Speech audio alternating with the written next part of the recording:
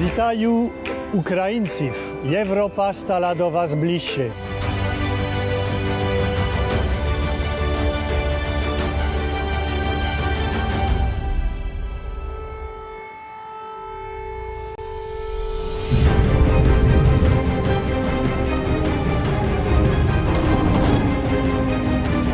Россия будет бороться за свои интересы до конца.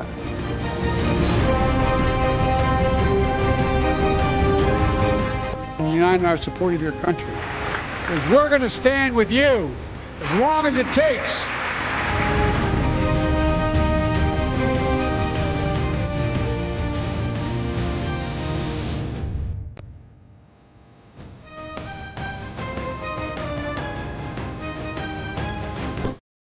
Ми рекомендуємо розпочати процес переговорів.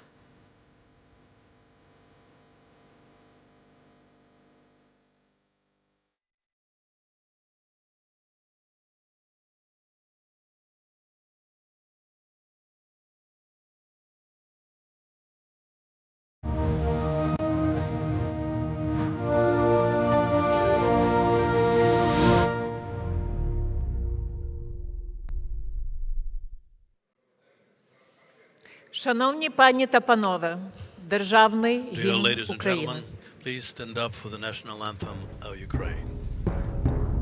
Ще не вмерла України ні слава, ні воля.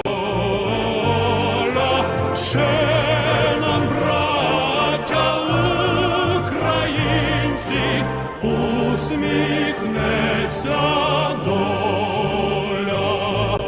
Згинуть наші вороженьки, як роса на сонці. Запануємо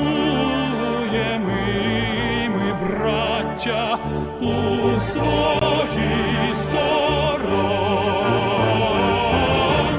Душу й тіло ми положим за нашу свободу і покажем, що ми браття козацького роду. Душу й тіло ми положим за нашу свободу.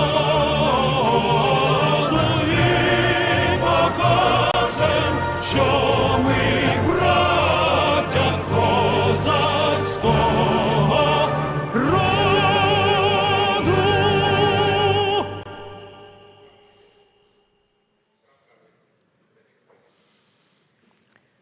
Пані та панове, а зараз запрошую на сцену засновника і голову Київського безпекового форуму, прем'єр-міністра України у 2014-16 роках Арсенія Яценюка.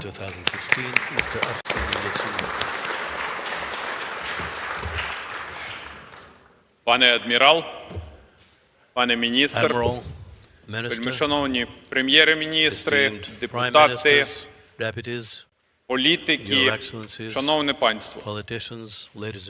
До речі, сьогодні Росія відзначила десятиліття підписання угоди між Україною і Європейським Союзом і проведення нашого форуму.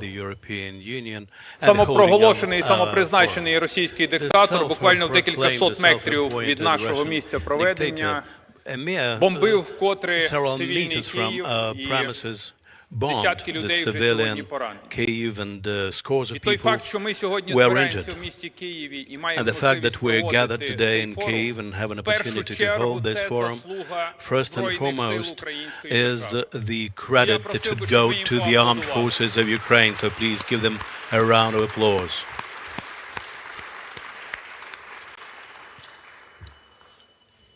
10 років тому ви бачили ці кадри. You've just seen the footage. 10 years ago, on Maidan, the Ukrainian people started their way towards freedom and towards our European choice, for our existential right to exist as a state, for Ukraine to become a member of the EU, to make sure that Ukraine becomes a member of NATO. And it is for that reason the Russian dictator Vladimir Putin started the war against Ukraine 10 years ago. He annexed Crimea, and 10 years ago he sent his troops to Donetsk and Luhansk. He understood that he had no other way to conquer Ukraine but by military aggression. And when he saw that Ukraine did not fall 2 years ago, he decided to make this last-ditch attempt to capture Ukraine. But it was wishful thinking on his part. The incredible will of the Ukrainian people and the unity of the West demonstrated that Ukraine stood strong. And our Western allies showed such a level of unity and support for Ukraine that no one had expected. Now we are going through a critical point, a very complicated one, honestly speaking. And that is why now it is absolutely paramount to have the same confidence and will that we had 10 years ago, with the same will that we had 2 years ago when we rebuffed the Russian aggression. We need now to demonstrate to the whole world that we, as a democratic world, are strong enough, we have will, and we are capable to prevail. That democracy will always prevail over tyranny.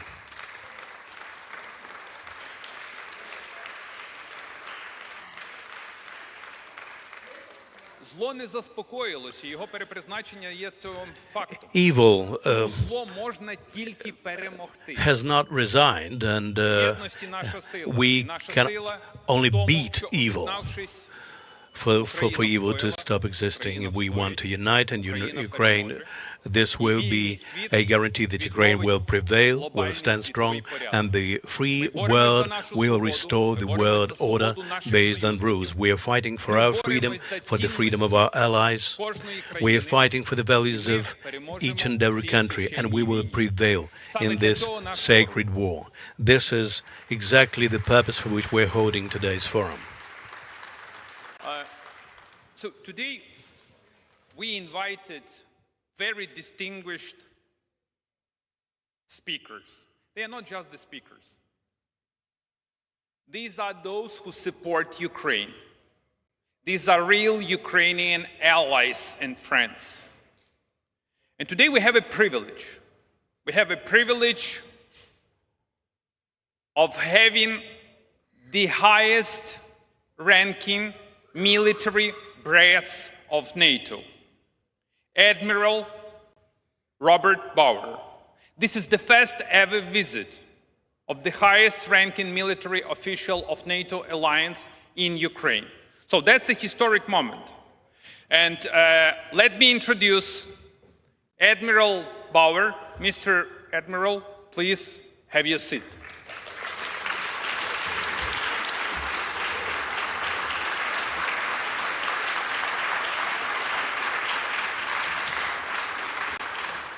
We have another privilege. The NATO General Secretary Jens Stoltenberg decided to address our forum. So the video address from the General Secretary of NATO, Jens Stoltenberg.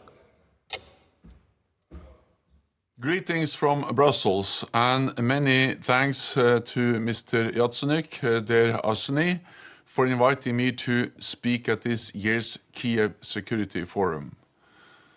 Gatherings like this one are truly valuable. They symbolize the strength of our democracies. We can express our views frankly and openly, and we can cooperate to chart a better future. So I want to congratulate you and your team for organizing the forum, even in these difficult times. Russia's war against your country rages on. The toll this is taking on Ukraine, on your citizens and your cities, your infrastructure and your industry is significant. but we must not be discouraged. You have inflicted heavy losses on the Russian forces.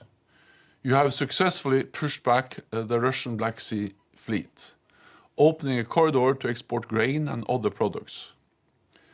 And 2 years after full-scale invasion, your country remains free and independent. That is precisely what Putin wanted to take away from you, to deny you your sovereignty, and he failed. He underestimated your courage, creativity, and determination. He also underestimated the strength and the unity of the NATO alliance and our commitment to supporting you. NATO allies have provided more than 99% of military aid to Ukraine, worth tens of billions of dollars, and more is on the way. Putin also wanted to deny Ukraine the right to choose its own path and to distance you from your Euro-Atlantic family. But he has achieved the exact opposite. Ukraine is now a European Union candidate country, and you're closer to NATO than ever before. I know that Ukraine is paying a high price for this choice, but your determination to continue on this path is truly an inspiration.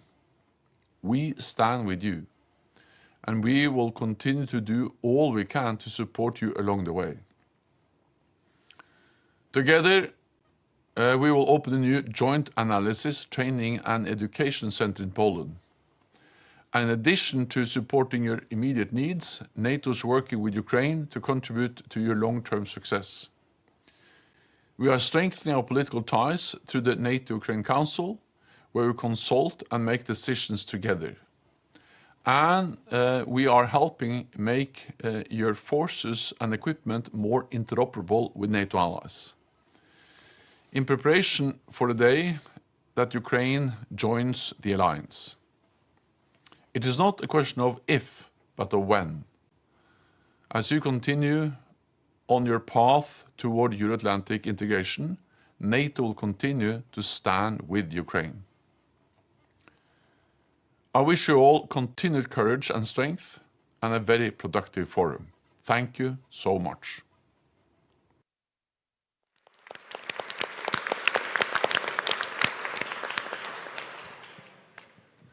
Ladies and gentlemen, the chairman of the Military Committee of North Atlantic Treaty Organization, Admiral Robert Bauer. Admiral, the floor is yours.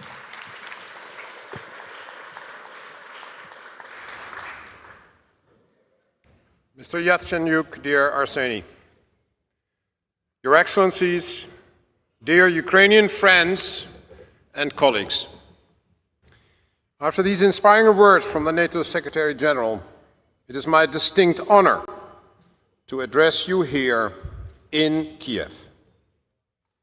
I'm grateful for the opportunity to travel to Ukraine in person and to meet with your political and military leadership.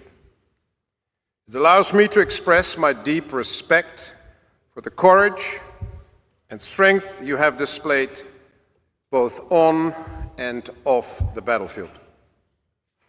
My visit, the first NATO military delegation to visit Ukraine since the large-scale invasion, is testament to the fact that NATO and Ukraine are closer than they have ever been.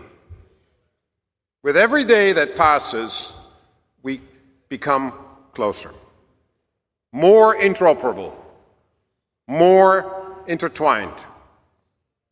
Together, we are putting everything into place to make Ukraine a member of our alliance.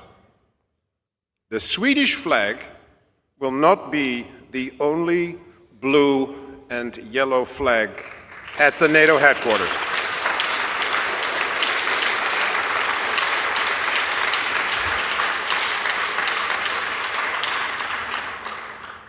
Why? Because we all believe in the power of democracy, That is what is at stake here. Russia's war against Ukraine has never been about any real security threat coming from either Ukraine or NATO. This war is about President Putin fearing something much more powerful than any physical weapon on earth: democracy. If people in Ukraine can have democratic rights, real democratic rights, then people in Russia will soon crave them too. That is what this war is actually about. In 2024, more than 2 billion people on earth will cast their vote in a democratic election. And yet, the concept of democracy needs to be defended more than ever. Real democracy is about choice. It is about making sure that those in power are held accountable, and about having the freedom to determine the direction you think your country should take. Real democracy can only exist under the rule of law that applies to all. In Russia, there is no choice, only force. And the rule of law is a facade, a piece of theater the leadership put on to fool people into thinking they were playing along. With the illegal annexation of Crimea, they already showed their blatant disregard for the rules-based international order. And then, on the 24th of February 2022, the Russian leadership fully pulled down their mask and showed the world who they really are. Russia is desperately attempting to portray an image of strength, and yet they have displayed only weakness. There is no amount of propaganda that can cover up the coffins that fly back to the Russian Federation.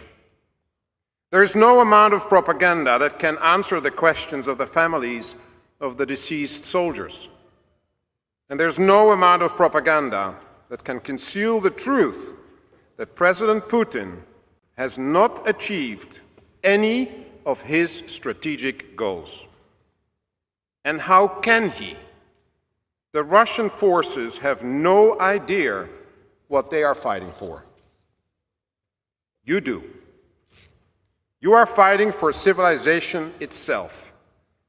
The Ukrainian people and the Ukrainian armed forces are doing this in a way we have never seen before. You have fundamentally changed many aspects of modern warfare. Confronted with a combination of World War I trenches and artillery barrages, and 21st century drone warfare and artificial intelligence, you have quickly adapted and fought back. You are pioneering with innovation using combinations of Soviet-style equipment with modern Western materiel.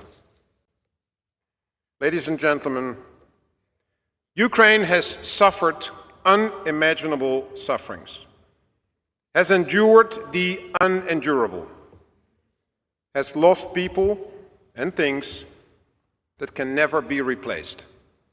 And yet, to describe you as a victim would do no justice to your immeasurable strength. It would do no justice to the successes you have achieved on the battlefield, to the historic resilience your whole society has shown and is showing. Despite all its sufferings, despite all the destruction, Ukraine remains a sovereign state.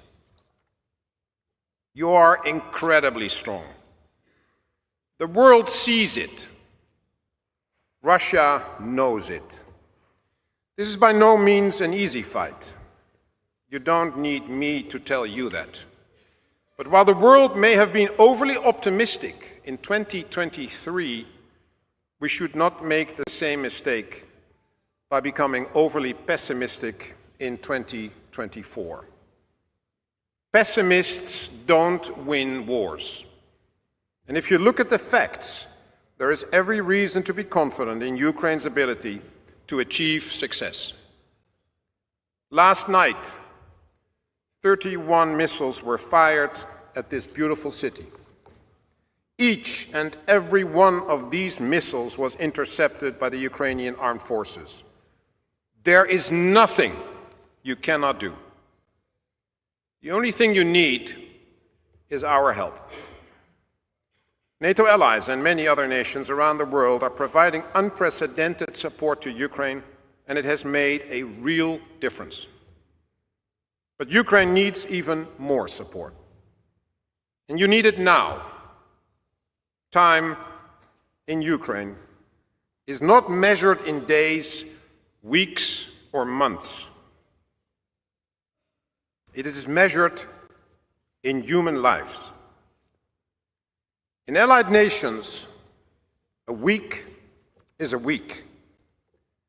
In Ukraine, a week is a mother, a father, child, friend, lover, lost forever.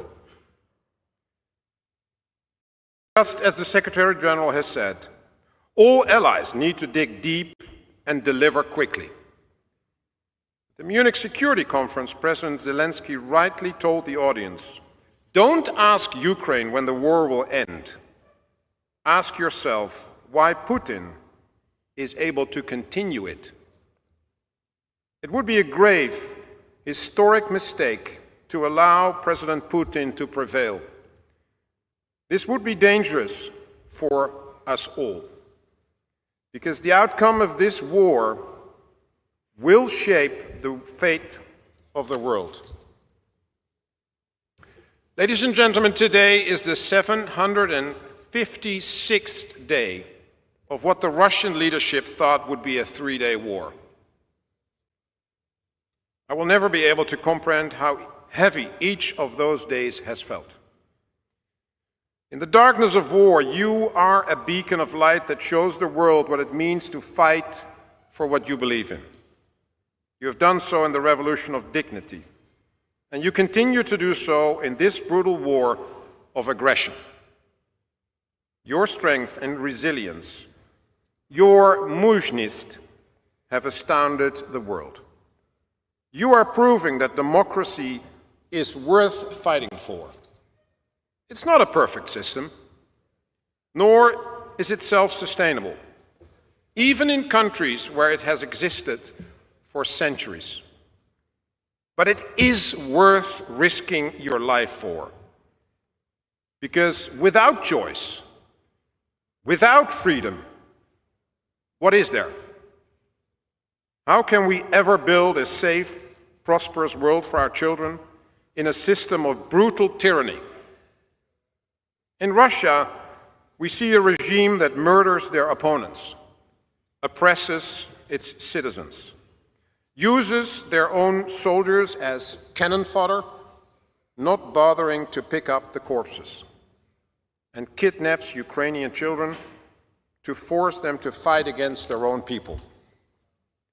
Compare that to the Ukrainian leadership, that is not only bravely resisting aggression, but at the same time is doing everything they can to eliminate corruption and strengthen their democratic institutions. A legitimate government that demonstrates grace under unimaginable pressure, that cares deeply about each human life, that is willing to put the long-term interest of the country before any short-term personal or political interest. A government that chooses the we over the me. That is inspirational leadership. That is what strength looks like. That is what democracy is about. Ladies and gentlemen, President Putin made two strategic mistakes. He underestimated Ukraine's determination, and he underestimated NATO's unity. With our help, Ukraine can and will prevail. And from the bottom of my heart, I say, ve ne sami. You are not alone. NATO stands with you. Democracy will triumph over autocracy. Freedom will triumph over oppression. Light will triumph over darkness. Slava Ukraine.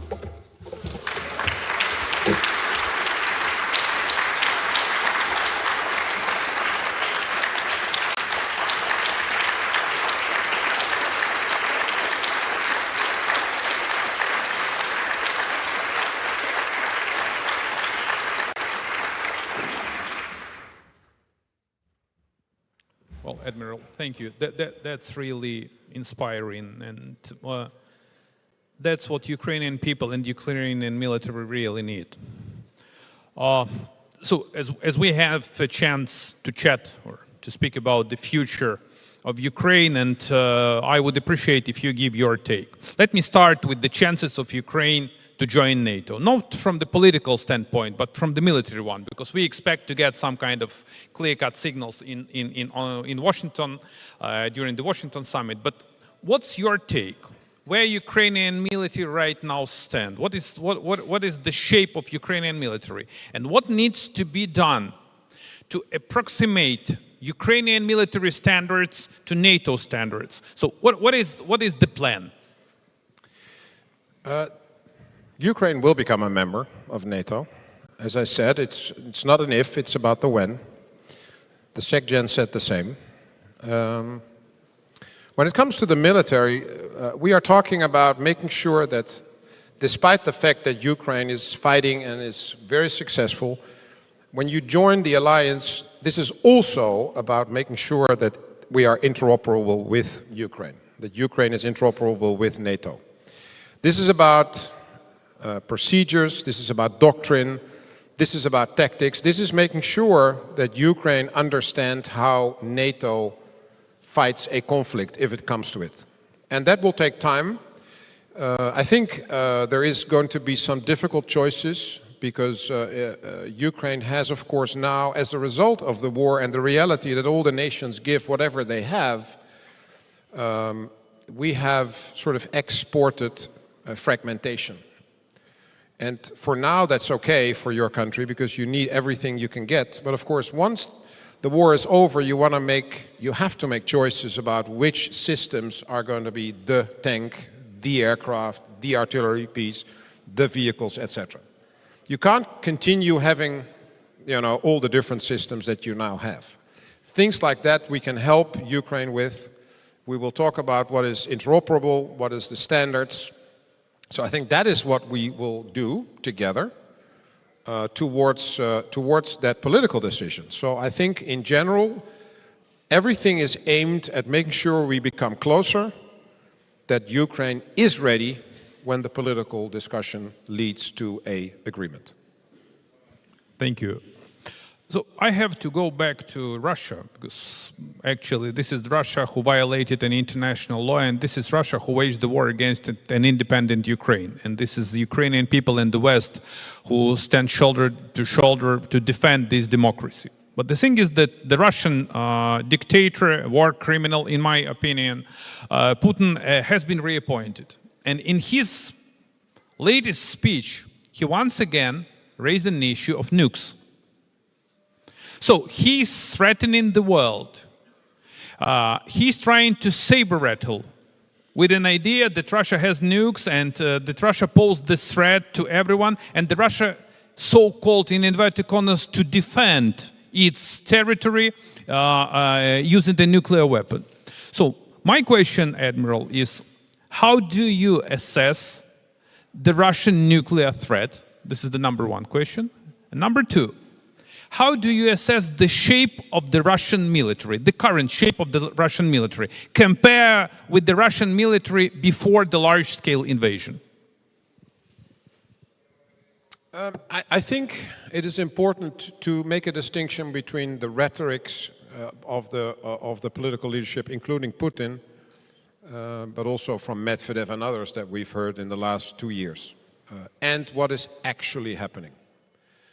So far, we haven't seen anything happening in Russia with regard to nuclear that has forced us to change our posture. And I think that is important. So I think they use nuclear for now primarily in the sense of rhetoric and take it very seriously still in reality. So I think that is good. That is reassuring, but it is something that, of course, we keep an eye on very, very closely. For now, we don't see anything that forces us to change our nuclear posture. Then the second question. We have seen a Russian armed forces that is learning from their mistakes. And as a result, it has become more difficult for the Ukrainian armed forces. It doesn't mean they are without flaws. There's certain things that are still not being done well by them. Their ability to coordinate the larger fight, for example, in terms of command and control, is still a problem. The fact that they use artillery the way they do is because they do not have the ability to conduct maneuver warfare as it should. So they compensate with huge artillery barrages still. As I said, this is World War I tactics. And so what, of course, we shouldn't aim for the same numbers as the Russians when it comes to artillery. Our aim is to, if you fire one grenade, it should hit the target and destroy the target, and instead of 500 grenades, what the Russians do. But even then, at some point, quantity becomes a quality. So that is one of the serious problems for the Ukrainian armed forces, that the Russians are able to produce much more ammunition, much more missiles than we thought they were able to do. And that is sort of something that we see in the last 6-7 months. We have a serious discussion in the alliance, in the Western world, amongst the nations that support Ukraine, that we need to ramp up production in our part of the world. And that is more difficult than I would like, because we're not an autocracy. We don't order the industry around. But it is cumbersome, and it means that we have to convince private investors to invest more in the defense industry. An industry that was partly destroyed, in a way, by the governments as a result of all the budget cuts for 30 years. So they are cautious, which is understandable, but at the same time, I point out to them that for the last 10 years, the budgets have gone up across the alliance, and therefore the money no longer is an issue. And I think they have responded very late to it. I think the governments need to change their ways as well. Governments for the last 30 years gave priority to efficiency and, of course, in terms of making sure that everything is accountable. And nobody talked about effectiveness. And as a country in war, Ukraine is the first to understand and to act upon it, that actually effectiveness is the only thing that counts in a war. Nobody in Ukraine talks about, do you know how expensive a Patriot missile is? Because you just need more. In our part of the world, it is still a discussion with the Ministry of Finance. Is it really, really necessary? Can't we do it with something else? And all these discussions. So it is still very much a focus on efficiency, on spending as little money as possible in the governments, and that has to change. And to have that long-term demand signal the industry wants, you need to have a longer-term relationship with the industry, and not to have every year another production, another factory producing it. I mean, for toilet paper, that's okay. But for tanks and aircraft and that sort of thing, it is not okay. You have to have a relationship with that industry. So all these discussions are going on. And the groundbreaking work for a Patriot factory in Germany happened last month, and the groundbreaking work for an artillery grenade factory in Germany happened last month. But it is 2 years after the start of the war. So it's late. I'm not saying it's too late, but it's late, and we need to speed up. And I hope that the initiatives that are now being taken, that other nations learn from it and see that it is possible, even with, for example, the ESG, the sustainability goals discussion, where banks and financial institutions say, we're not allowed to invest in the defense industry. Europe does not allow us. It's good to see European parliamentarians here. We have to change those rules if they stand in the way. And I think the industry, the private sector in general, but also the financial sector, needs to become part of the values discussion and not just the value discussion. It's not only about money. For 80 years, the private sector in our part of the world never had to think about, is my factory there tomorrow morning? Which is a thing in Ukraine in the last 2 years. So security was a given in many nations.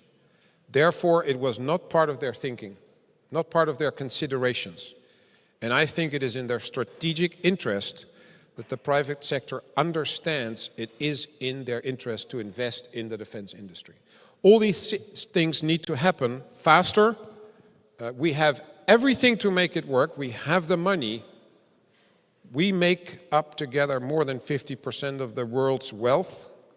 We make up more than 50% of the world's military power. So it is possible. If somebody says it's not possible, they lie. It is possible, but we have to focus and to give it priority. This brings me to my last question, Admiral. You're absolutely right. You're correct saying that the Western world is the wealthy world with an enormous potential. And the unity that had been shown 2 years ago was an impressive and outstanding. And that was the reason why Ukraine actually survived. But as of now, we are at a very critical juncture. This is the pivotal moment. And you're correct saying that pessimists never win the war. I know for sure that those who are realists, they win the war. So what's on the ground right now? Ukrainian military is outmanned and outgunned.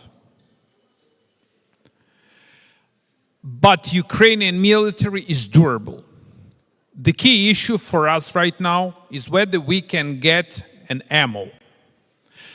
So my question, Admiral, is whether the free world is really capable to deliver the ammunition which is needed for Ukrainians to prevail in this war.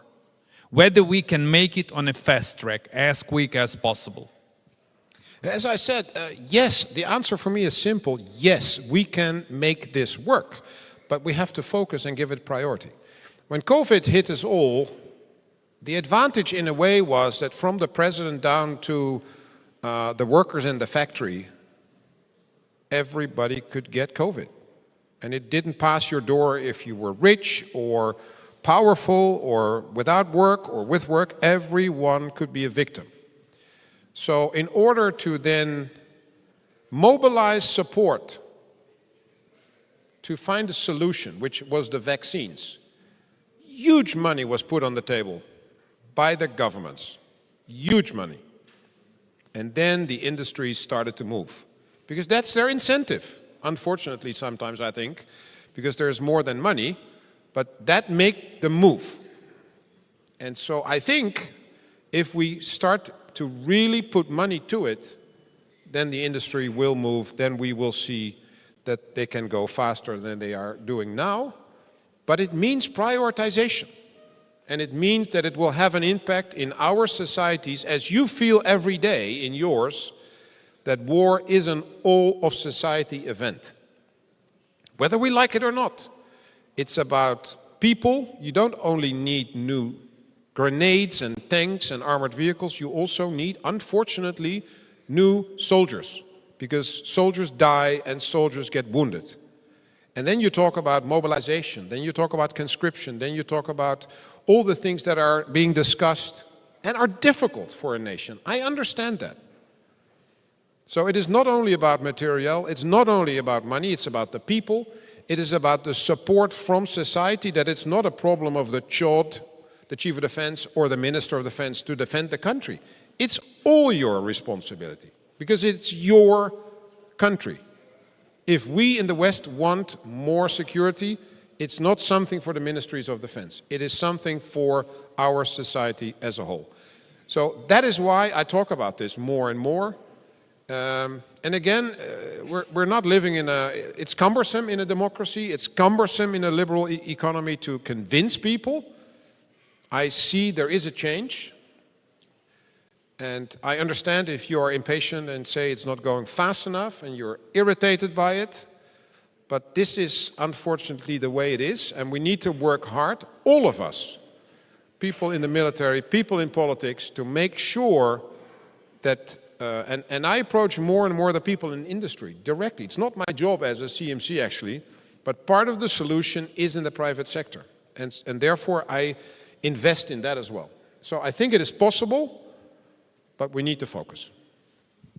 Admiral, on behalf of the Kyiv Security Forum, we are very grateful to you for your visit, for your strong stance, for your strong messages, and mainly for your strong support of the Ukrainian people and our righteous fight for our independence and our joint freedom.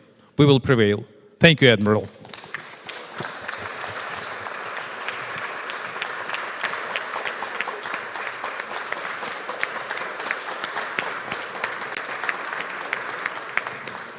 Mr. Yatsenyuk, I will ask you to stay on stage for our next panel, please.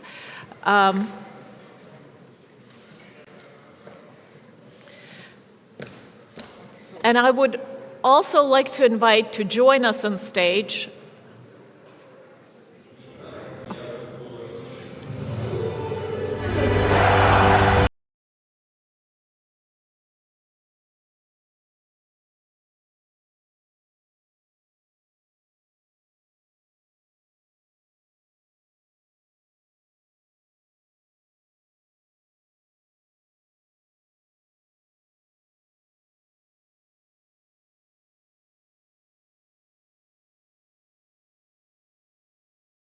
Welcome to our first panel, The Path of the Revolution of Dignity. And joining us on stage alongside with Mr. Yatsenyuk is a long-term friend of Kyiv Security Forum, member of the Security Council of the Forum, Prime Minister of Estonia in 2014, 2015, Mr. Taavi Rivas. Welcome.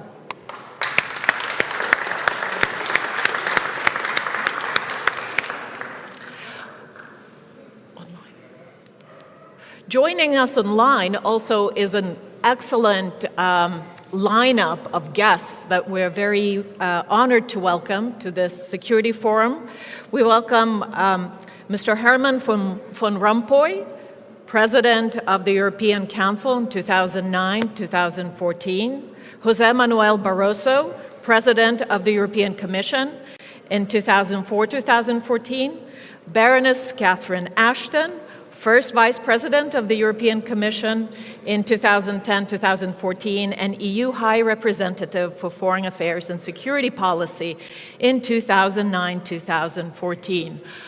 Welcome. Welcome to Kyiv Security Forum, all of you. So this panel is somewhat retrospective. 10 years had passed, as we heard, since the Revolution of Dignity took place here in Kyiv, but also across Ukraine. Ukrainians came out in millions in order to defend the right to choose, defend their democracy, defend their civic rights and freedoms.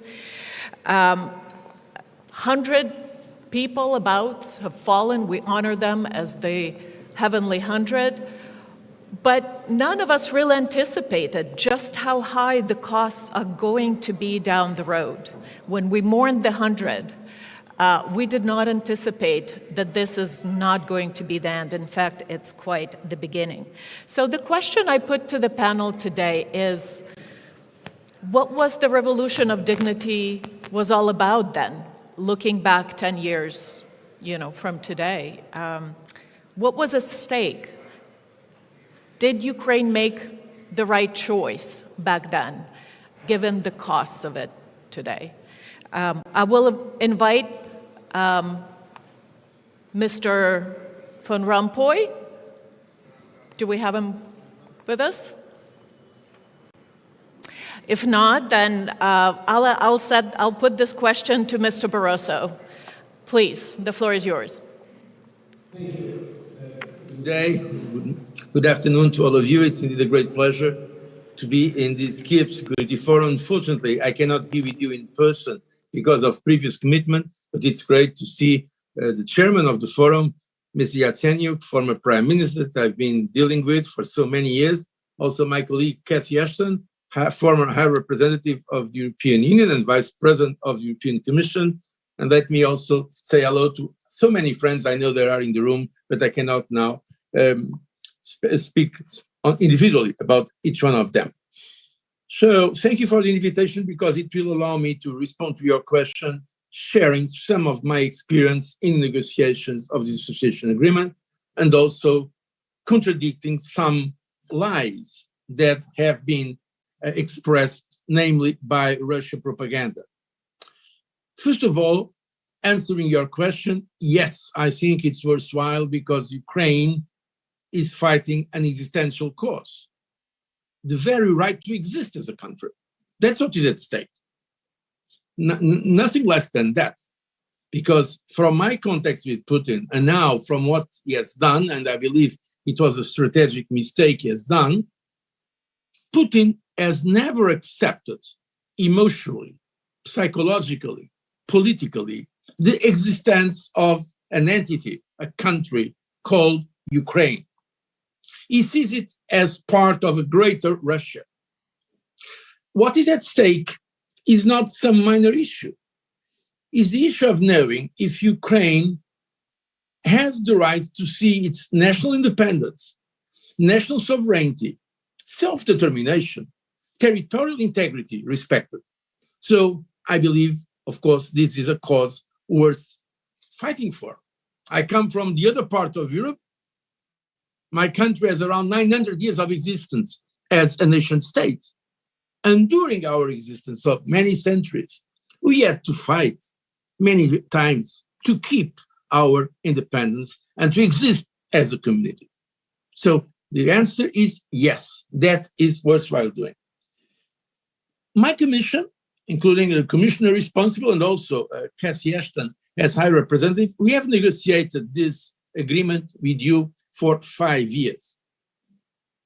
Let me tell you that in many contexts we had with Putin, he never objected to the association agreement. In context with me, he even said that in principle, he had no objections to Ukraine joining the European Union. What he was objecting, he said, will be Ukraine joining NATO, but not European Union. And at that time, we thought that we could not offer membership to Ukraine, but we could offer an association agreement with a political part and a DCFTA, a deep and comprehensive free trade area agreement. And I negotiated that with several presidents of Ukraine and several prime ministers, including Prime Minister Yatsenyuk. We were consistent all the time.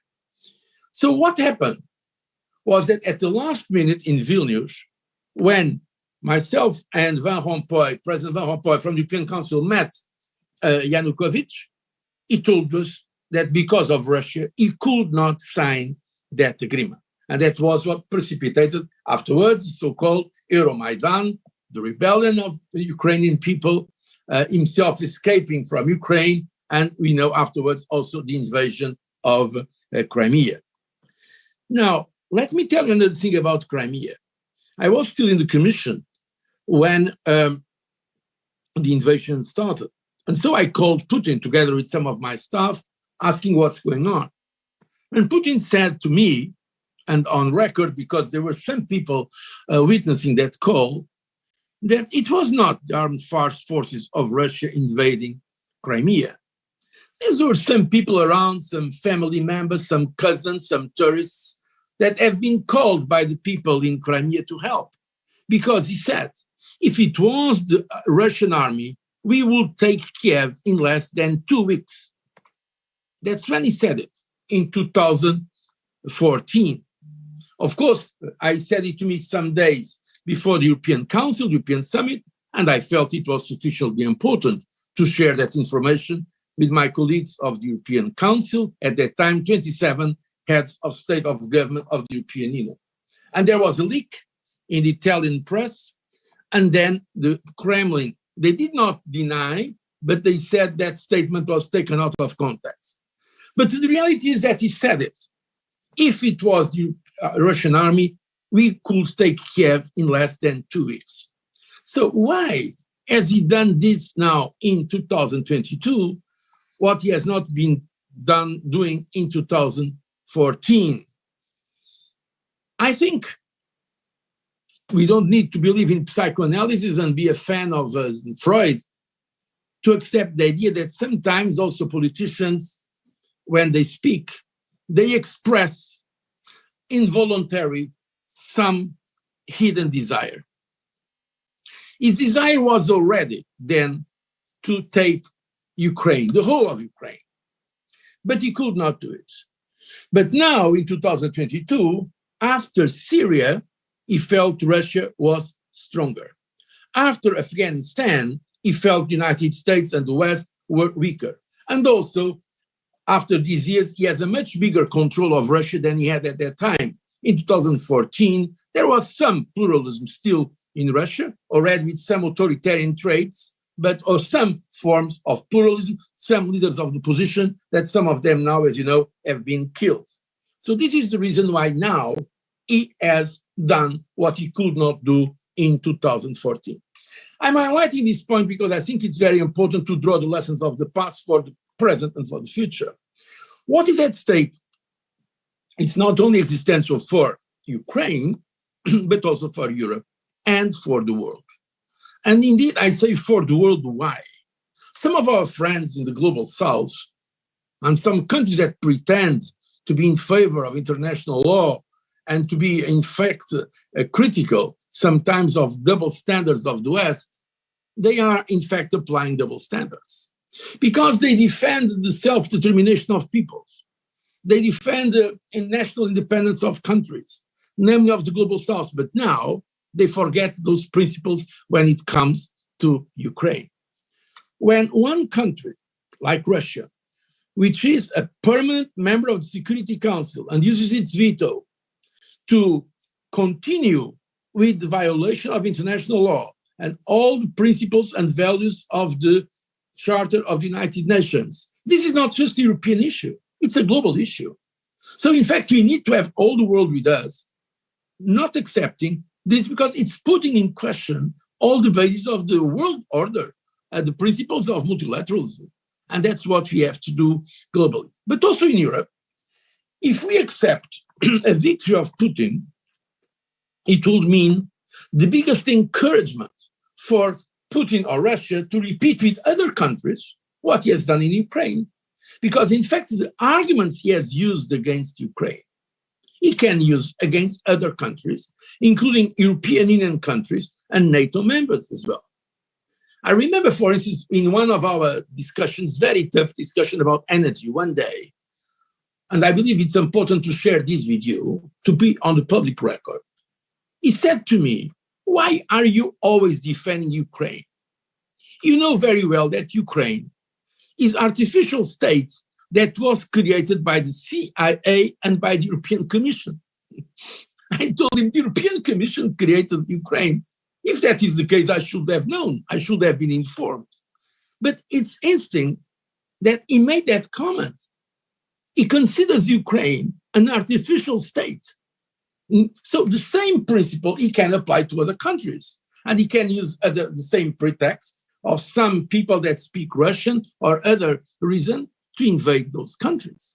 So that's why what at stake is existentially important, not only for Ukraine, for Europe, but for the world. And that's why we need to continue with great determination, with staying power, with patience, with strategic patience, with resilience, being prepared for the medium and long run for this issue that is, in fact, essential, not only to our values, but also to our interests. And I believe we are going to do it. I believe the European Union, in spite of all the difficulties we have in the European Union, I believe there is sufficient determination. You know that the European Union, by definition, is slow. It's fragmented, it's an incremental process of decision. We are today 27. We signed the agreement with Ukraine, we were 28. But 27 countries, democracies, they take time to take decisions. Mr. But Barroso, at the end, yes? I'm so sorry. I'm going to interrupt you for a minute because we're a little short on time, but I think this is an excellent point that you made about putting these events in Ukraine into a broader context and the bearings they have on the broader international order. Baroness Ashton, I'm going to turn to you next. I remember, very vividly 10 years ago how you were making all these trips between Brussels and Kyiv, and if you could reflect perhaps on that time and the significance that you see of these events today that perhaps was not as visible back in those days. Oh, you're muted.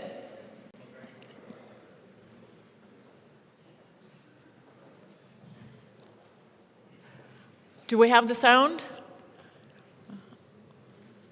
Oh, we seem to have a little technical glitch. Let's see if we could maybe sort this out. Meanwhile, I will turn to Mr. Rivas, to you. It's good that we have such a great panel and we can proceed with, despite the technical difficulties. Your country in many ways have charted a course that Ukrainians looked up to and followed from the late 1980s, from breaking away from the Soviet Union and joining the Euro-Atlantic community. Luckily for Estonia, for your country, it hasn't come at quite such a price as Ukraine is paying now. How do you see these events in Ukraine from your standpoint? Yeah, well, thank you for the question. I see a lot of similarities. I think our timing was a little bit more favorable because the Soviet Union was collapsing and that was the kind of moment of opportunity where we made it very clear that we are not the bridge between Russia and the Western or European values. We belong to the West. And I think what happened around 10 years ago here in Ukraine was a very clear manifestation of the people's free will that Ukraine wants to take exactly the same road, to belong to the EU in terms of values, or European community as such in terms of values, not to be hanging somewhere in between.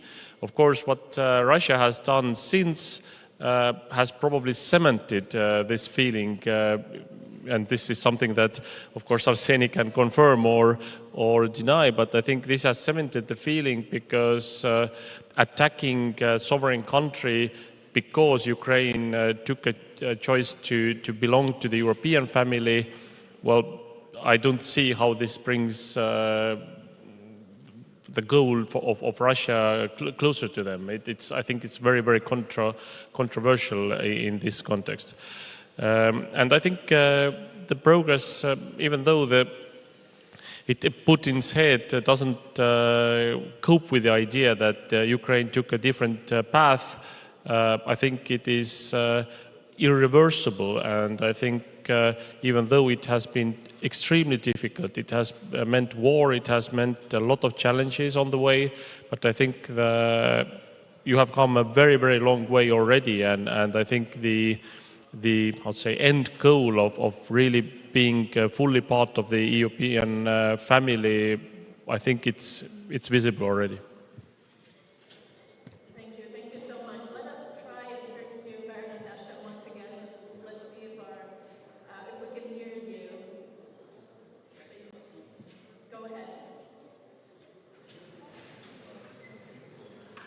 Baroness Ashton, can you hear us all right?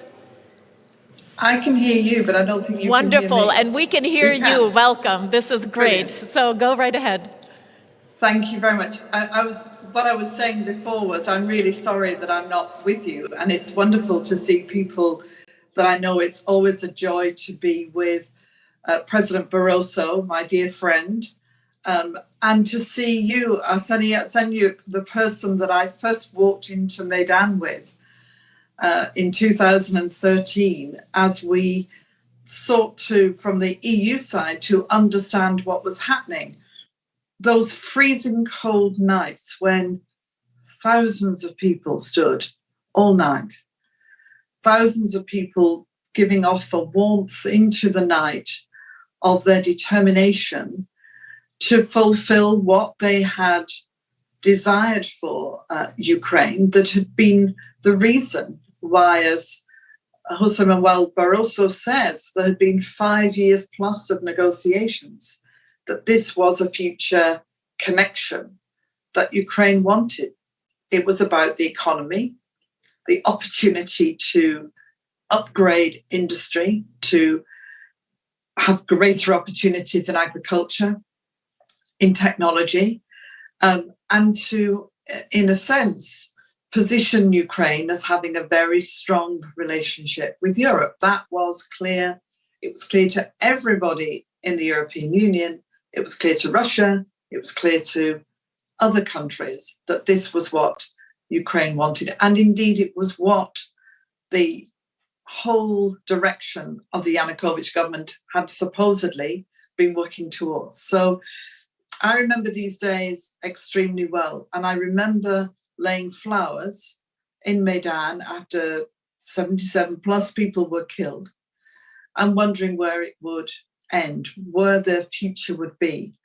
And going back to Ukraine over these years, I was there, it was my last visit just before the pandemic started, and still worrying about what was happening, especially in the Donbass, because throughout all those years, as people in Ukraine know only too well, there was violence and there was tragedy, power stations blown up, so people were cold, people being killed because of fighting that was going on. It didn't just stop after the Maidan demonstrations moved on. It continued. And so for me, when I look back, we have moved from those early days of a determination by the Ukrainian people to continue to be closer to Europe, to an even greater determination and sacrifice by the Ukrainian people. So my memories of this throughout all of these years have been the incredible nature of Ukraine and the determination that I think we all have. And my own country may not be in the European Union, but it's in Europe. And we are determined here to continue to support Ukraine in every way we can. Baroness Ashton. And thank you for all of your efforts at the time to mitigate the crisis and all of your commitment and attention to Ukraine.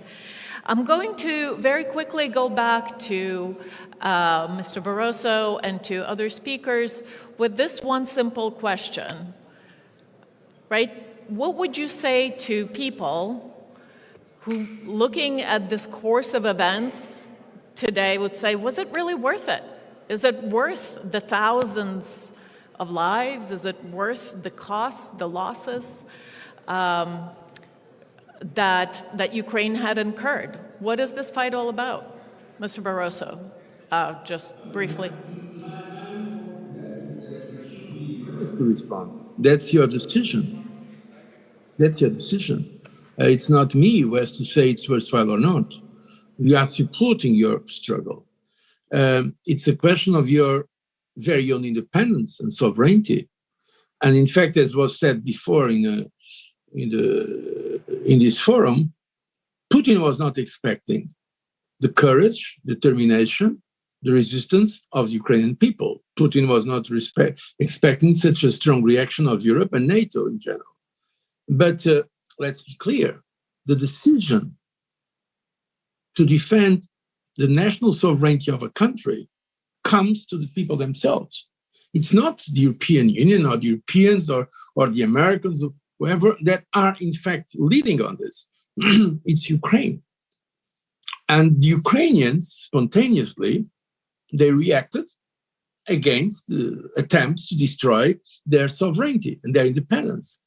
I personally believe, and that's why I mentioned before my own country, that it's worthwhile fighting for our own country.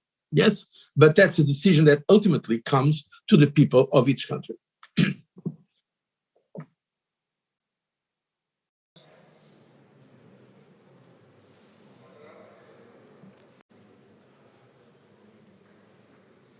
Can you hear us, Baroness Ashton? Your reactions to this? Well, I agree with Jose Manuel that it is the choice of the people of Ukraine, and it's really important that in Europe and beyond, we never forget that these choices are for you to make and us to support. And that, for me, is a really important part of how we collaborate and work together for the future.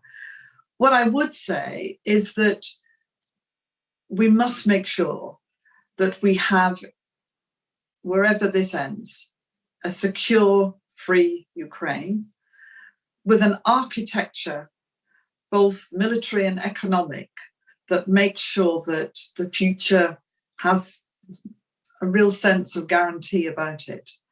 And that means for Europe, I think, a lot of work to think through what this means and what needs to be done in support of and talking with Ukraine, of course, all the time, because we have to rebuild this country, make it great and strong, bring home the people who have had to leave, bring families back together, honour and mourn the people who have sacrificed so much, and build something that honours them in every possible way. Thank you so much for this. I'm told that we are joined by Mr. Van Rompuy. Can we see if we can get Mr. Rompuy in line? All right, well, maybe not. That was a false start. So then I'll turn to Mr. Rivas, to you.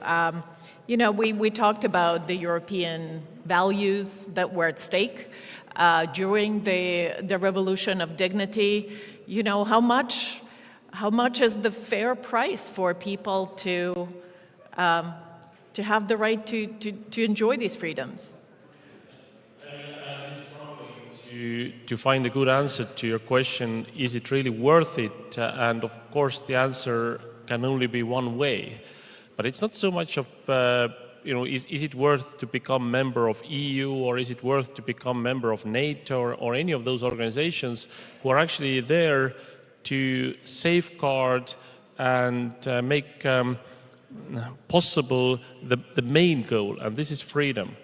And there is no question whether the freedom of your country is worth it. Of course it's worth it. And coming from Estonia, who became independent more than 100 years ago after a 2-year war with Russia, that we actually, as a small country, managed to win, which wasn't forgiven, and of course thousands had to die.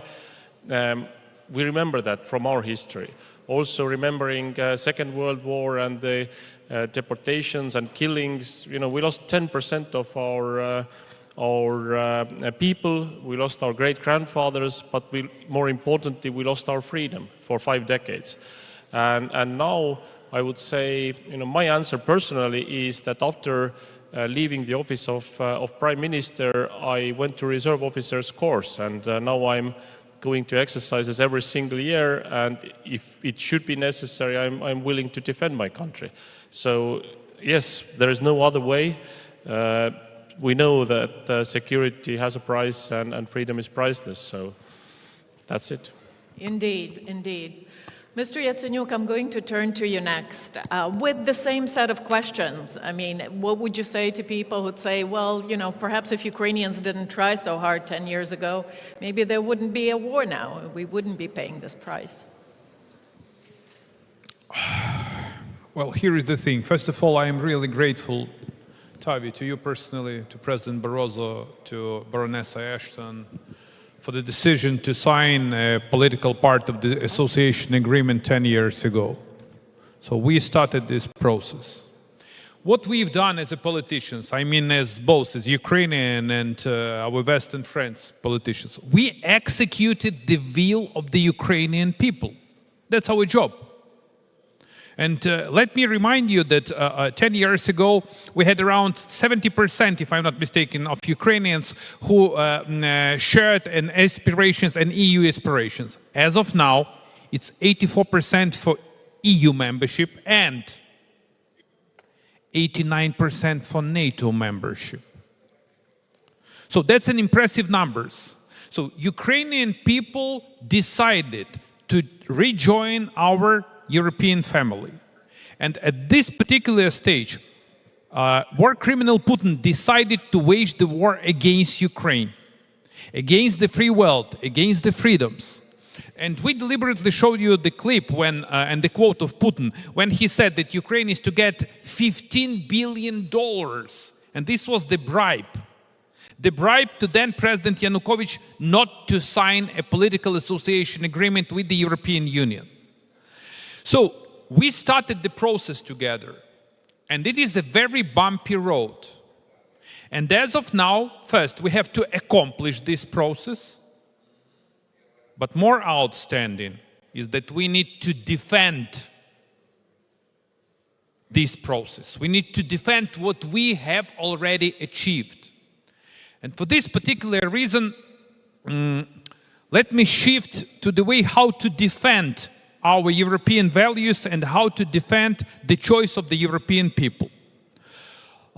It's obvious that the security package got stalled in the US Congress.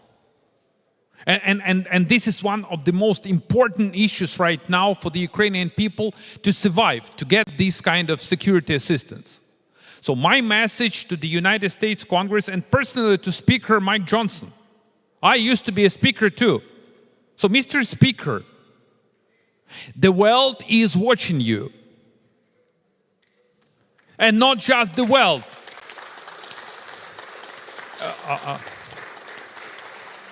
You are a devoted Christian, Mr. Speaker.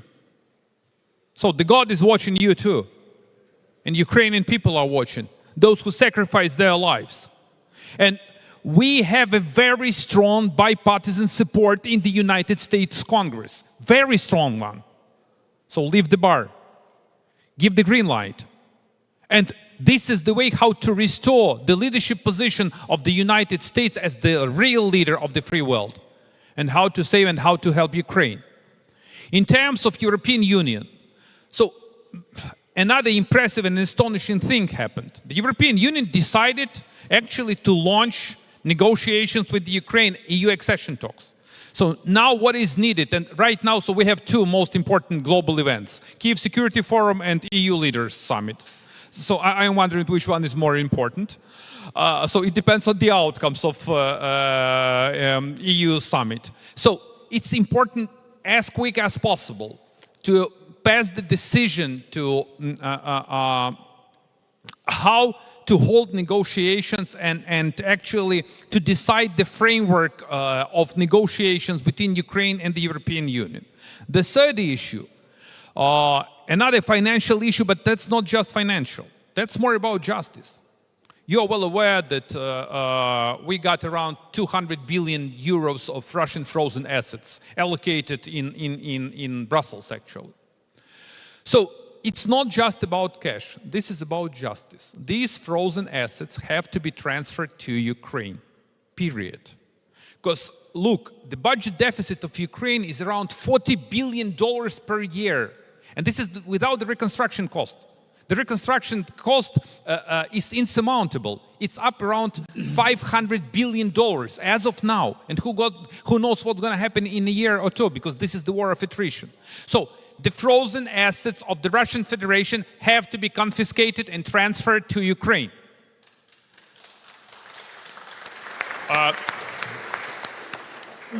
We need to ramp up sanctions, because it's weird It's just weird that the Russian economy is still viable.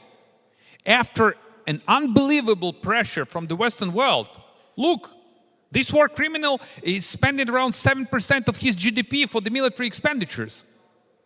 His military machine is back on track. So something wrong with the sanctions.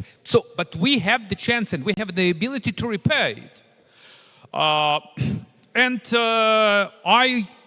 expect strong signals that Ukrainian people actually expect from the Washington Summit in terms of Ukraine's accession to NATO. So this is the reason why I'm sorry to be boring, but the reason why I'm so long right now, because this is the menu. This is the menu how to accomplish what we started 10 years ago. This is the menu how to show to the entire world that democracy will prevail. This is the menu how to save Ukraine, because Putin wants to annihilate Ukraine. This is the menu how to enlarge the European Union and NATO. And this is actually the only recipe how we together can succeed. Absolutely. Thank you so much, Mr. Yatsenyuk. And we are very honored to be finally joined by President Van Rompuy. Thank you so much for joining us. We're happy you were able to surmount the whatever technical difficulties and be with us. President Van Rompuy, we have been having this retrospective discussion about the path that Ukraine and Ukrainian people had set on back 10 years ago. When you were the president of the European Council during the Revolution of Dignity. And at the EU Summit in December 2013, you said that no one can prevent Ukraine from moving towards Europe.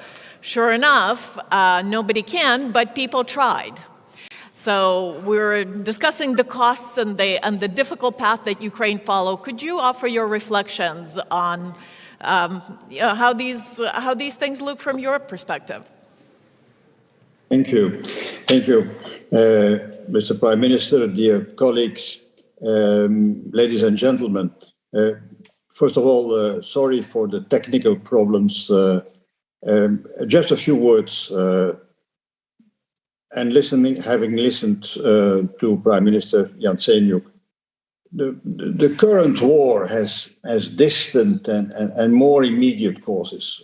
And Russia suffers from what I call nostalgic nationalism, the longing for the past glory, for the Russian Empire of the past. That so-called golden age was a time of repression, of terror, colonialism, and submission. The past does not and should not return. And closer to us, present day, Russia never understood or did not want to understand why Ukraine increasingly saw itself as a European nation. After all, Ukraine was theirs.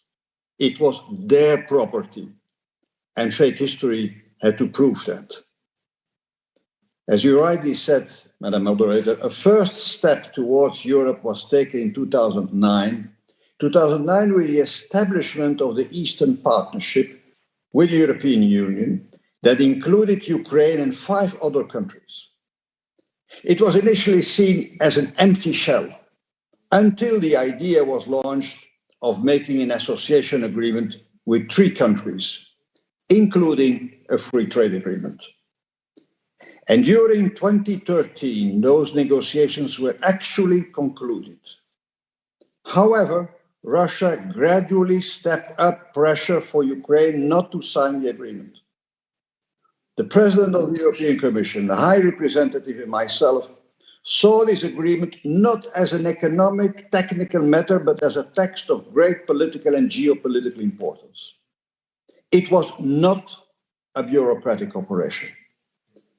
Most EU member states came to that conclusion when the uprising erupted in Maidan Square in Kyiv. And most of them came to the conclusion at the Vilnius Summit of the Eastern Partnership at the end of 2013, where the then Ukrainian president would not sign, against, by the way, a good part of his own government.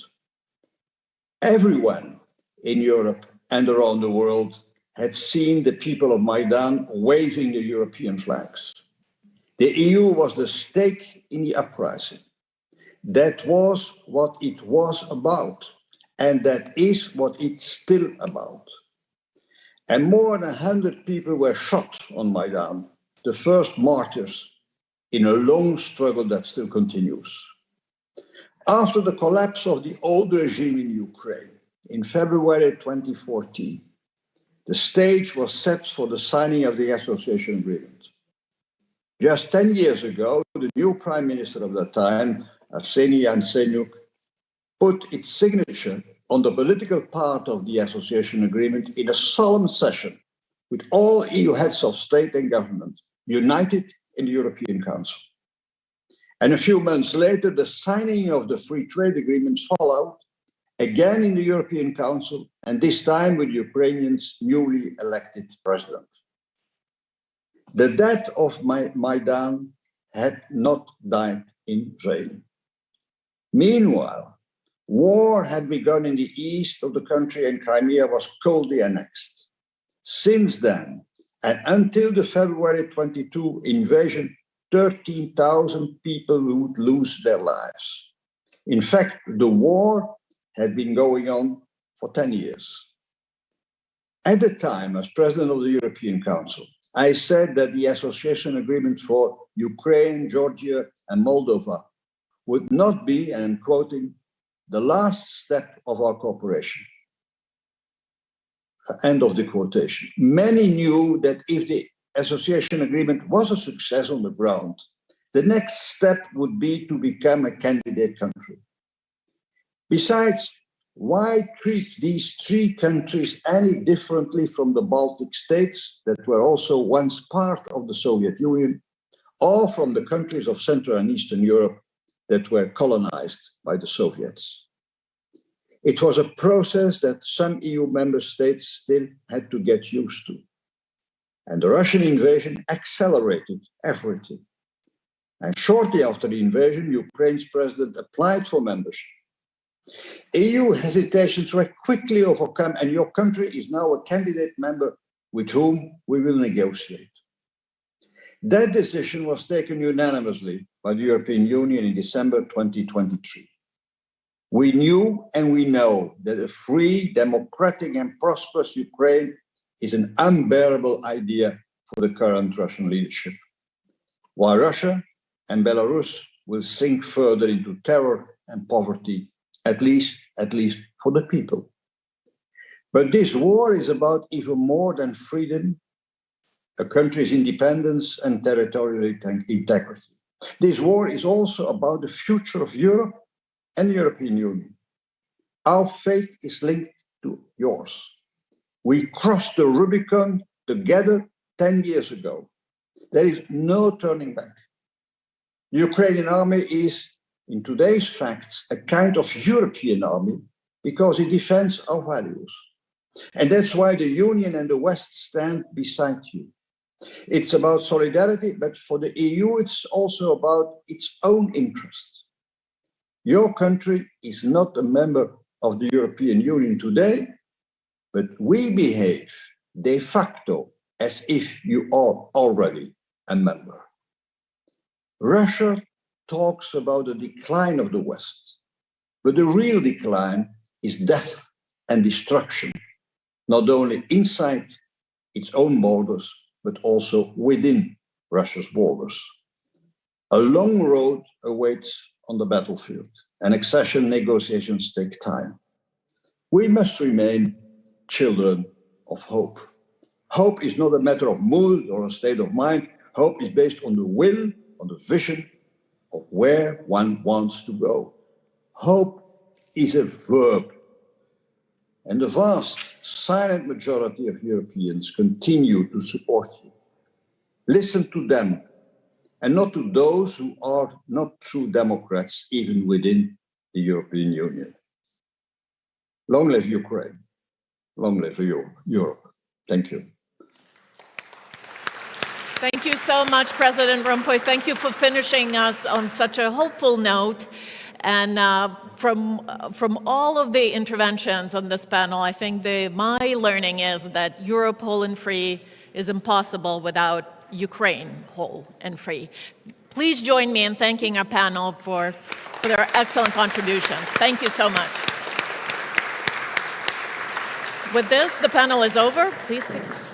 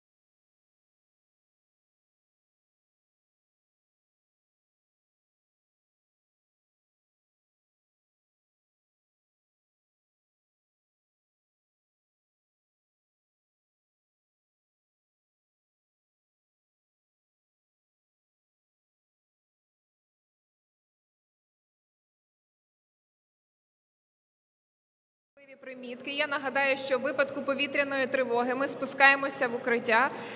Також для наших шановних спікерів 5-7 хвилин орієнтовно наш таймінг. Прошу поставитися з повагою, якщо я буду змушена вас перебивати. Ми побачили тут у рамках першої панелі, панове, прошу тиші. В рамках першої панелі ми побачили людей. Так. Панове, я, на жаль, не чую навіть спікерів. Please take your seats and be so kind to check if you have an English translation if you do not understand Ukrainian.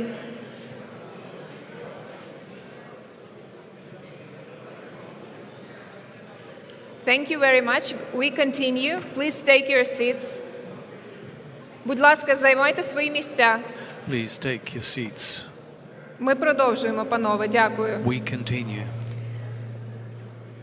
Отож, ми побачили в рамках першої панелі людей, які були причетні до цього історичного кроку, підписання угоди про асоціацію між Україною та ЄС. І дуже хочеться сподіватися, що одного дня на Київському безпековому форумі ми побачимо людей, які причетні до підписання вже безпосередньо членства України в ЄС. Пані Кондратюк, я попрошу вас почати і сказати нам от зараз на цьому шляху вже до вступу в ЄС, в очікуванні переговорів to tell us at this moment as we expect negotiation talks, at what stage are we now if we speak about the parliamentary work, and what are the main challenges that you're confronting now?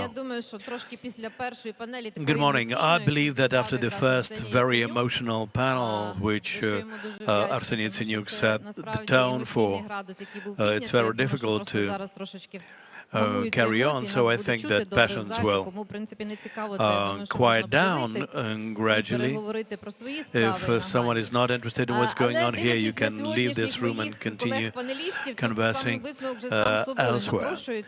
So the conclusion actually here is self-evident, because we all present here are ex-speakers of the parliament, and since we live in a parliamentary presidential republic, this speaks for itself. It's really a pleasure for us to mark the 10th anniversary of the signing of the agreement, which was signed by Prime Minister Yatsenyuk, and the economic part of the agreement later on was signed by President Poroshenko and ratified in September. So I'd like to remind you that it wouldn't have again come into force if it had not been ratified by all the European parliaments. The European Parliament ratified it together with our parliament, and the Netherlands did so only in 2017. So depending on the process of parliamentary ratifications, all the rest takes place.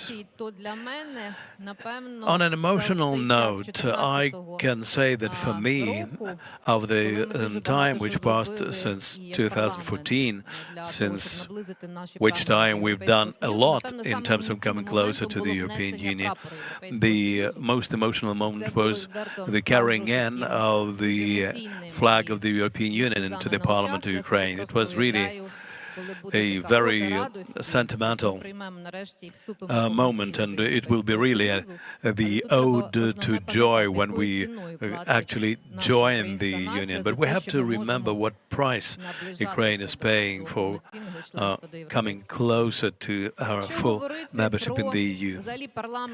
Speaking about the parliamentary processes now, paradoxes as it may think, this convocation of the Parliament can do a lot, especially as regards our progress towards the EU membership. And we can say that in the Parliament we can single out three main features. The first one is legislative thing, the negotiation processes and parliamentary democracy. There's about 28,000 legal acts in the European Union, and now about 3,000 pieces of legislation should be worked on by the Ukrainian parliament now. In our tenure, we adopted about 60 laws out of the 3,000 that I mentioned before, in order to be able to open negotiation talks. And for this year, another 80 are expected. We started marking them in the European laws only as of July 2022. But anyway, we do have an action plan in that respect. Obviously, when we speak about legislative initiatives, it's very important that we have the European shoulder to lean on. And thanks to the leadership of Roberta Metsola and the committees of all the committees of the European Parliament, which we have had lately, we have a very well-established cooperation in terms of their assistance to our legislative process of adopting new laws, and also at the level of staffs of the European Union and the staff of the Ukrainian Parliament. Speaking about the challenges, we should mention the forthcoming elections in the EU, and everything will depend on how much pro-European MPs will come to Parliament. Because as regards the overall issue of support for Ukraine, all the resolutions about Ukraine was adopted in favor of Ukraine by the European Parliament. As regards the negotiation talks, this is more of an obligation of the government, but the Parliament also plays a role here. We started discussing this with Vice Prime Minister Stefanishina, saying that the members of Parliament, the heads of parliamentary committees and representatives of the parliamentary factions which have good experience of cooperating with the EU should be included in those talks, because now we have a lot of examples that when Parliament should make its input. For instance, in our relations with Poland. Given all the friendly relations with Poland, we've seen how important it is to stand for one's national interests. And Poland is a good case in point. It's very important for us to put emotions aside in this issue, and we should understand that we should improve our cooperation with the government of Poland and their parliament. We've seen Poles standing fiercely for their interests, and we know what positions the Poles had before the accession to the EU, how they fought for their projects. Mr. Walecki knows very well about the pre-negotiation talks positions of Poland, and we have a lot to learn from Poland in that respect. We have to learn to be competitive and at the same time not to lose our national interests, not to lose sight of our national interests. When we speak about parliamentary democracy, there are numerous examples thereof. We all understand how important it is to strengthen it, and this should be a continuous, ongoing work, a practically oriented one, because this will largely determine further cooperation with the EU Parliament, and this will largely determine the ratification of our future documents of accession, including those about NATO. The laws which we are working on now are related to our accession to the EU and NATO as well. If we single out the NATO part of our accession, I can say that at the level of our parliament, the parliamentary delegation in the Parliamentary Assembly of NATO is very active. You've seen the latest steps of support for Ukraine were signed by all the European NATO member countries.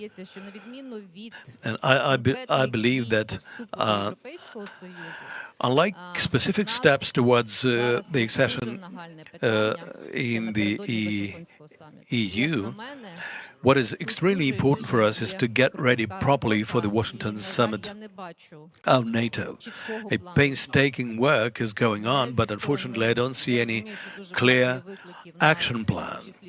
I understand that there are a lot of challenges. We do not want to scare our strategic partners, not to do anything which will negatively affect the pre-election processes in the US. But we understand that without the US and their assistance, and we are being assured that the assistance from the US will be voted for no matter what. It's only a matter of time. And I do agree that a lot of responsibility lies with the Speaker of the Congress and the Congress in general. We should understand that without full membership of Ukraine in NATO, all this assistance will be only for us to keep the front line in put. We've experienced shellings, bombings today. We've experienced shellings in Odessa. We're paying a huge price, and it is very difficult to explain it to people whether we are being shelled just because we are not a full member of NATO. How can we explain this emotion to ordinary people? Maybe it's high time we started our discussion about what the previous Secretary General of NATO spoke about. Maybe we should speak about a gradual joining of NATO by Ukraine in parts.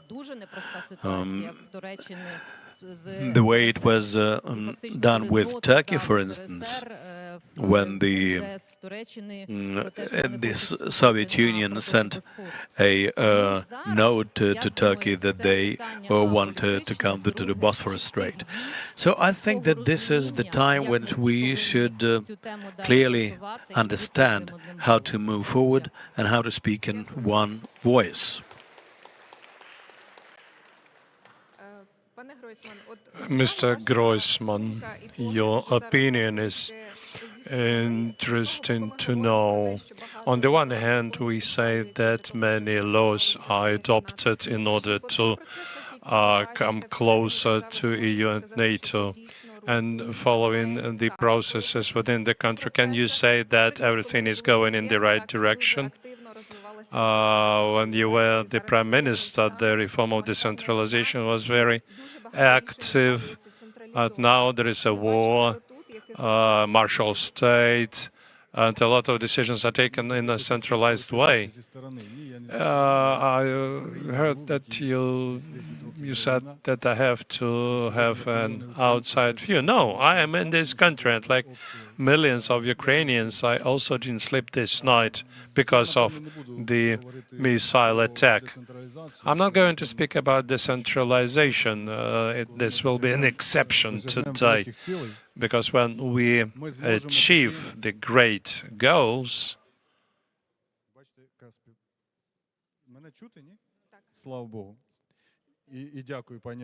thank you, Olena, and thanks God, and thank the Vice Speaker of Ukrainian Parliament.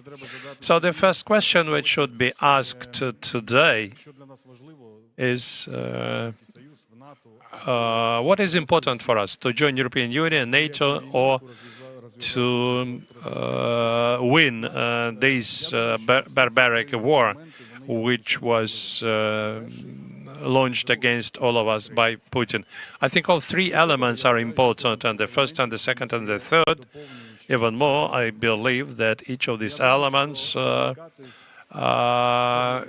is important, and I think we should not delay because of bureaucratic procedures which developed after the last 60 or 70 years. That would be a great mistake.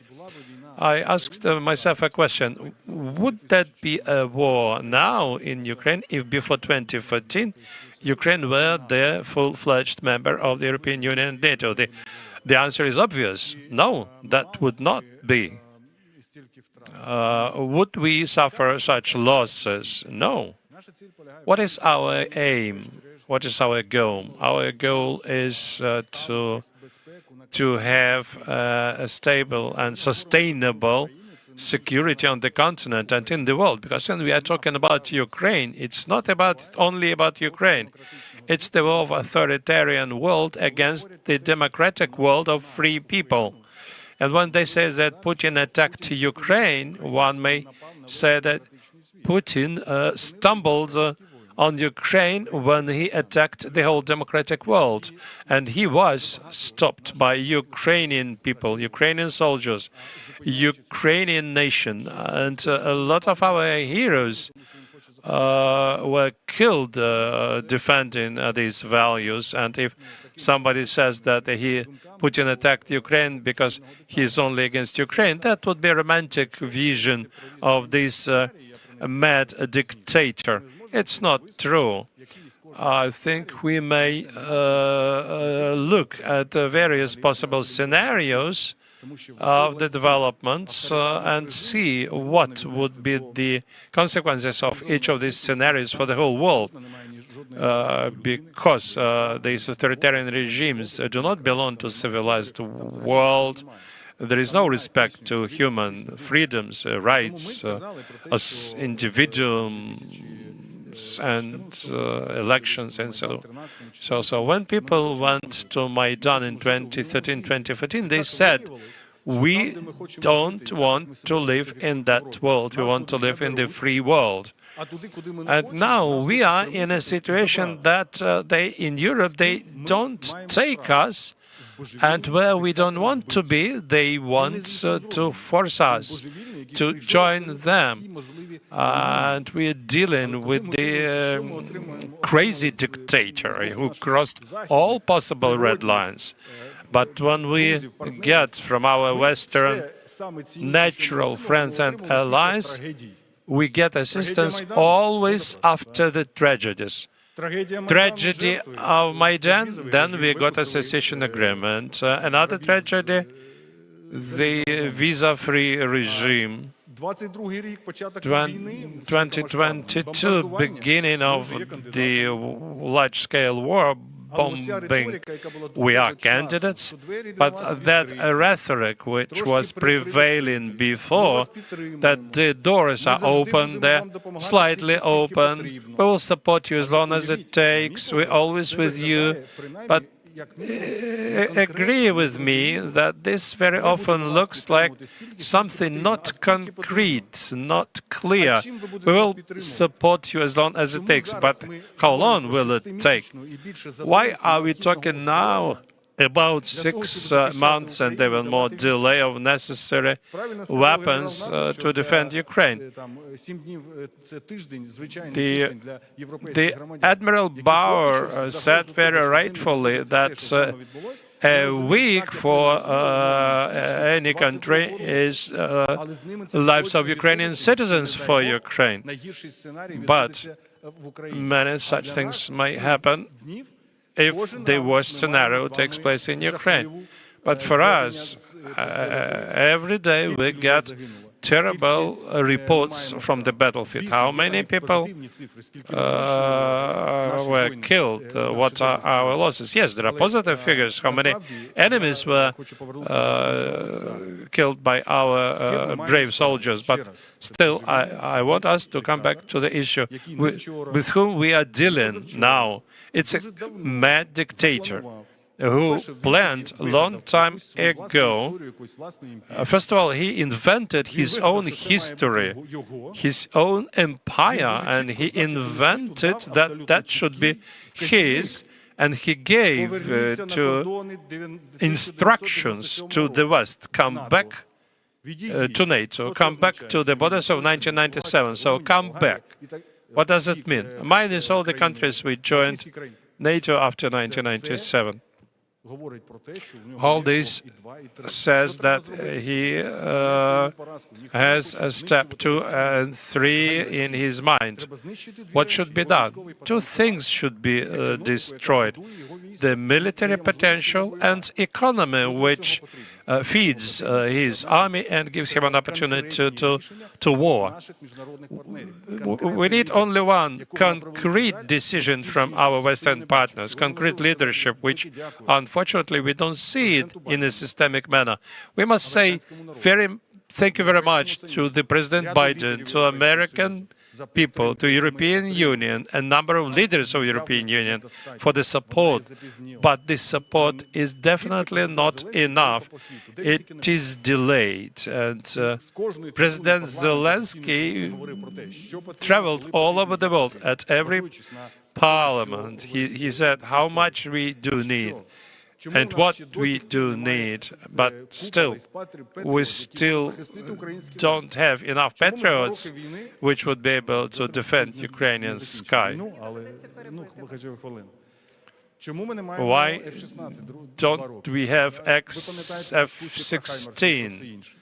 You remember discussions about HIMARS and other weapons. So it's a time, already high time for real leadership, leadership which has specific features. There are leaders in Europe and in the world who think that this war will, in a strange way, will end itself, by itself. But if they think so, let them say openly who will end this war. And just sitting there and looking at what's going on and waiting that if we lose, they would get in peace with the enemy. This will not happen. I even think that Putin has some crazy idea. He wants to change letters of Lenin on the mausoleum on the Red Square for letters Putin. I want to say that we must say to each other that what we are facing now in a security sense is unprecedented. Therefore, the unprecedented procedures are required. Quick. That's why Ukraine should become member of the European Union, member of NATO as soon as possible in order to win the war, to prevail in this war. There is always a threat. Why should we be afraid of nuclear weapons? If we do nothing, we may also lose and die. So there is no option for life in Europe, not only in Ukraine, in case of defeat. I think this is the most important, to get from our partners at last the plan, the schedule of supplying necessary resources which would allow Ukraine and the world to prevail. Thank you. Mr. Parubi, we are at the beginning. We paid attention to certain external risks which impact the process of Euro-Atlantic integration. But what's going on within the Parliament? Is this Parliament able to bring Ukraine closer to the EU? Because recently in Ukrainian Pravda, there was an article published on the parliamentary crisis in Ukraine. Thank you very much. Definitely, the issue of the life and operations of the current parliament could be better presented by Olena. But I want to say that in this parliament, And opposition, I mean European solidarity, indicated that any European initiatives which would support Euro-Atlantic integration will always be supported by our opposition force, in spite of the fact that we may discuss any other issues. And this is my open words. And I should say, why do we have the same approach? We had the same approach 10 years ago. I want to say that 10 years ago, in Ukrainian parliament, on the issues of European integration, Euro-Atlantic integration, there was no division between authorities and opposition. There was common joint vision, with the exception of small pro-Russian group of members of parliament who are still there. Therefore, this issue of Euro-Atlantic integration brought success to us 10 years ago. And that is very important. What motivated us and what was the reason for this success? I mean, understanding that European Union and NATO for Ukraine is not just an external political choice like for any other European country, which, for example, has been for many years in security and does not feel threats. Then the issue would be which of the alliances would be economically better, more useful, and so on. But for Ukraine, integration into EU and integration into NATO equals independence of our country. It's an issue of existence and non-existence. If 10 years ago we would lose the Maidan, definitely Ukraine would be totally dependent on the Russian Federation and would be part of his crazy idea about the Russian Empire. Somebody may say, well, independence is a formality, it's a certain symbol and status, but as a historian, I want to remind you that when more than 100 years ago we lost our independence, we not just lost some status. In 10 years, we got a huge tragedy of Holodomor, famine, when millions and millions of Ukrainians died. At the previous panel, the question was raised whether these losses worth those our objectives and goals. Obviously, independence is worth struggle. It's worth blood and life of millions and millions, as we saw in our history. That's why today, either in the parliament or beyond the parliament, in this society, the key idea, uniting idea, is the idea of European and Euro-Atlantic integration. Lots of discussions are going on about what is Ukrainian victory. What is it? I'm deeply convinced that that would be the real Ukrainian victory if Ukraine joins European Union, joins NATO, because NATO, it is a safety of our country. EU, it's development, economic welfare of our country. Without all them, Ukraine would be very difficult to struggle against Russian imperialism. And in Ukrainian parliament and in Ukrainian society, this should be the major dominant idea and task and objective for all Ukrainian elites and society and any forces which are able to bring closer that moment. I can remind you how difficult procedures may be, but in terms of NATO, the key issue is a political decision. And at any summit,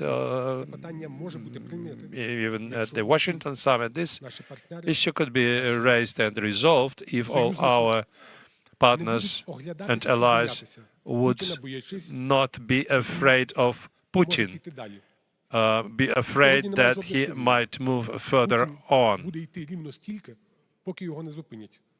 There is no question that Putin will never stop, that he voluntarily will cease his onslaught. It will not end in Ukraine unless our partners take very decisive and strong actions. Thank you. The air alert has been announced, so we will have to go to the basement, and unfortunately, following today's air alert system going off.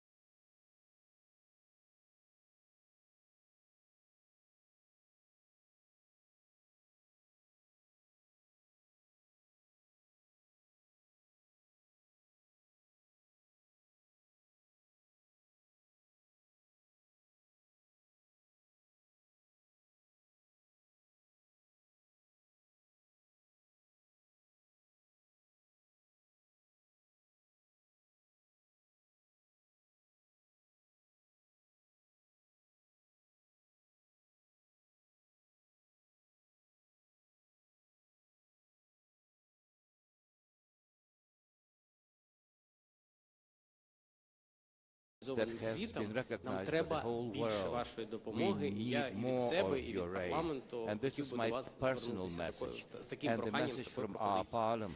А це важливий аспект, який стримує нас, тому що ми можемо багато говорити про доєднання в повному обсязі до Північно-Атлантичного альянсу, до Європейського Союзу, але маючи відкриту війну на теренах, фактично це не війна між Україною і Росією, це війна двох цивілізаційних виборів.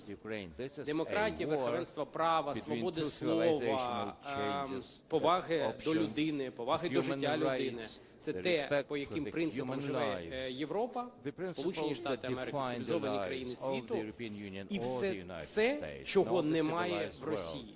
Це дві сторони однієї медалі. Як Луна є світла сторона і є темна сторона Луни. От Росія сьогодні є потойбіччям. Ми маємо це розуміти. Тому для того, щоб Україна досягнула своєї мети і стала повноцінним членом Європейського Союзу і НАТО, нам треба перемога. Нам треба досягнути миру на теренах нашої держави. А важливим ще аспектом і викликом, який стоїть перед Україною, і тут я менш оптимістичний, це корупція. Корупція, вона з'їдала державу і продовжує з'їдати державу до повномасштабного вторгнення. Зараз ми бачимо продовження цієї хвороби. Вона трансформувалась, вона стала інакшою, але я не можу сказати, що вона стала меншою. Ми сьогодні займаємо 104 з 180 місць в індексі країн сприяння корупції. А для того, щоб ми досягнули абсолютно інших показників і стали повноцінним членом Європейського Союзу не лише для того, щоб бути членом Європейського Союзу, щоб повністю відповідати всім тим принципам і нормам, і соціальним гарантіям, і рівню забезпечення, по яким живе Європейський Союз, ми маємо подолати корупцію. Інакше нашому майбутньому немає позитивного розвитку. Ще важливим аспектом сьогодні є проблеми, з якими і я, як член парламенту, і мої колеги по парламенту, і ті, хто раніше був в парламенті, і наша команда розумної політики стикаємося щодня. Це, я думаю, що кожен громадянин нашої держави. Це проблеми зі свободою слова. Ми сьогодні знаходимося на 78-му чи 79-му місці зі 180 місць по індексу свободи слова. У нас є проблеми з демократією. Олена Костівна, шановні колеги, говорили про те, що ми живемо в парламентсько-президентській республіці. І це не намагання перетягнути відповідальність і права на себе, як на парламент. Це розділення вертикалі влади, які мають стояти чітко. Жоден стілець ніколи не встоїть на одній нозі. Для цього мають бути стовпи, на яких базується держава. Одним з них є парламент. І якщо ми говоримо про одну з ключових ролей, яку відіграв парламент в прийнятті ключових рішень для того, щоб Україна рухалась в Європейський Союз і НАТО, ми не можемо применшити той рівень відповідальності і заслуг, які були зроблені парламентом. Саме завдяки парламенту такі норми закріплені в Конституції України. І продовжуючи принципи, по яким живе Європа. Це демократія, це верховенство права, це відсутність телефонного права, це незалежність судів. І українці не лише хочуть бути громадянами країни, яка формально стала країною Європейського Союзу.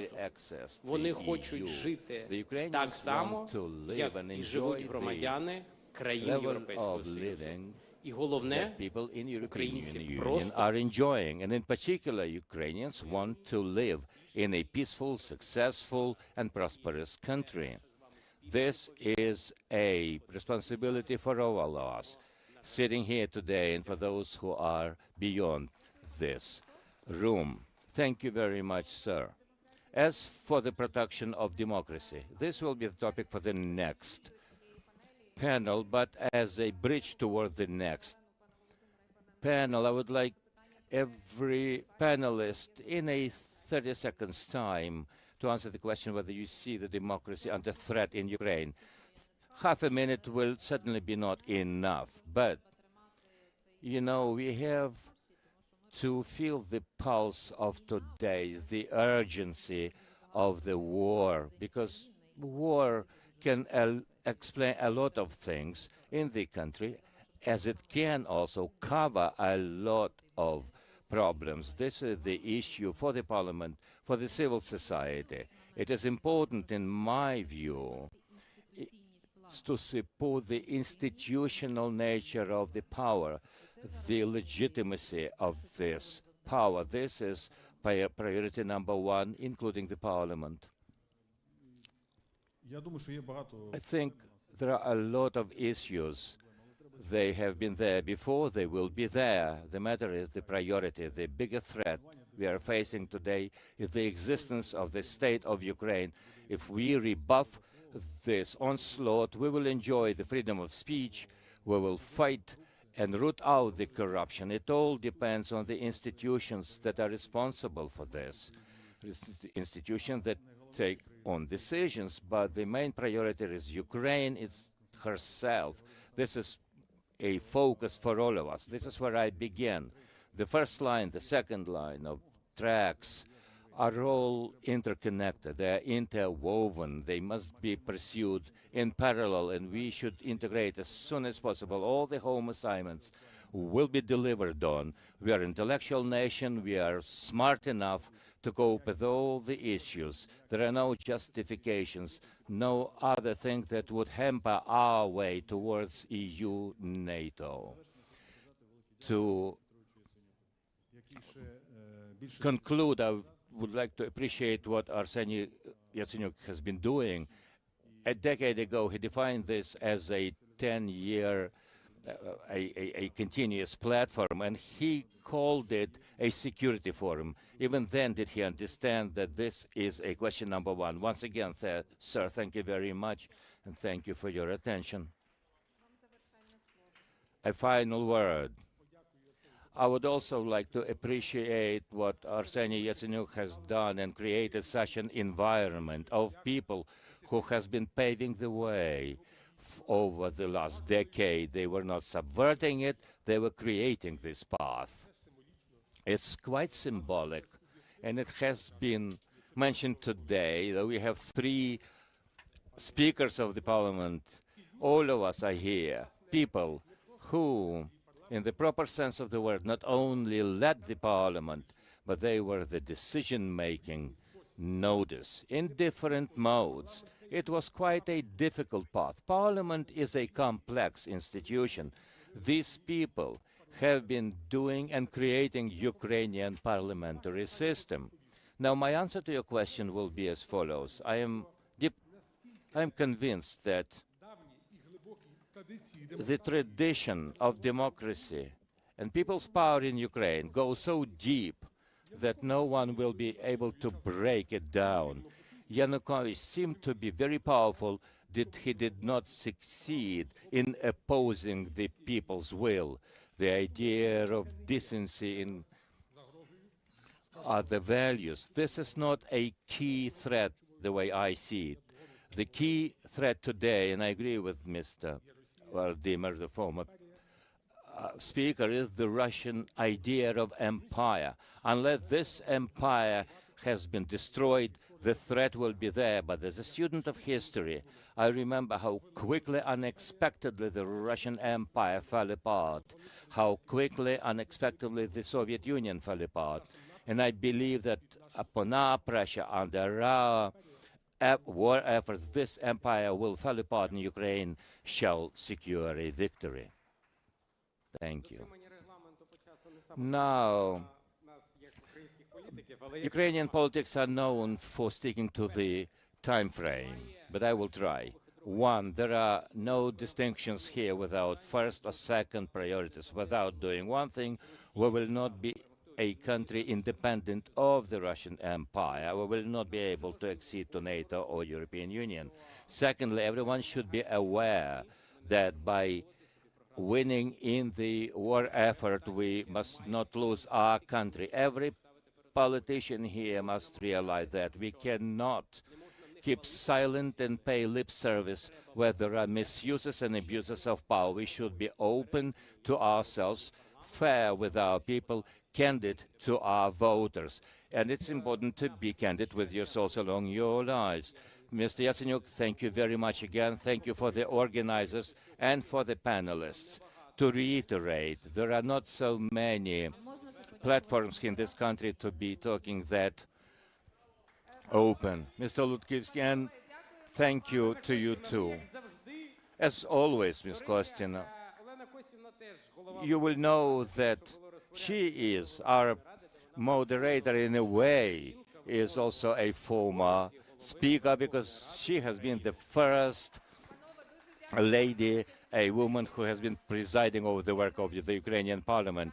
I know that the journalists will have questions and they will be able to ask them. I would like to invite on stage the next panel and the moderator. Thank you very much.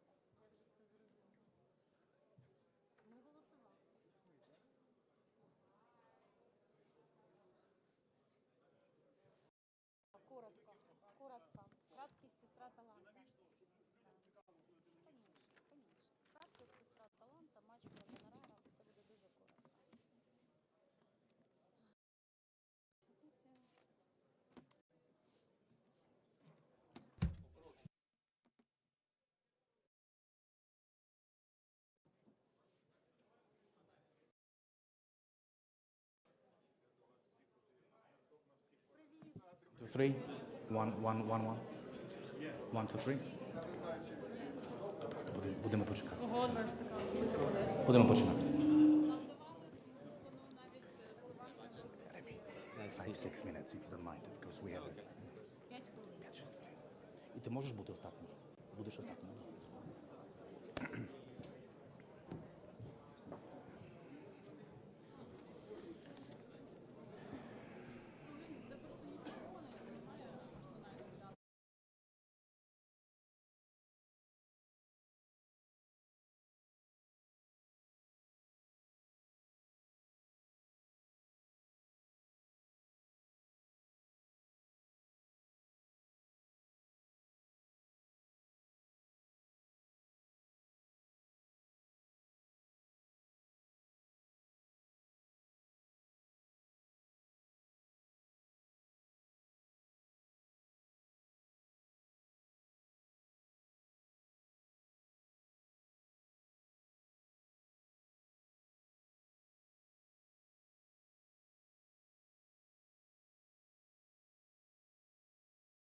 Which is a human dimension. We'll talk about fundamental rights. We'll talk about democracy. For the sake of time, I'm not going to introduce all our panelists, but I can assure you those are the best people in town when it comes to protecting human rights, democracy. This is going to be a very dynamic panel. There is fundamental one question: how to protect Ukraine democracy and how to secure national unity. Just two figures to keep us thinking. If you look at the last NDI survey from November 2023, more than 90% of Ukrainians would like to see Ukraine a fully functioning democracy. Those are the highest figures we are seeing in whole Europe. The same when it comes to Euro-Atlantic integration. More than 85% of Ukrainians would like to see Ukraine a member of EU and NATO. So those two things, democracy and Euro-Atlantic integration, became a symbol. The symbol which I would humbly compare to the collapse of the Berlin Wall, shipyard strikes in Poland in the 1980s. Today, when it comes to protecting European unity, European democracy, Ukraine is doing the fight which we've seen in the last century done by other nations. Unfortunately, and I'm really sorry to say that, there is not as much solidarity as we would like to see coming from the West to protect this symbol. We all like symbols, but we are not necessarily prepared to protect them. So let's go to our panel and discuss 2-3 things which are fundamental in terms of protecting Ukraine democracy. We know that this is what we owe not only to the victims of Revolution of Dignity, but also this is the most important fight for the soldiers on the front line. This is what the focus groups should tell us. So I would like to start with looking at the issue of media freedoms. And there's no better person than Sergiy Musaeva, who is editor of the Ukrainska Pravda, the most respected, the most established media outlet in Ukraine. Sergiy, thank you so much for joining us. The floor is yours. Дуже дякую за запрошення, Марчин. Насправді я, напевно, почну з 24. Thank you very much, Martin. I will start from the 22nd of February 2022.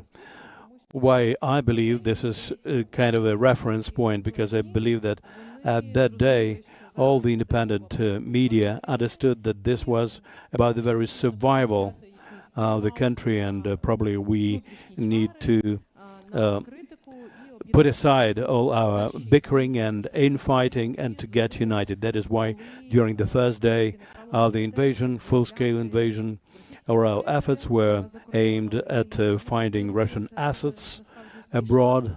We were quite successful in that. I remember that during the first days of the invasion, the yachts of Russian oligarchs were seized and frozen, and we had found them, as a matter of fact, and some other assets of Russia. And obviously that was our contribution. And then when the tanks were pushed back from Kyiv, we understood that the discussion is going on. I know that other media like Big-Info and others, and in autumn 2022, the moratorium on infighting between the media was stopped, and we had the first investigation about the head of the Dnipropetrovsk Oblast, the investigations of Kirill Tymoshenko, Oleg Tatarov, and others followed. All that also made an influence on, I wouldn't call that pressure, but on attitude towards us.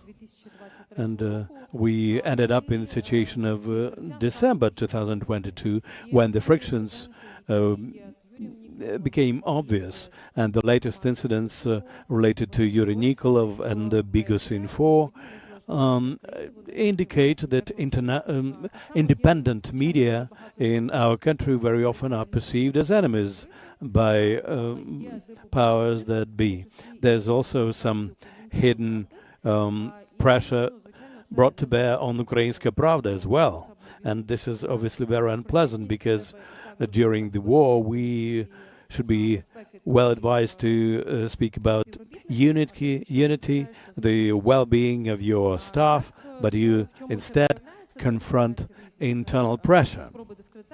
This manifests itself in attempts to discredit, like there was an attempt to discredit Bigus Info, or putting labels, calling people agents of the Kremlin, and so on. Media attacks, which are launched on the members of our editorial boards.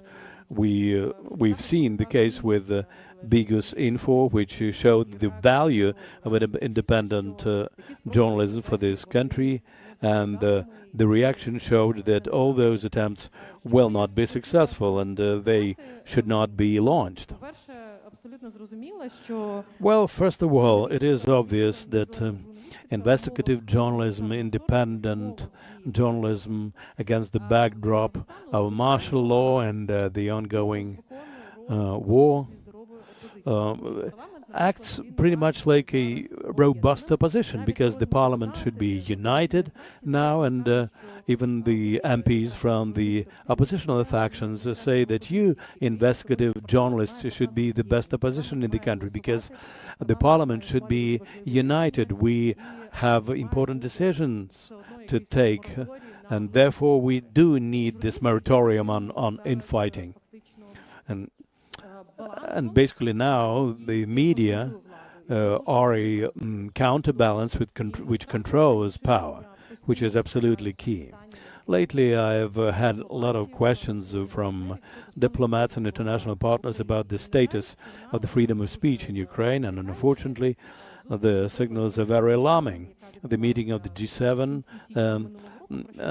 ambassadors, which took place recently, also give grounds for concern. My colleagues will speak for themselves. I wouldn't like to speak for other mass media, but I know that there are some attempts to put pressure on media, and I'm afraid that the situation will even be getting worse, and I'd like to address the MPs.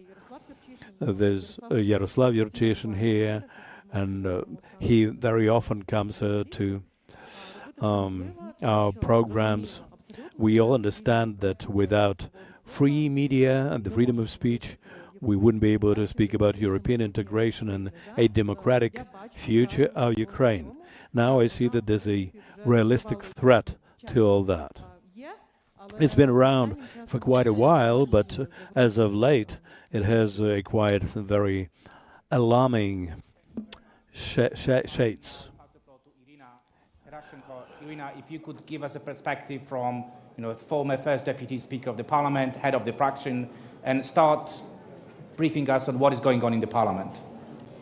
Thank you very much, dear Marcin, and thank you for the opportunity to take part in this section. Today there is very little chance that you would be invited to some serious discussions. The latest opinion polls, which do not show popularity ratings, and this is only right, because the martial law is not the time for popularity ratings, but they show tendencies, and they show that the security threats and corruption threats are among the top threats. And the third risk that I would single out here, which is related to the first two, is the weakness of the institutions in Ukraine, which can result in dysfunction of power. I think the biggest risk for the Ukrainian parliament is the loss of agency. And obviously, war concentrates power, but even that cannot justify the loss of agency on the part of the parliament. And this is a huge challenge that stands before the parliament. When our servant of the people and colleagues say that dictatorship can help us win the war, we are appalled, because basically by doing so they justify what Russia is doing, because Ukraine, it looks that Ukraine can win only as an anti-Russia, as a democratic country. And I don't think we should juxtapose cohesion and democracy. Social cohesion and democracy should not be based on fear or pressure. It should be based on common values and principles. We had a coalition with Mr. Yatsenyuk's one. It was a difficult one, and we were united around principles and core values. That's why that coalition yielded the best results, including the association agreement. With Arseniy Yatsenyuk, we used to be in opposition, not to each other, but to Yanukovych. And it was a very tough opposition.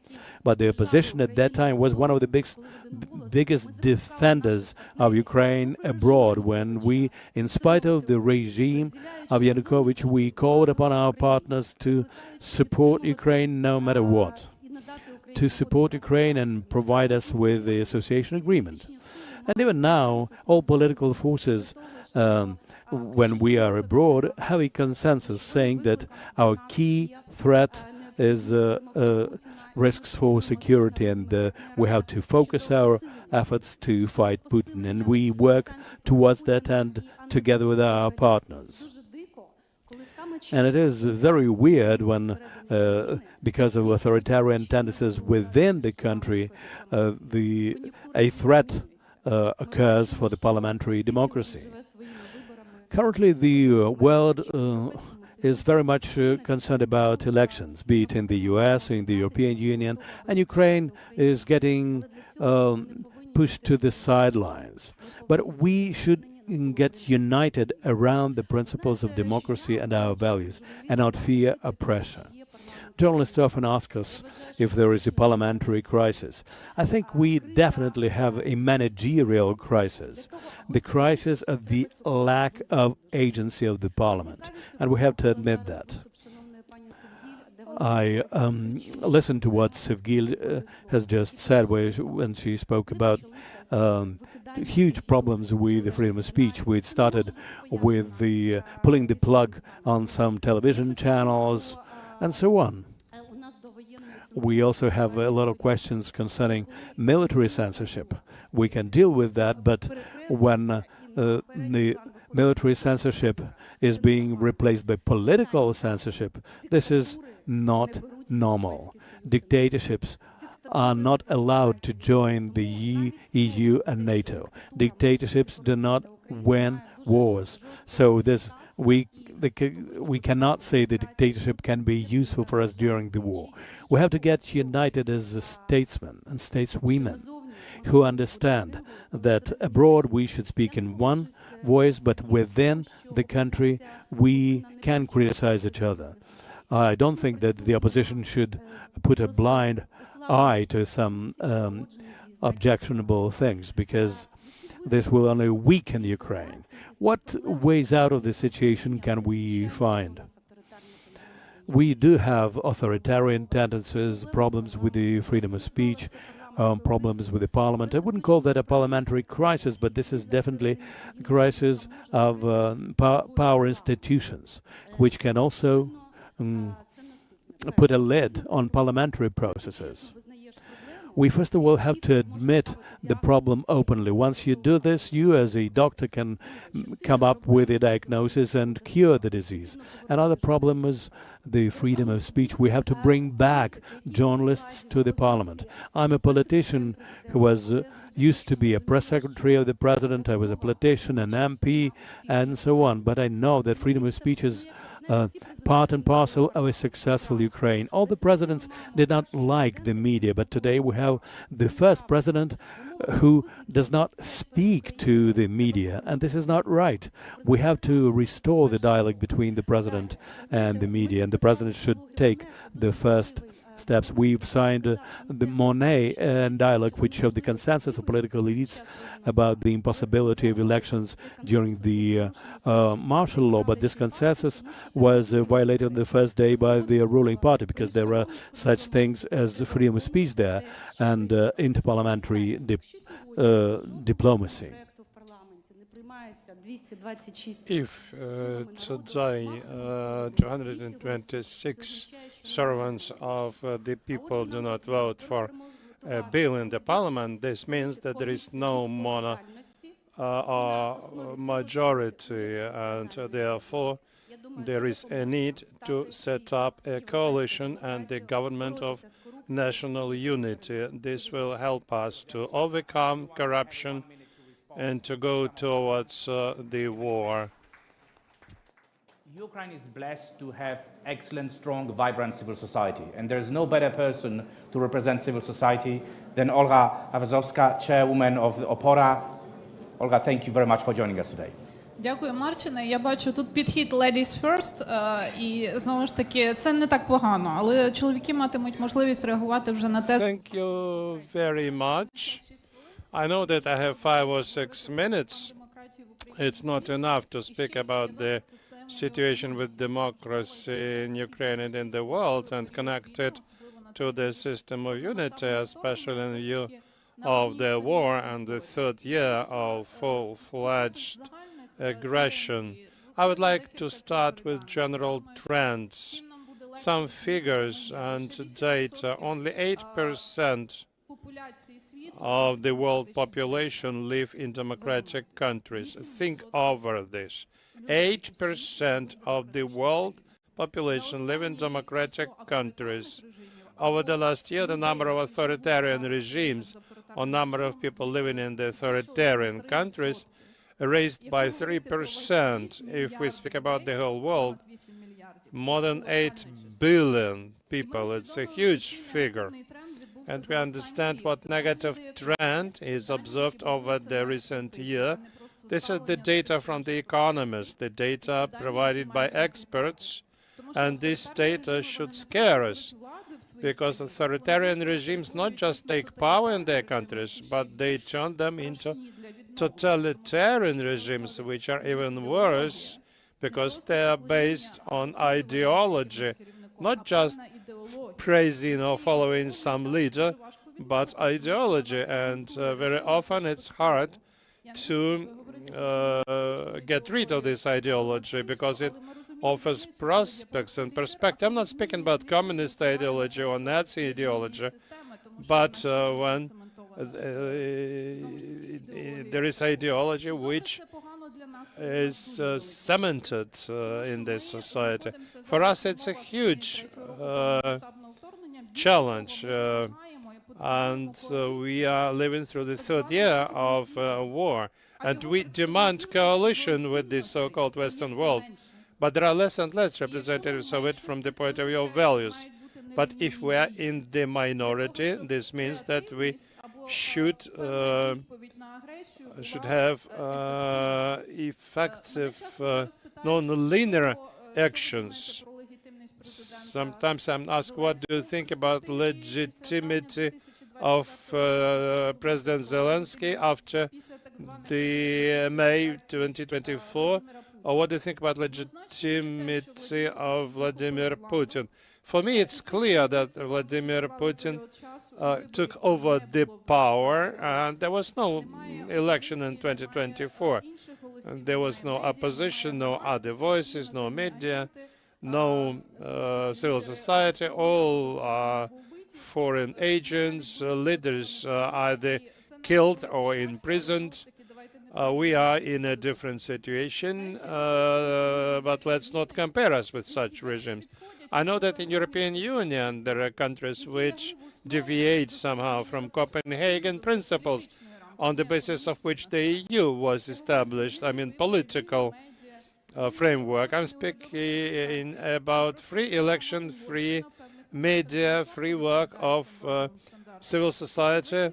For instance, Hungary, which does not meet fully these European standards.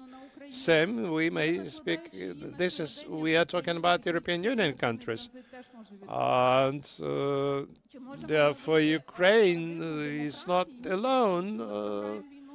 Can we get out of the paradigm of democracy? No, because we will lose the war in this case.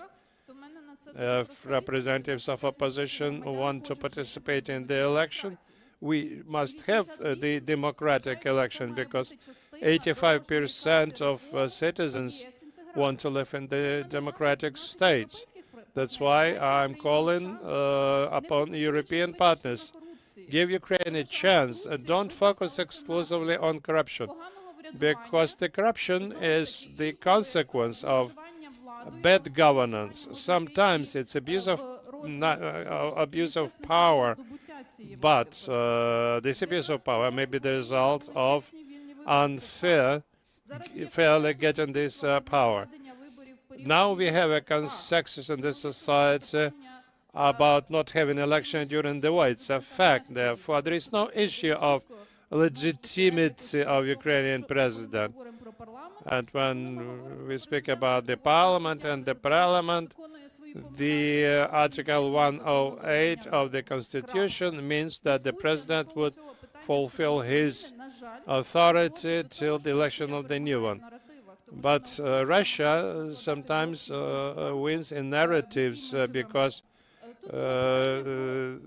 some people try to put Ukraine into another framework. Then there was an issue of units. It's a good figure for you. In 2020, only 35% of citizens believed that our society was united.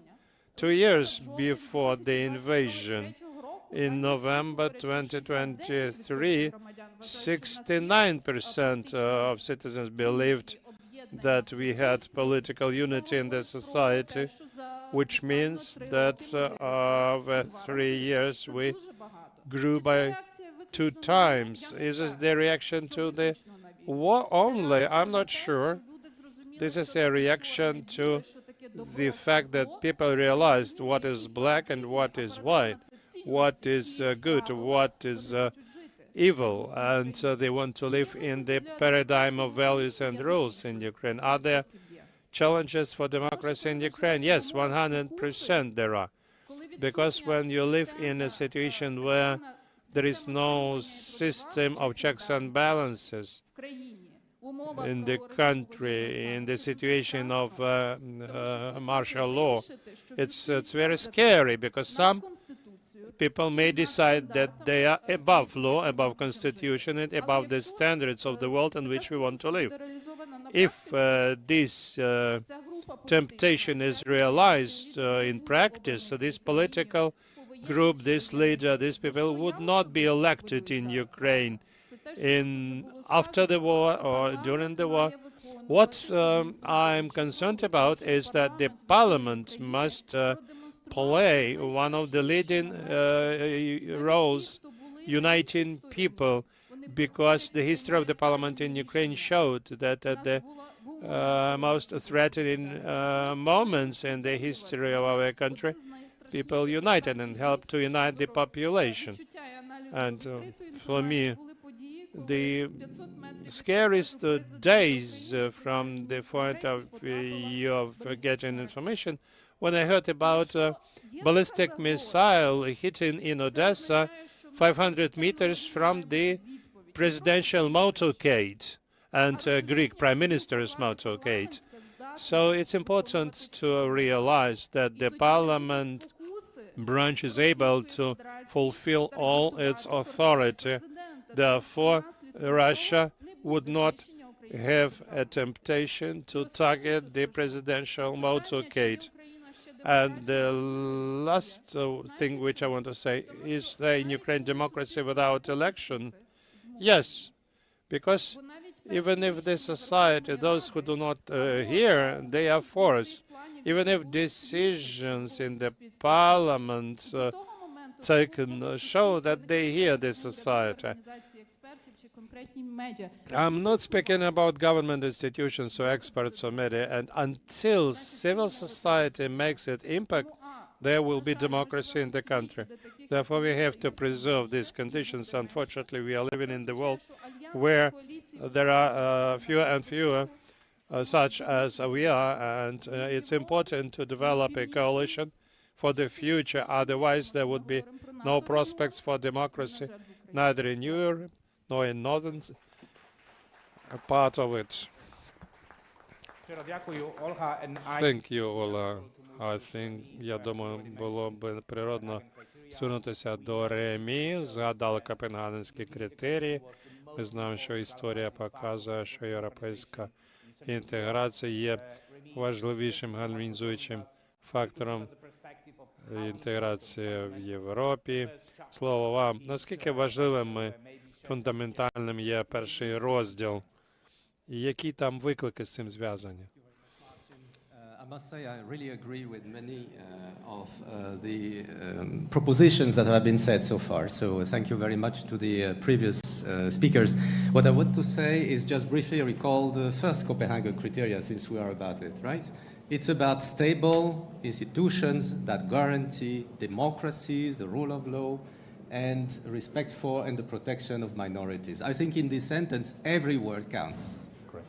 Stable institutions, guaranteeing democracy, and so on and so forth. It's very simple for the European Union, and I will take really here a kind of bureaucratic or technocratic point of view, because it's my role here. Enlargement is a merits-based process.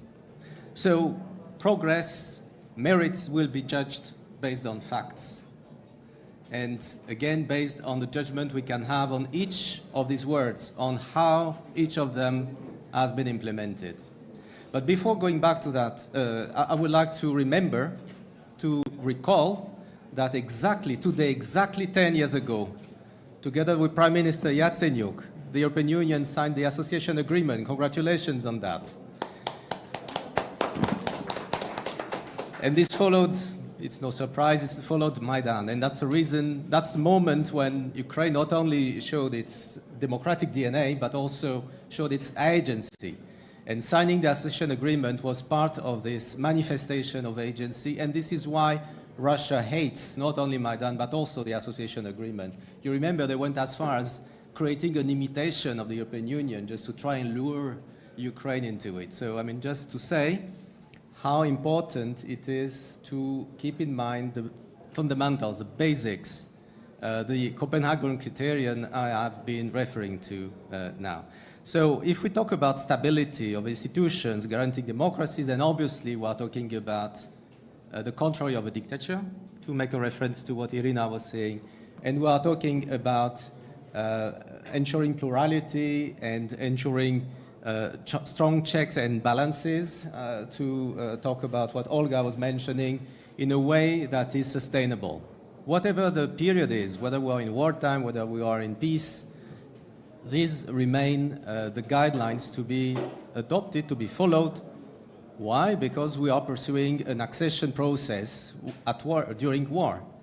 There is no way we are going to separate these two things now, and there is no way that the judgment on the accession process can be modified by the circumstances around it. So this is basically what I wanted to say. In addition, of course, we can elaborate around how guaranteeing precisely this stability and this institution and their correct functioning in very exceptional and incorrect circumstances. I think the basic thing here is plurality, it is dialogue, it is domestic political dialogue. I agree not all member states, maybe in the European Union, are perfect examples, but if you look at the average, I think it is, compared to the global average, very high in terms of how to address and how to build a sustainable and I would say shock-resistant democracy, whatever the circumstances are. And this would be maybe my final word on this, and happy to take up questions further on. Thank you. Excellent. Thank you very much, Remy, and indeed we will have 1 minute for everyone just to respond to other points. I would like to move now to Mykola Kniazhitsky. Mykola, I always value you as a person who has an excellent analysis of, media, strategic communication. In your remarks, I also wanted you to look at the effectiveness of Russian disinformation. This is one of the key threats which Ukrainians are seeing. And we all know that all those internal fights, lack of social cohesion within the society, corruption, this is very well explored by Russian disinformation. So just a suggestion, if you could also look at this issue in your remarks. Дякую, Мартін. Дякую Арсенію Яценюку за запрошення і за такий прекрасний форум. І на ці питання відповім, торкнуся. Thank you, Martin. Thank you for organizing this forum. It was yesterday that I held a communication with my American friend, a journalist, on his way to the Trumpists, people who wouldn't support Ukraine. And he said, Are you in opposition? Tell me about the Ukrainian corruption. And of course, I answered that, yes, there is corruption in Ukraine, but we have a lot of institutions fighting it. Anti-Corruption Bureau, the media are working. If there is a corruption, it is known to the people. People are frightened by it, and there are other factors that work to fighting corruption. This is what is different between us and Ukraine. Yes, corruption is something that I worry about, but not necessarily as an absolute factor. When we talk about the European integration, something that I will be talking about later, I have put on the floor a bill that will regulate the media that are spreading information. For example, the social media, WhatsApp or Telegram. If WhatsApp and Viber are regulated by the digital bills in Europe, Telegram is beyond that regulation. What I have suggested is that the offices of this social network must be registered here in Ukraine so that this country can regulate them as we regulate the YouTube platform. Telegram is not there in the Ukrainian law at all. Of course, we have the right to know who are the end owners of the social networks, where the servers are, and who are impacting their stance. Some people said that this is an attack against particular social network. No, it's not an attack. It has to do with TikTok and other social media. When the government calls on people to read the Telegram and they have a powwow and think how to ban such a social network, and there are a lot of contradictions here. It's a matter of national security. As for the national security, it's exactly what this session is called, the unity and the democracy. The irony is that the whole Ukrainian society strives after a couple of things. 80% want to win in the war, 80% want to join European Union or NATO. This is a way to keep our unity, which follows by a logical question. How do we preserve democratic institutions during the war effort? Of course, there are restrictions. We are not capable of criticizing powers that be because Russia will take advantage of that. Sometimes we have to restrain from voting. Democracy means voting. We cannot afford to hold voting. And the majority of the Ukrainian population are against the election. Of course, the unity of the people was destroyed by the government itself. They were talking about a necessity to hold a presidential election because otherwise he would not be legitimate. They thought that he was at the peak of his public opinion polls. Then it was them who started to fight their conditional opposition, but there is only in their minds. When they saw the opinion polls results that people do not want to hold election during the war, that people, 60% of the people say that this president is legitimate. They have changed their tactics. But since summer last year until the new year, the situation was very complex, and the complexity was exacerbated with the U.S. aid of Ukraine, stalled with the protests in the Polish border. There are a lot of challenges because people are demotivated, and the responsibility for that lies at the door of the power that be. They should have united the country, should have united the different factions. We are talking for a long time now about the government of national unity. Of course, if you don't want to set it up, you have to cooperate, and there is no will for cooperation. They are living in a situation as if we were facing presidential election tomorrow. Another challenge that I have touched upon briefly is this, is what we see in our Western partners countries. If we look at how the Polish border has been blocked, Many Ukrainians have been shocked because we think and thought that Poland is our best ally. Let us go back to the Russian propaganda. The Polish pro-Russian party Confederacja was first to call on these actions. They were joined by the agricultural producers and the Polish government, who are, of course, know that they're standing and facing different elections. They're afraid to do something because all political parties take advantage of the populism and they want to take advantage of these actions on the Ukrainian-Polish border. In Poland, you will see the trace of the Russian Federation, where they sow the seeds of distrust. And this is all projected to what I will conditionally call a opposition in different Western countries. If we look back at the biography of Biden, when he was a Democrat, he advised the then president for NATO to expand. The polarization in the United States and in other countries is something we see. The societies are divided, and this is what the Russians want the best. This is what Ukrainian society looked like before the war. We want our country to be united, to preserve democracy and to preserve and safeguard the country. Now, the other thing is implementation of our pro-European integration. I have touched briefly upon the fact that we don't realize now how difficult it will be for us to get integrated as far as the agriculture is concerned. You see, 3.9 million people are holding hectares of lands, and they are smaller agricultural producers. This is what Polish farmers were paid for. What our farmers will receive. This is the matter of survival of the economy of the country, to mention just a few. Do you hear that kind of narrative here? No. In the European Union, we are seeing next step and phase of restricting Ukrainian produce during the war.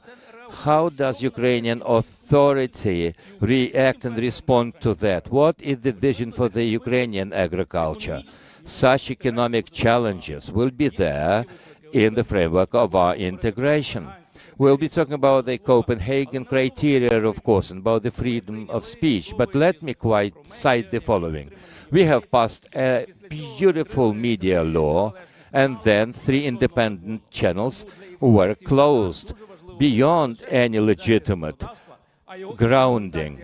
It's a matter of being implemented, something that the Ukrainian authorities are ignoring on a constant footing. Thank you. I totally agree with everything you said about the cordon, and you've said it very diplomatically. Thank you for that. It is my great pleasure now to welcome Vadim Halichuk, who is, in my opinion, one of the most constructive members of parliament, and also the one who has a very important role in terms of parliamentary and party diplomacy, International Secretary of the Servants of the People Party. Vladimir Shtyro, вітаю. Thank you so much. And for the purpose of political balance, I give you extra 2 minutes. Дуже дякую, Марчин, дякую організаторам за запрошення, надане слово. Thank you very much.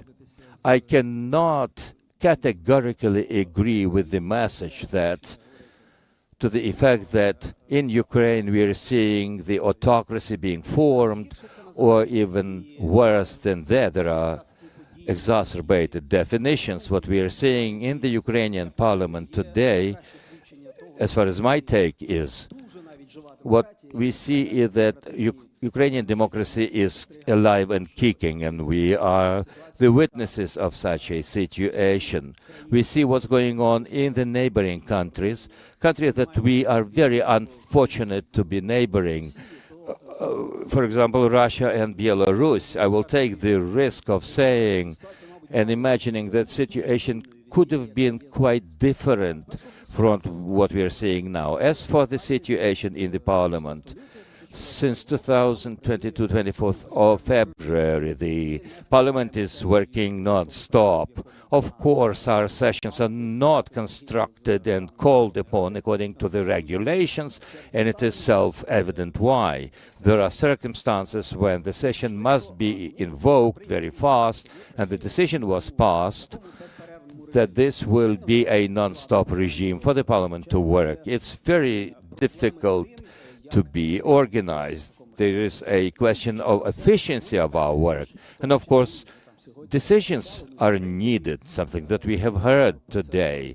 And this is a regular topic of the Ukrainian parliamentarians who can or cannot go abroad. But the Speaker of the Parliament must organize a work of the Parliament for it to perform its main lawmaking function. When you don't know how many members of Parliament will be there sitting on the floor, of course it's difficult, but the matter must be regulated and performed. The matter of regulation is not perfect. Everyone agrees on that, including myself and the members of our political faction. Indeed, it's difficult to plan ahead when you don't know what has been the future plan of work and what's the roadmap. So there is a need to prove and to deliver this regulation to be efficient. But this is not an attempt to restrict the political rights of the opposition, as sometimes we have heard more often than not. As for the other aspects of the parliamentarian life, let us remember how we worked since the full-fledged war began. All the voting received 350 votes plus. There were no discussion, virtually no discussions. The bills were prepared in the committees, and in the hall we only gathered together to vote on them. That was a manifestation of the societal unity and unity of the Parliament to work for the common cause, to make everything it took for the Ukrainian, to deliver promises for the Ukrainian armed forces and for the Ukrainian society. Unfortunately, the situation has changed, and it has changed very dramatically. What we are seeing today, I wouldn't call it a parliamentary crisis. I do hope that this is a temporary effect, and we have to factor in a number of issues. I think my colleagues and I will find a way out, and we are being pressured by the wider society.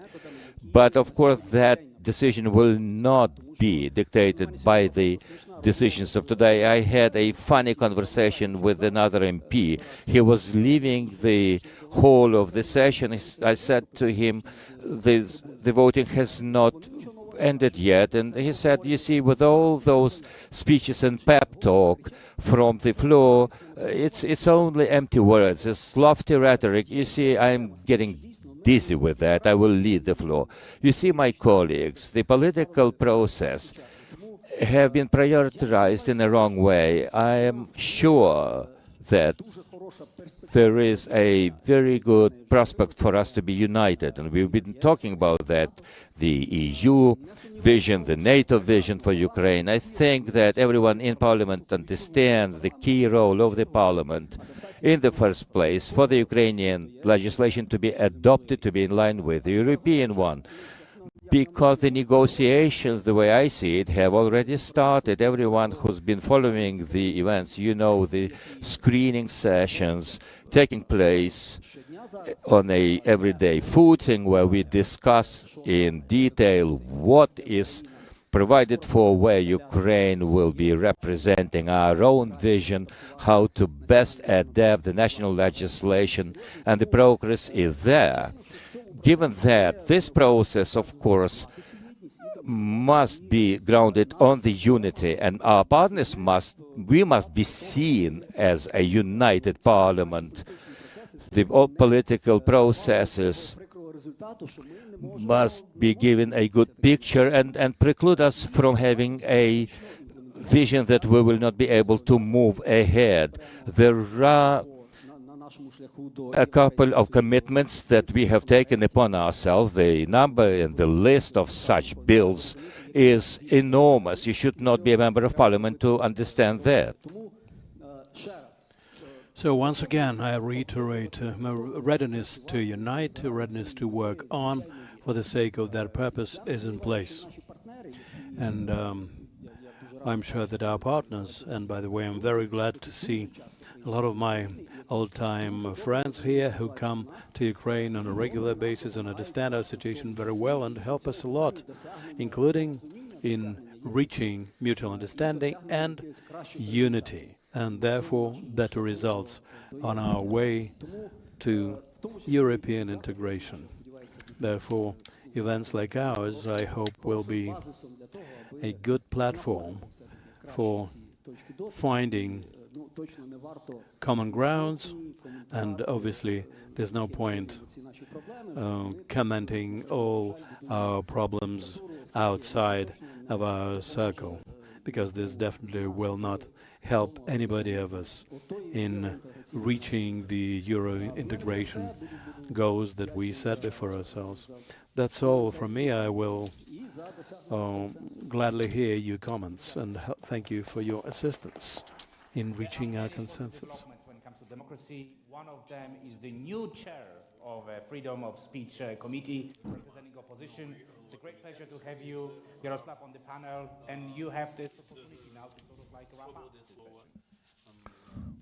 session. Насправді спробую повернутися до головної теми, яка заявлена. I'd like to go back to the main topic of our panel, the main challenges to national unity. I thank Mr. Yatsenyuk and his organization for phrasing the main topic of this section that way, because our unity requires democracy, and democracy requires unity. I'm very thankful to our colleagues who looked not just inside of this issue, but took a broader view. The main threat to Ukraine's freedoms and democracy is obviously Russia. When we speak about the freedom of speech, we very often see cases of discreditation and preventing the work of journalism, of journalists. But we have to counteract that. We do have investigation cases. As a committee, relevant committee, we follow up on them, follow through. And at the same time, we have 84 Ukrainian journalists, out of them 10 20 civilian journalists who have been taken hostage. And neither Ukraine nor the world at large can handle that problem. And this is the biggest problem. And the biggest problem is when totalitarianism goes unpunished. Another threat is lack of determination of our partners. And again, this is largely about the freedom of speech. On the border between Ukraine and Poland, Ukrainian journalists were apprehended without any legal grounds for that. And it took interference from the Ukrainian consulate to free them. And in a few days later, some other Ukrainian journalists were apprehended. They did not represent a major medium, but they were taken in custody. And unfortunately, I haven't seen any reaction of our power institutions to that incident. And in the meantime, we got numerous questions about why that happened. Democracy should work, but it cannot work in one separate state. Either we defend it together, and Ukrainians are defending it with arms in their hands.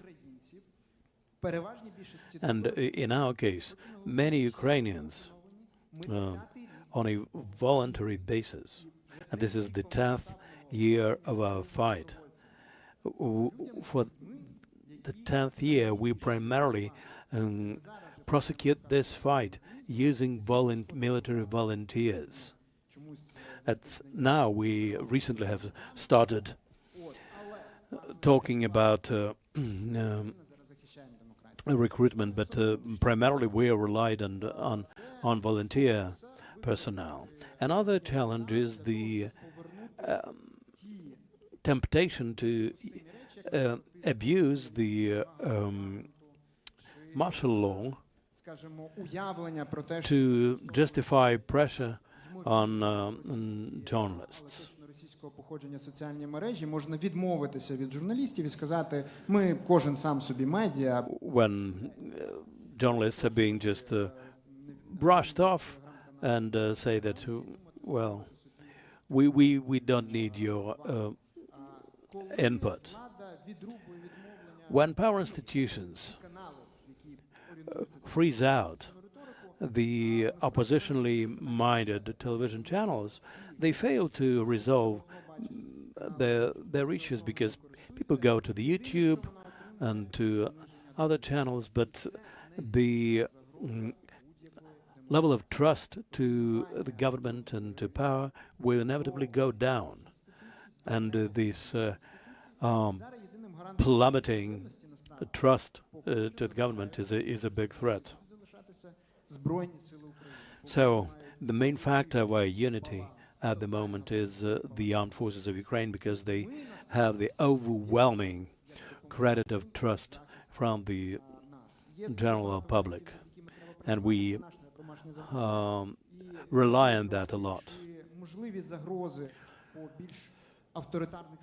As regards the risks for exacerbating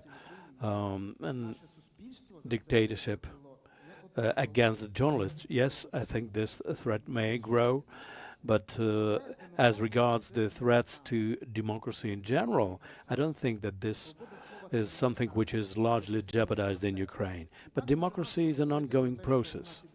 It's not a static thing. So we cannot say that our freedom of speech is ideal, but at least as regards governmental officials who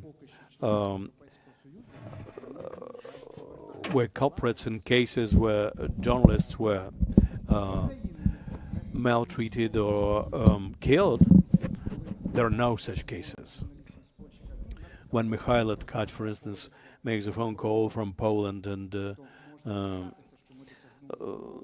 reports about what happened to him, then what followed that incident is something that we can be proud of. But all this requires painstaking work, and all this means that we should persevere, because practice makes perfect as when it comes to democracy.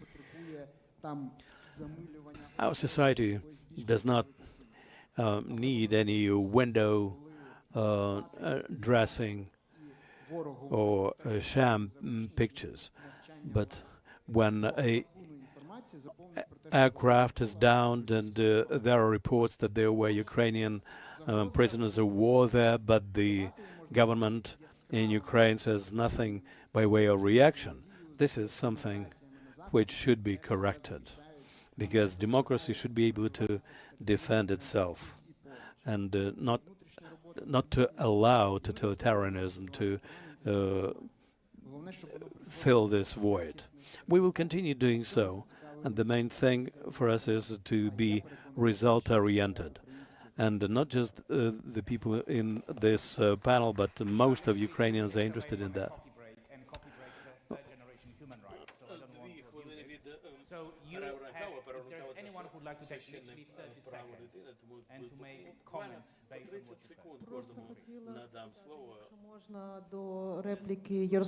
you said. I'd like to add to what Yaroslav Yurchishin has said as regards the apprehension of Mikhailo Tkach and this incident with Volyn journalists. We joined our efforts following up on that case, because the case with the Volyn journalists was not reported properly in the media. So we did get in contact with the consulate, and we joined our efforts, and now we're going to file a joint suit to the European Court of Human Rights, and we'll see how these cases will go through the court. So we will unite our efforts, because this is obviously a ban on traveling to the US for 5 years is too harsh a statement, especially if it is groundless. You kind of compared our law enforcement bodies and Polish ones. Mikhail Tkach is the subject of 8 criminal proceedings related to as an affected party in cases about the about pressure being put on mass media. So I wouldn't praise our law enforcement officers. There are cases which are very bad, and the problem in Ukraine is quite considerable. I'd like to address our donors and partners once again to support Ukrainian investigative journalists. You do support them. Please keep up the good job. This is very important for journalists to keep power in check. This is important because we have understood that if after the war it will turn out that during the war a lot of money was embezzled and stolen, this will be a huge shock for the society which will have been fighting fiercely against the Russian invasion. But in the meantime, the officials were stealing funds. So we need to investigate all those cases. We have a lot of problems regarding the sources of information. So if you have some credible information about some abuses and violations, please contact us.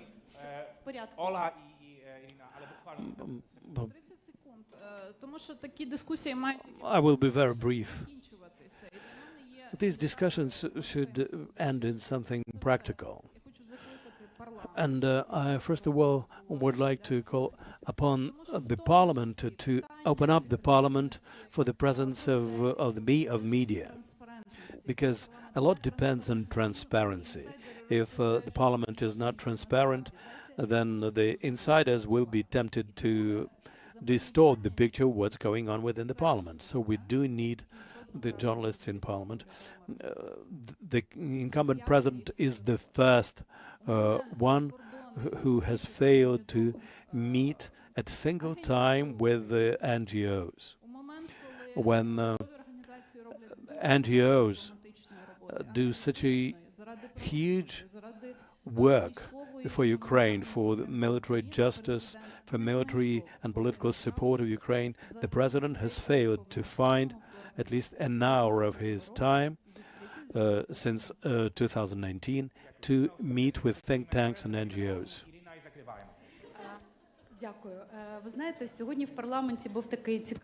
Thank you. Today in Parliament we had kind of an interesting incident. You didn't see it because the Parliament is closed.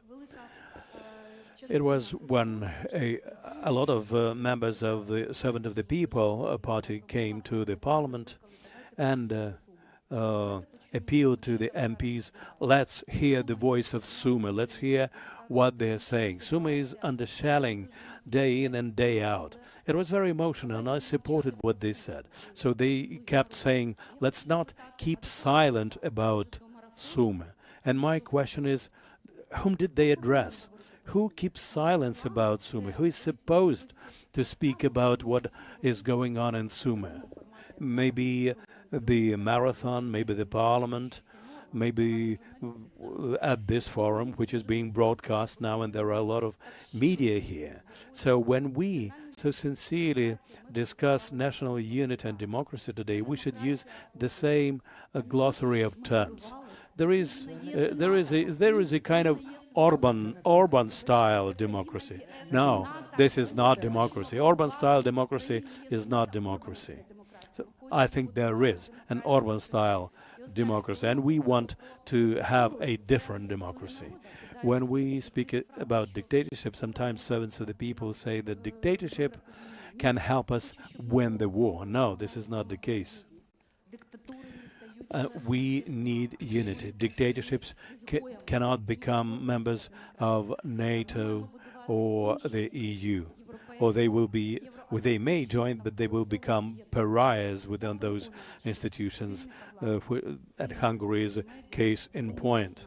I'm sure that a strong parliament and a strong Ukrainian media will help us to get united in fighting corruption.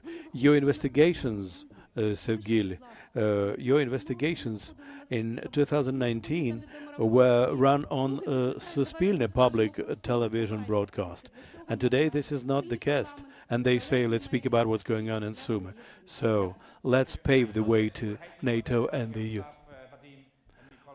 I invite colleagues to discuss those other things during the coffee break. Але свободу слова ніхто не зупинить. Я зараз буквально коротко. Ми не можемо But nobody can stop the freedom of speech. We should not spoil and twist the terms. There is no such a thing as Orban-style democracy. We do not have such a notion. We, as the opposition, try to get the parliament to open up for the media. We work on that. Unfortunately, in the parliamentary presidential republic, it is the president who got the majority of votes in Ukraine, and he calls the shots. So please keep on pressing. And thank you for your investigations. This makes our work easier. While democracy is in the long run is the most stable form of government, in the short run it is among the most fragile. I think we all agree. Thank you very much to the wonderful panel. I would like to invite everyone for a coffee break, and we are meeting at 3 o'clock in the main hall when the next session will start. Thank you very much.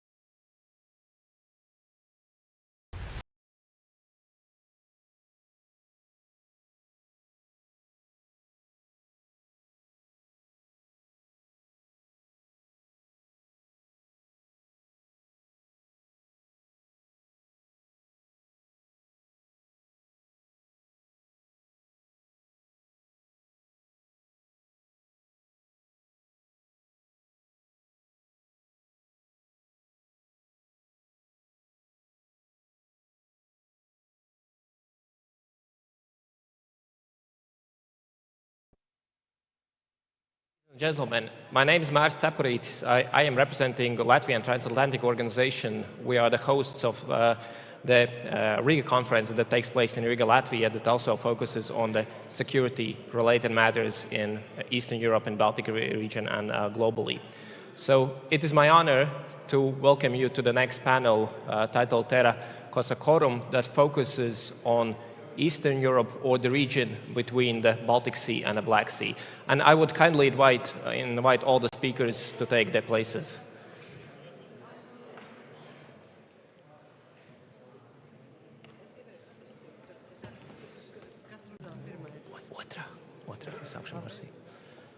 So we have some people missing yet. So Marci, Shore, and Slavomir, if you hear me, then please proceed to the main hall.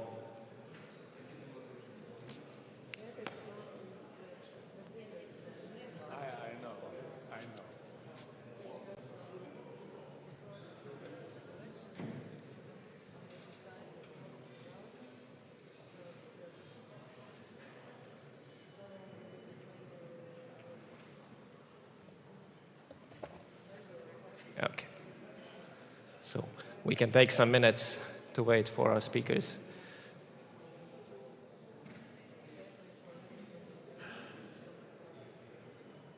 I studied designers. Okay.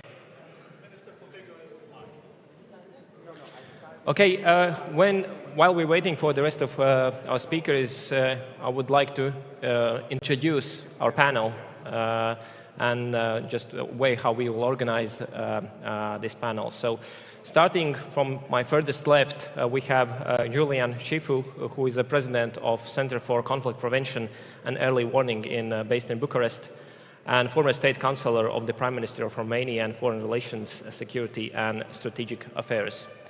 Then joining online, we have Anna Fotyga, who is currently representing Poland in European Parliament, and she has also been a Minister of Foreign Affairs of Poland from 2006 to 2007. Then, returning to the panel, for those who are present, we have Sandra Kalniete, who is currently representing Latvia in European Parliament, and she also has been former Foreign Affairs Minister from 2002 to 2004. Then we have Vitaly Portnikov, established journalist and author, and quite active on commenting on international affairs and Ukrainian affairs. And maybe I will introduce the rest of the panelists when they will join. I was planning to start with Ms. Shore and ask her about the values, but yeah, come on. So, and the rest of the panelists, we have Slavomir Sierakovsky sitting closest to me. He's a person with many titles, but here he's most probably known that he was organizing an organized campaign in Poland that to get Ukrainians the Bayraktar drone, and he was successful in this. So just this accomplishment deserves acknowledgement. And then last but not least, we have Marci Shore, who is Associate Professor of Intellectual History at Yale University. So turning to the idea behind the panel, and when I thought about the panel, I somewhat remembered my student years when one of my professors presented the book by Larry Wolff, and the book was titled Inventing Eastern Europe.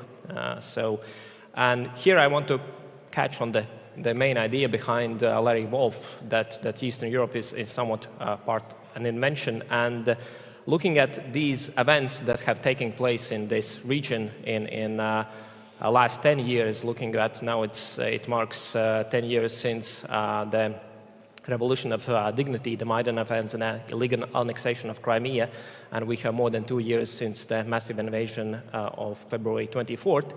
So are these events and the corresponding processes are something that reinvents Eastern Europe. And to try to tackle this, this question, or open question, we have this beautiful round of panelists. And first I want to turn to Marcy Shore. And I read a little bit of your book, The Ukrainian Night, and if I can, I will use a quote from this book. So quote goes this way. So, being close enough to Kiev to see Ukrainian friends who were traveling back and forth and at the same time immersed in the media culture of the West, I felt how little this revolution was understood. Journalists and politicians commented on NATO policy, oil pipelines, and international finance, but not on a transformation of human souls. So I'm not going to ask you about anything about pipelines or NATO policy, but I'm also not going to ask about human souls because it will take too much time. So, but what I want to ask you is, looking at these 10 years since the Maidan and 2 years since the large-scale invasion, so from your perspective, can we see some changes in the ideas that are around in Eastern Europe, and especially at a societal level? And what are the, let's say, my main ideas, taking some things from the title of the panel, that we stand for? So, and if you can be 4 to 5 minutes brief, I will address a question to each of the panelists, and then you will have another opportunity just to respond. So there will be another round. So, Marcy, if you can start. Thank you. Is this working? Is the microphone working? Can you hear me? Yeah. Okay. Okay, thank you. Thank you so much for the invitation. I'm thrilled to be in Kiev. I should first of all say I'm an interloper on this panel because I'm not actually Central European. I'm American, as many of you have figured out, except that, Slavik accepts me as his sister, and so in that sense, an honorary Central European. I often think of myself as a безродный cosmopolite, a bit of a rootless cosmopolitan, and perhaps for that reason, I have a very strong sense that what is at stake here with respect to Central Europe is much less identity and much more values. And this is a point that Yaroslav Hrtsak was making very often during the Maidan. He said, we have to stop talking about identity and start talking about values, because the discourse of identity is a trap, and nobody has a pure origin story about identity, whereas values is about choices. It's something we choose. It's something that is incumbent on all of us to choose every day. And that, in fact, is my story of how I ended up in Eastern Europe. I was captivated by the philosophy of the dissidents in the 70s and 80s. That's what originally brought me here. And what struck me about what was happening in that philosophy was that precisely at a moment when in Western Europe there had been a turn to postmodernism, and a sense that after the death of Marxism, there was no more great narrative. There was no more big story. And in order to resist that impulse towards totalitarian truth claims, we had to give up on the idea that there was such a thing as truth, or there was such a thing as a stable subject, or there was such a thing as meaning. And what I saw when I learned Czech and then Polish and then Russian and then reading in these various languages and in lots of translations was that there was a time after 1968 where East Central Europe developed a philosophy of responsibility. And it developed a philosophy of truth. And it resisted the notion that even after the death of grand narratives, there was no such thing as truth. There was an insistence that there was such a thing as truth, and that a robust sense of the subject, of the individual, was not what relativized truth, it was what grounded truth, and that the subject and truth were connected through responsibility. And Jan Patočka's idea of responsibility was that it was something we carried with us everywhere. It was not a contingent relationship to this or that. It was an ontological characteristic of the kind of beings we are. The whole notion of subjectivity, and in English this word is ambiguous, it's much less ambiguous in Polish. There's subjektywność versus podmiotowość. In Russian you can say, subjektywność versus subjektność. So this is subjektność, podmiotowość, what it means to be a subject, an actor, an agent, as opposed to an object who is passive. It was a philosophy of subjectivity that meant that we take responsibility, first of all and all of the time. Adam Michnik's idea of gradual revolution was that we all live as if we were free people, taking responsibility for all of our actions, regardless of any kind of constraints that we might be living under. And that was the philosophy I fell in love with as a very idealistic young person in my early 20s. And that was what, to me, the miracle of the Maidan was. All of that came back. That whole language that had been lost, that had faded away in favor of neoliberalism and free market economics, that all came back.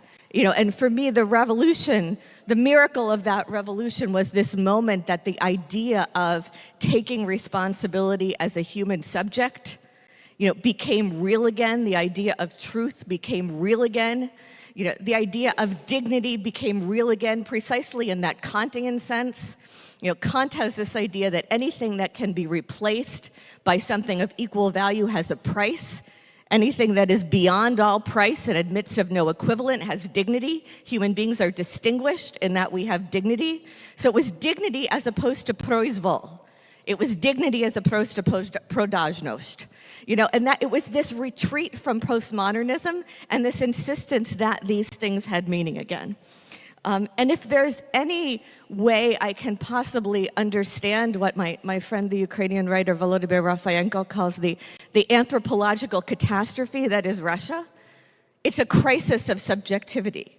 It's a failure of people to take hold of themselves as responsible actors as opposed to passive objects, to whom things are being done. And one of the most illuminating anecdotes about what is happening in Russia, I got from a friend of mine who is a sociologist in Vienna. Her career has been in German, but she grew up in Soviet Kyiv, and she was doing sociological interviews after the Maidan in Russia. And one of the questions she was asking people was, how do we prevent something like Stalinist terror from happening again? And when she came back to Vienna, she said, Marcy, not only did people not have an answer, they didn't understand the question. She said for them, Stalinist terror was like Naturgewalt. It was like a violent act of nature. It was like a tsunami. You can't stop a rainstorm from coming. Best case scenario, you have an umbrella in the closet, but it's not something that you yourself can do something about. And I think there's a very deep relationship between post-truth, the giving up on the fact that there is such a thing as truth, and this crisis of subjectivity. And my desperate hope for Ukraine and what I see in Ukraine that is so not only kind of inspiring in the sense of physical courage, but also inspiring kind of philosophically and existentially, is that Ukraine is the vanguard, of this moment, that returns a sense of real meaning, to what it means to be a human subject, to what it means to take responsibility for truth.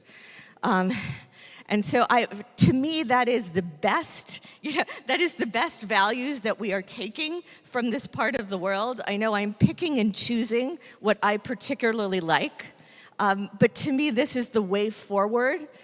This is what I see in Ukraine that is so inspiring. I think Ukraine is going to be the vanguard of this, and I think if this world is going to continue, if we're going to go on, it's only through that insistence that we are not just objects of fate, that we are human beings with dignity, that dignity is a priori, that those human rights are a priori, and we take responsibility for truth.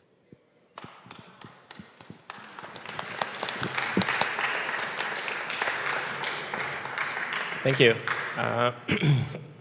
Next, I will turn to Sandra Kalniete. Ms. Kalniete, together with Anna Fotyga, you are at heart of, let's say, institutional heart of European democracy, the European Parliament. And during the last 2 years, there's has been quite a lot of, let's say, talking around the question of solidarity, of unity, both of European Union and of Eastern Europe as a region, and together with Ukraine. So, can you share your and maybe Baltic perspective on the issue of unity? So, how unified actually are we, and how, if there are some challenges, then how we can overcome them? Do you hear me? Yes. So I would like to quote one word from my previous speaker. That is choice, or to choose. And I think that one of the things which is important, that European Union and also NATO countries, we are surprisingly united standing against Russia. And this really has different nuances, but as to the Ukraine, as to the Ukrainian victory, I am deeply convinced that the most reliable partners, those who understand the immensity of Russia's threat, are Baltic states, Poland, and Nordic countries. Probably it is because our geographical proximity. In the case of Baltic states, this is 50 years long experience under totalitarian regime built by Soviet Union. For Poland, that is Soviet domination, but still Poland had some more free spirit. And the realism of understanding Russia is something which helps us, not such economically and militarily influential region, to have, I would say, unproportional influence in the discussions what are around Council table or in European Parliament. What Putin is counting now, he is counting on several assumptions that first, the West will be divided and weak. So this is over, almost. Secondly, that since we are weak, we will fail to provide Ukraine with weapons and money, which is needed for the victory. And third, what he is also all the time repeatedly using, he wants us to be terrified of escalation. And this is exactly those three assumptions to which our region is most resilient, because we have no illusions and we are not afraid. So remember what Pope John Paul said, don't be afraid. And for me personally, what is frustrating very much, that during 2 years since the full scale invasion, this dogma about escalation continued to shape Western military support. We have seen several red lines. We can't give javelins, then HIMARS, then F-16, and now we can't give long-range Taurus missiles. And what I want to what I'm saying always to my Western colleagues, that after 20 years of Putin's power, it's time that we are completely clear that we cannot afford to be weak, that weakness invites aggression. And few words about unity. I would call it internal cohesion. It's not so easy to achieve among 27, but we do it. And this is the biggest success, because if you look back to 2008 Georgia, then after Georgia it was business as usual. Even after Crimea, it was business as usual with few sanctions directed to those who were directly responsible in Crimea. What is difficulty? That we have few countries like Hungary, which is now joined by Slovakia, they are trying to undermine European efforts. But I would say that history will not judge them kindly. This is absolutely evident. And another thing, what is complicated, not only in Europe, but as you know, also in the United States, that politicians, they have no courage to look beyond national political optics. And this is really tragic in the case of United States and those 60 billions which stay and does not move. And then what we have to do, we have to be ready to recognize and to build up our military force, in popular saying, to arm ourselves to the teeth, because we have to be ready to resist Russia. And I would say that even those countries who are not so deeply involved in the war of Ukraine, they understand that Ukraine fights for Europe. But what Baltic states, Nordic states, Poland are doing, we are going beyond declarations. We are trying to push all our partners in the European Union, in every council, in every European Parliament's meeting, to go forward. Am I already at 5 minutes? Close. So then I will say a few sentences that another very practical thing, very expensive thing, and time-consuming thing is that we have to modernize rapidly now our military industry. This is must-do, and we have to do it with strategic long-term understanding. Otherwise, we will be where we are now, that Ukraine lacks artillery shells and other ammunition.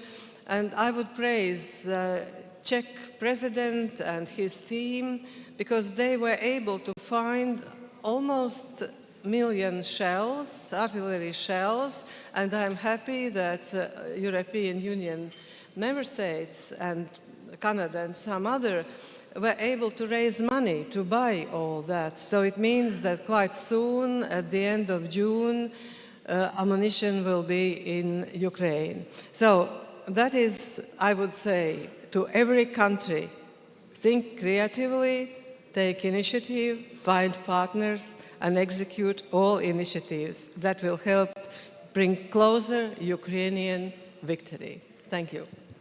Thank you.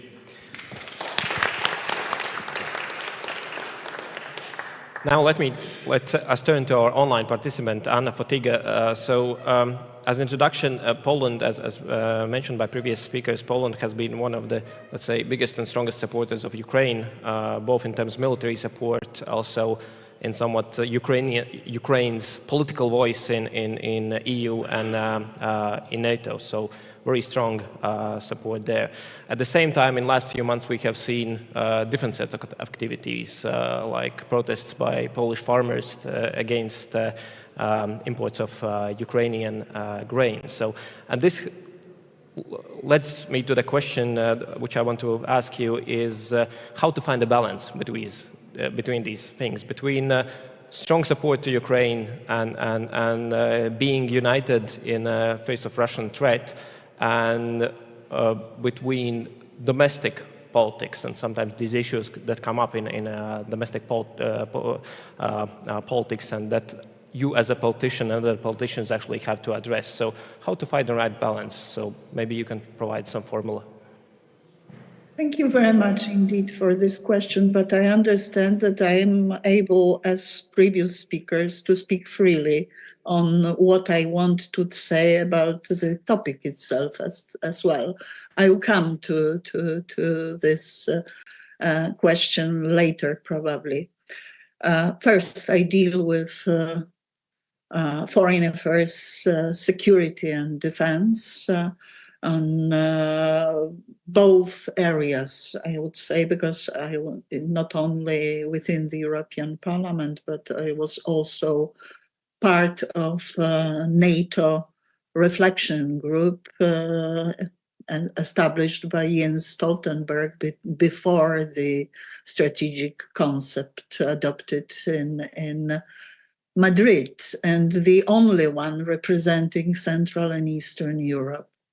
I commend Sandra Kalniete naturally on her diagnosis of Central and Eastern Europe. I echo it and share this view, but I feel slightly embarrassing to speak about Central and Eastern Europe, and even more about internal affairs of Poland in this context.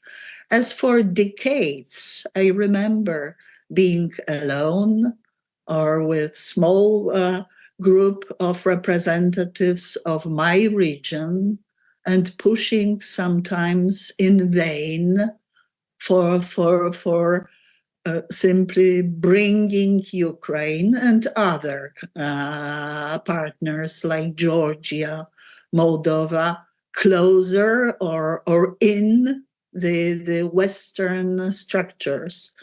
What was the problem actually was certainly in some cases in Central and Eastern Europe, but predominantly in the western part of the Europe. And why? I would like to return also to a statement by our American colleague on these responses to questions about de-Stalinization or de-Stalinization, actually.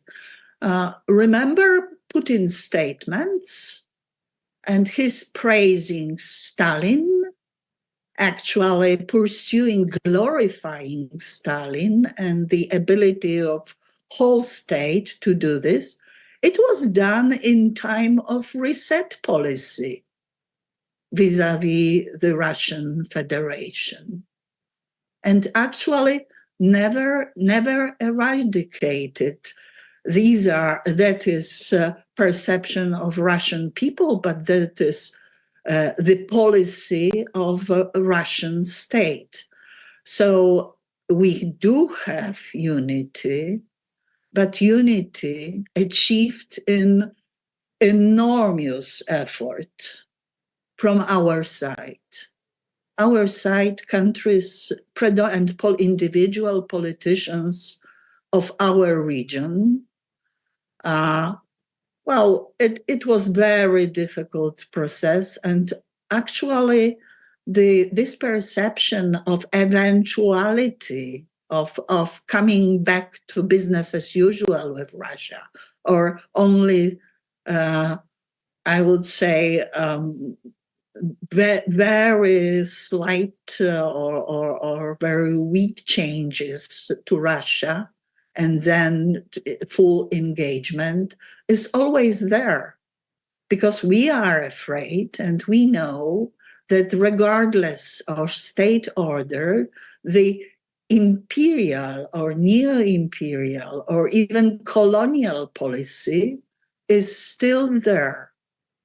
And when we speak about de-Stalinization, it is a problem in many countries of our region as well. I would like to comment on Hungary also. I'm certainly very critical with all my life stance vis-a-vis Russia, of Orban's policy vis-a-vis Russia and Hungary's policy vis-a-vis Russia. But Hungary is not alone. Actually, it is a very convenient partner for many much bigger players, actually. And still we have to be afraid and keep really monitoring the equilibrium in unity of the collective West, because Central and Eastern Europe is not a problem. We are in lead. We are pioneers in supporting Ukraine. Therefore, there is of course, the topic of grain, because there are two areas of Putin's destabilization that is global, not only to Ukraine. One is energy, second is agricultural markets, both requiring much more than Poland's reaction to this. It should be not only EU, it should be worldwide. And I presented it in media, so I think I should not elaborate on this more.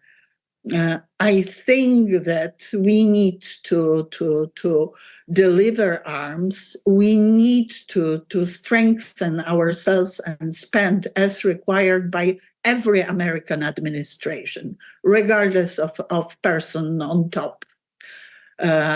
Spend more on our defense.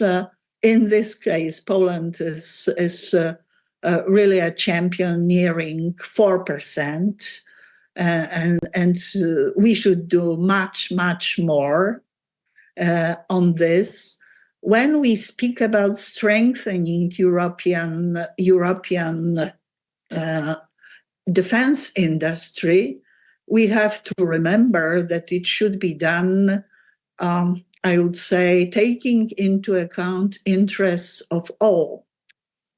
When speaking about political issues and I would say stance of individual member states vis-a-vis Russia, Germany, that was quite reluctant at the very beginning of supporting Ukraine with arms delivery, received 170 million or was promised donation to produce munition. Hungary, that is criticized so much, received 27 or so millions because of presence of Rheinmetall there. And Poland, 2 millions. Poland, that is a hub of the Western support for Ukraine and should increase, of course, production because of proximity to the front line simply. I give this as food for thought for those who speak about necessity to deepen integration in area of security and defense.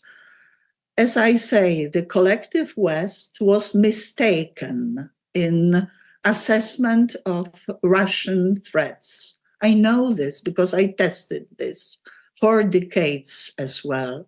And therefore, when we speak, we should be very cautious in talking about further integration of the European Union in this particular area. I must say I'm reluctant in subordinating security of my grandchildren to those, predominantly those who were mistaken, because they are to be in lead of this. Thank you. Okay, thank you. Thank you for your intervention, and I'm sorry. We're short in time, so we have to get going. And next, if I can turn to... if I can turn to Vitaly Portnikov if I can quote the previous Prime Minister of Latvia in one of his public statements, he mentioned that now NATO members are training Ukrainian soldiers, but soon we will have the other way around. Ukrainians will be training NATO soldiers. So it's about changing on the roles. And what I want to hear from Mr. Portnikov is how you see the role of Ukraine in next few years in Eastern Europe. Дякую за це запитання. Thank you very much for Я this думаю, що ми маємо question. усвідомити, I believe і в we цьому, all в have принципі, to realize, ключова роль and this is basically України у цій something війні, in which взагалі the в цій key role ситуації. of Ukraine lies in this Що war ми and in маємо this справу situation з at large. We have to незвичайною війною. realize that we не просто із are територіальним dealing with конфліктом, an extraordinary не просто war. із It's not конфліктом just щодо a майбутнього певної territorial conflict держави or a conflict about a Центральній Європі. future of a certain state Ми маємо in справу Central з Europe. конфліктом, We are dealing від результату with a якого conflict, the results and outcomes of which will largely define the way the world will look ми маємо чітко in the future several decades. поразка We have to understand Радянського Союзу у холодній війні that the defeat за великим suffered by the Soviet Union in the Cold War basically created opportunities for the so-called multipolar world, the world in which democracies defend their priorities and suggest that others join them in those priorities as well. But it had not always been that way. The defeat of the US in Vietnam and the disappearance of southern Vietnam, which the United States had pledged to defend, resulted in the formation of the multipolar world in which the Soviet Union spread its influence on different continents across the globe, and in which there was very little room for democracy. If Ukraine manages to survive and the international law is restored and strengthened, we will be able to remain in this multipolar world, the world in which democracies will continue to assert their priorities and the other countries will look up to democracies. If the conflict drags on for years and years, it will weaken and exhaust the West, it will weaken and exhaust Russia, then conditions will arise for the emergence of a bipolar world where the US and China will divide and share their spheres of influence, depending on their capabilities. If Ukraine loses and its statehood is no more and the international law is totally ruined, we will live in a multipolar world where China and Russia will share their influence in the Pacific region, and Russia will become a political hegemon in Europe because a lot of countries will be frightened by Russia's triumph and the helplessness of the West. For us and for countries of Eastern and Central Europe and for Baltic states, there are no guarantees that we will remain on the side of democracy if Russia and China get stronger and prevail. We don't know where the border of the world of democracy will go through. That's the problem, because we may deal not just with Russia's aggression against Poland or the Baltic countries, but we might deal with disorganized societies in those countries. And the voters in those countries, just by themselves, without Russian tanks, will bring to power those who would be able to make a deal with Russia. Maybe not in all these countries, but in many of them. And this is something similar to what's going on in Slovak Republic, in Hungary. We know about the sentiments in Moldova, and I can continue the list. So I really believe that it is in our region that politicians should become statesmen. We're discussing specific political problems, like what will happen to the agriculture of Poland? How can we make sure that we help Ukraine and at the same time to serve the interests of Polish farmers? You may win the elections but lose Poland, because if Russia comes to the border of Poland, then the politicians fighting for power in Poland now, both Tusk and Kaczynski, will turn into political marginal figures. And everything will be replaced by a project of Confederate Poland. The same kind of marginal forces will be strengthened in other countries of Europe.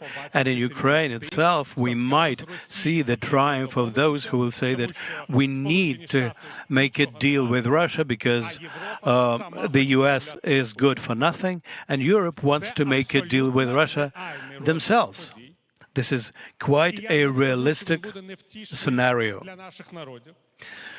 It will be very deplorable for our people and for all of us. There will be no one left out of those sitting in this panel, in this hall. We all will be replaced by totally different people. And they will be discussing на русском языке, in the Russian language. We have to understand this. In many capitals of our countries, Kyiv, Riga, Chisinau, and Warsaw. If we want this, we can just follow the developments and see how we can score political points. How can we help Ukraine without changing anything? If we are able to sacrifice our political interests for the sake of saving our states, then we may prevail.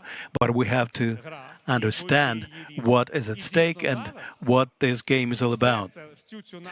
So true, now all this relative stability which we have is being preserved by the Ukrainian military. It is the Ukrainian military who makes it possible for us to consider options. If there are no options, we will definitely go straight to the world which we had so much trouble leaving in the last century. Thank you.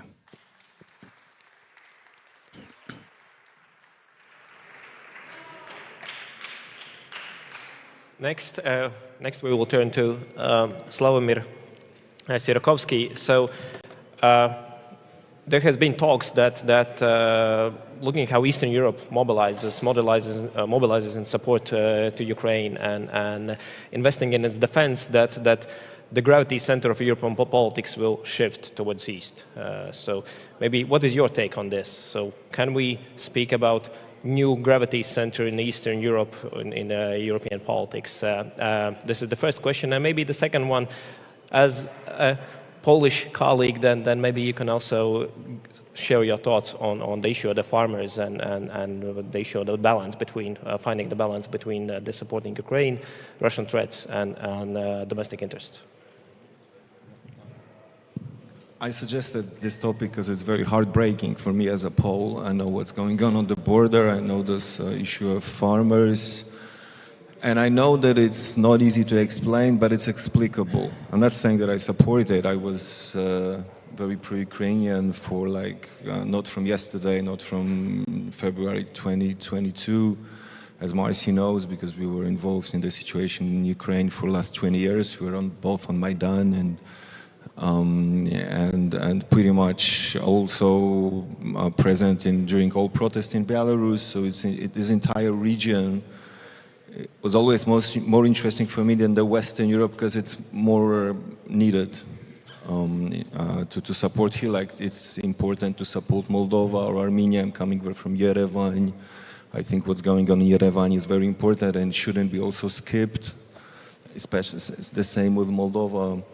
Of course, Georgia, and this region, I have to emphasize, is very specific. Sigmund Freud would say that it's a narcissism of small differences, and this is probably, let's be realistic, the least integrated region in Europe. Much less integrated than France, Germany, Spain, Germany. It's very hard to do something together in this region. As you know, the Visegrad quadruple is something that it's actually not operational for years. Because these four countries, although they had, it was a community of faith, a lot of common interests, a lot of common problems, and still very hard to do something more than just give it a name to these four countries. So this is one thing. Second thing is the reason why we are so disintegrated. It's of course the history. As one of the leading intellectuals of Eastern Europe used to say, victims have a heart of stone. Suffer poverty doesn't make us better, makes us more problematic. Like don't be too romantic, although we love in Poland to be romantic. It's not that we understand victims better when we were victims before. It's rather the opposite. It's more like a cue and a little and kind of a jealousy or envying who is more deserved to be supported. And going straight ahead to the issue of farmers, because it's like let's get to the point. What we have now is probably the most pro-Ukrainian authorities in Poland you can have, not only in Poland but in Europe. Donald Tusk was the first politician in the world that spoke in Ukrainian in Verkhovna Rada, in the parliament of Ukraine. He was the first politician to go to the front line with Volodymyr Zelensky. He's not a politician who all of a sudden changed his mind. I can say the same for Radek Sikorski, not only because I know them well as a Polish journalist or a public intellectual, but also because I know them very well privately. And I know the kitchen of Polish politics. And the choice is simple, and I'll try to, please try to look at it from this perspective. If the choice is to behave like the government is behaving now, being quite quiet and even being very, very understandable to the position of farmers, and solve this issue and don't lose elections to Polish populists. And we have 2 elections, one in 2 weeks, the second in 2 months. Is a better choice than to lose elections and do the same problem in the border or even worse, because populists will not change, they are the most pro-farmer, although they, a year ago, caused this issue. It was Donald Tusk actually who first was alerting that there is a problem with the transit. Something is not going on well. Something is not going on by the rules. Not the populists. Populists were waiting for the new government to leave it to them to cause a problem for them. I'm pretty much sure, and you can cut both of my hands, that once this problem, internal problem in Poland will be solved, the next thing that this government will do next day will do everything what's possible to open the border and to do everything what's possible in all possible dimensions to support Ukraine, militarily, politically, and in the EU. And for many, many years, last 8 years of Polish populist power, Poland was probably the most harming political subject to Ukraine, because after what Poland was doing in Brussels, conflicting with entire Western Europe and disintegrating Western Europe, was giving a huge question mark to what it means in the minds of Western European leaders to take Eastern European country to the EU. After the issues with Poland and Hungary, to take Ukraine to the EU was really a problematic issue. So what happened in Poland, thanks to Donald Tusk, by the way, is like reversing this problem.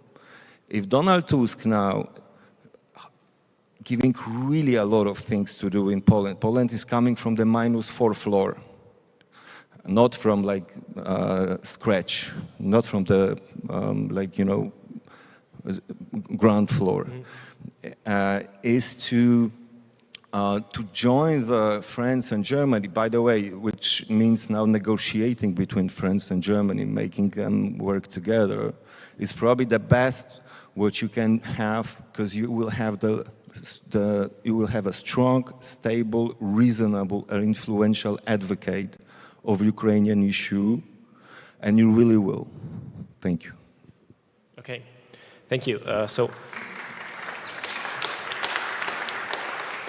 Organizers are passing me notes. It means that we are running out of time, but we will still have one speaker, Julian Shifu, and I know that you have your own notes and what you say, but let me address you one question, drawing also from your background, from your profile. So looking at these different things that we heard from panelists, also looking at the Hungaries, the Slovakias of Eastern Europe. So is there a way how we can solve these maybe disputes that are currently arising, maybe arising in the future? This is as a short question, and maybe then you, if you have some comments on the topic overall.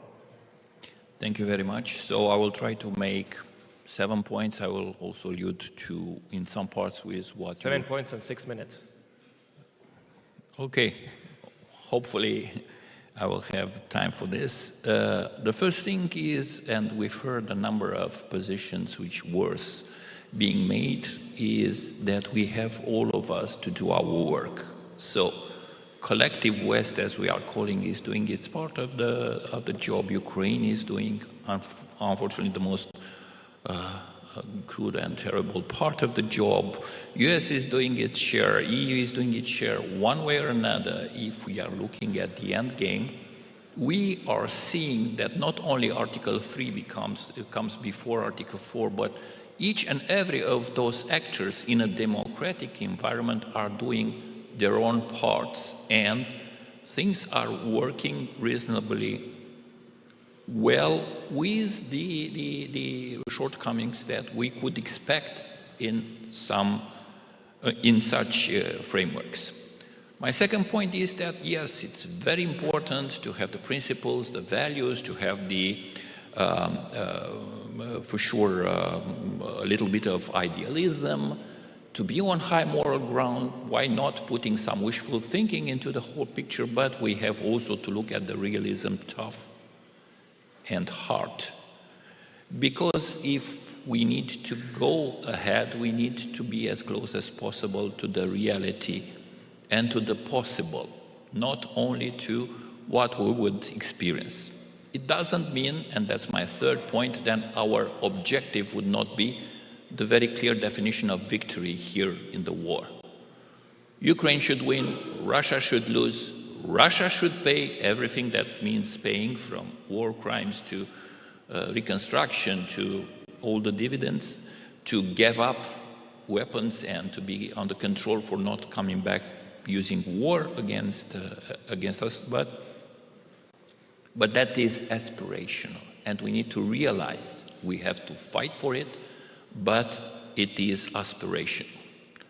My first point, and it comes with realities, and it's a plus, because I don't want us to go in the, negative part of the mood.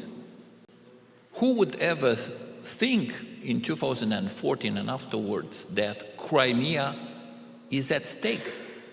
Today, Crimea is feasible. Ukraine proved it. We can do that. The same, Black Sea. We have a Black Sea denial, at least in the western part of the Black Sea. Yes, first and foremost, at the naval level, we should move that at an air level as well. But it's here, it's with us. War has been brought at each and every Russian doorsteps. It's important. It gives the sense that the war is here and it's not somewhere out there where we can destroy because it's Ukrainian territory and we don't care too much. No, it harms us directly. And it's important for Russia to know this, to see the rising costs, at the same time to see the resilience of Ukraine, who proved us through the intangibles of war that we are seeing each day here. My fifth point, it's about the war itself. Yes, the war is back in Europe. We were telling this for ages, and unfortunately I was in a position of telling some of our partners and allies, we've told you several times that it will happen, at least 3 times. Well, now, long-term, high-intensity, full-scale war is a threat that needs to be absorbed by all the NATO, EU member states, and we have to prepare and to prepare also the deterrence by denial, but also the forward defense, which, by itself would support Ukraine. My sixth point is that, unfortunately, Russia will not stop. If it's not going to be stopped, it's not going to stop. It is learning, it is adapting, it raises the level of ambition if it has small gains. And in that respect, and I would like to underline that very point, don't buy time for Russia. By no means. There's not such a thing as a break. There's not such a thing as, I don't know, an ad interim whatever type of agreement. It doesn't exist for Russia. If you have question marks, look how they came. 2007, getting out of CFE treaty, 2008, Georgia, 2014, Crimea and the aggression in the eastern regions of Ukraine, 2022, large-scale war. It won't stop. NATO is at stake. Just take the statements of Putin and the way that it is militarizing its own society nowadays. And my seventh point, okay, also with the good news, solidarity. You can bet on it. Go back with your minds 2.5 years ago. What we were thinking about that. I think that we have more solidarity proven than we could have thought at that moment that it is possible. This is a good news. It's not something that comes, with, security as a given, defense as a given. No, it has been built up and it's a reality and it comes from our societies. Yes, fatigue. Fatigue is there, but it is up to the political guys to deal with it. Dealing with the internal policies, dealing with the resources, dealing with maneuvering, because that's their point, and actually between political acceptability and resolution to do the things, and actually that's the point where we have to bet on leadership. Is democracy ready to have leaders? Some would put it, no, it's a weak thing, whoever can arrive and can do whatever and be a president, a prime minister and decide whatever he wants. No, it's not the case in democracy. That's why we are institutionalizing democracy. That's why Ukraine aimed for democracy, to build up the capacity that creates the leadership, not because of the person who is in charge. Yes, it's very good if it is charismatic, well-trained, well-prepared, but it's about democracy in itself and leadership as a whole. And once again, I have to bet on leadership that this will come and solve even the elements of fatigue that are natural in a long-term, high-intensity, full-scale war. Thank you. So with this, we unfortunately have to finish, and let's understand this panel as, let's perceive this panel as a starter, not that we are giving all the answers, but as a starter to continue these discussions during coffee breaks and during the more informal setting. So join me once more in thanking our beautiful panel, and see you soon.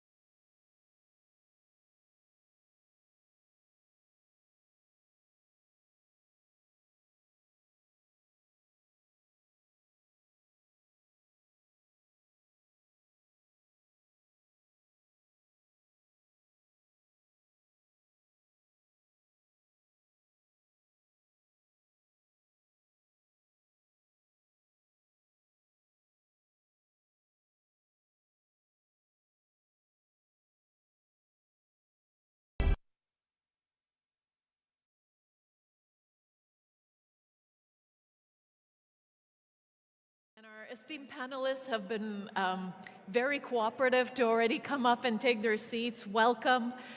Let me introduce you to the audience.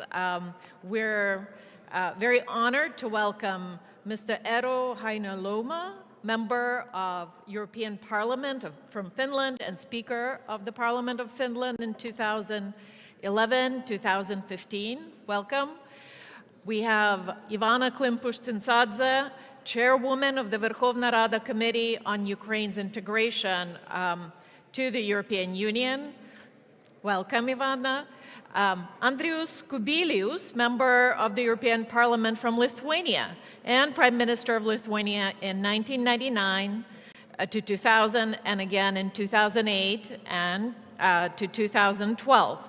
Antonio Lopez Isturiz, Member of the European Parliament from Spain and Secretary General of the Centrist Democratic International and Secretary General of the European People's Party in 2002 and 2022.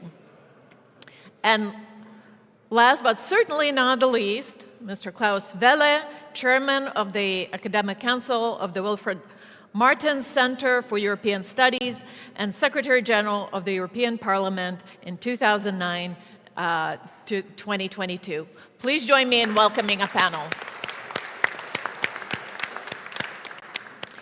Before we proceed with the discussion, which is obviously about the future of Europe and the impact of this really important year with the European Parliament elections looming, let me just recognize that we have, a number of really key allies and partners of Ukraine represented here: Germany, Finland, Lithuania, Spain. We also have heard before, and we welcome in our conference representatives from many more partner states, from Poland, from Denmark, from many more European countries, as well as the UK and the United States. So with that, allow me to express gratitude to all of you and to your societies and to your countries for standing up with Ukraine and supporting it in this hour of need. Please join me.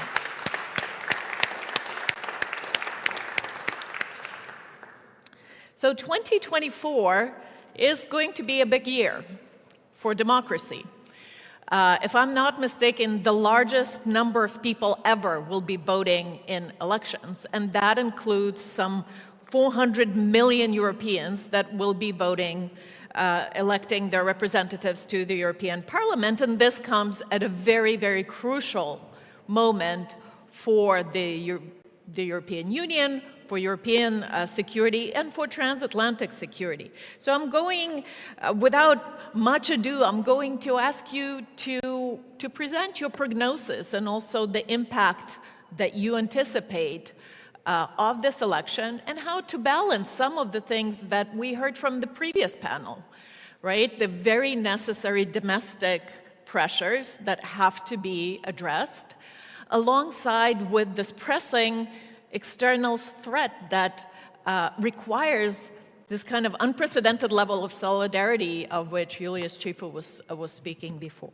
With that, please, I invite you, Mr. Heinäluoma, to start us off. So, good afternoon to all of you, and may I thank by greeting Arsenik Yatsenik Foundation for organizing this important forum once again and making it possible that we can meet each other and listen each other opinions and evaluations what we ought to do now.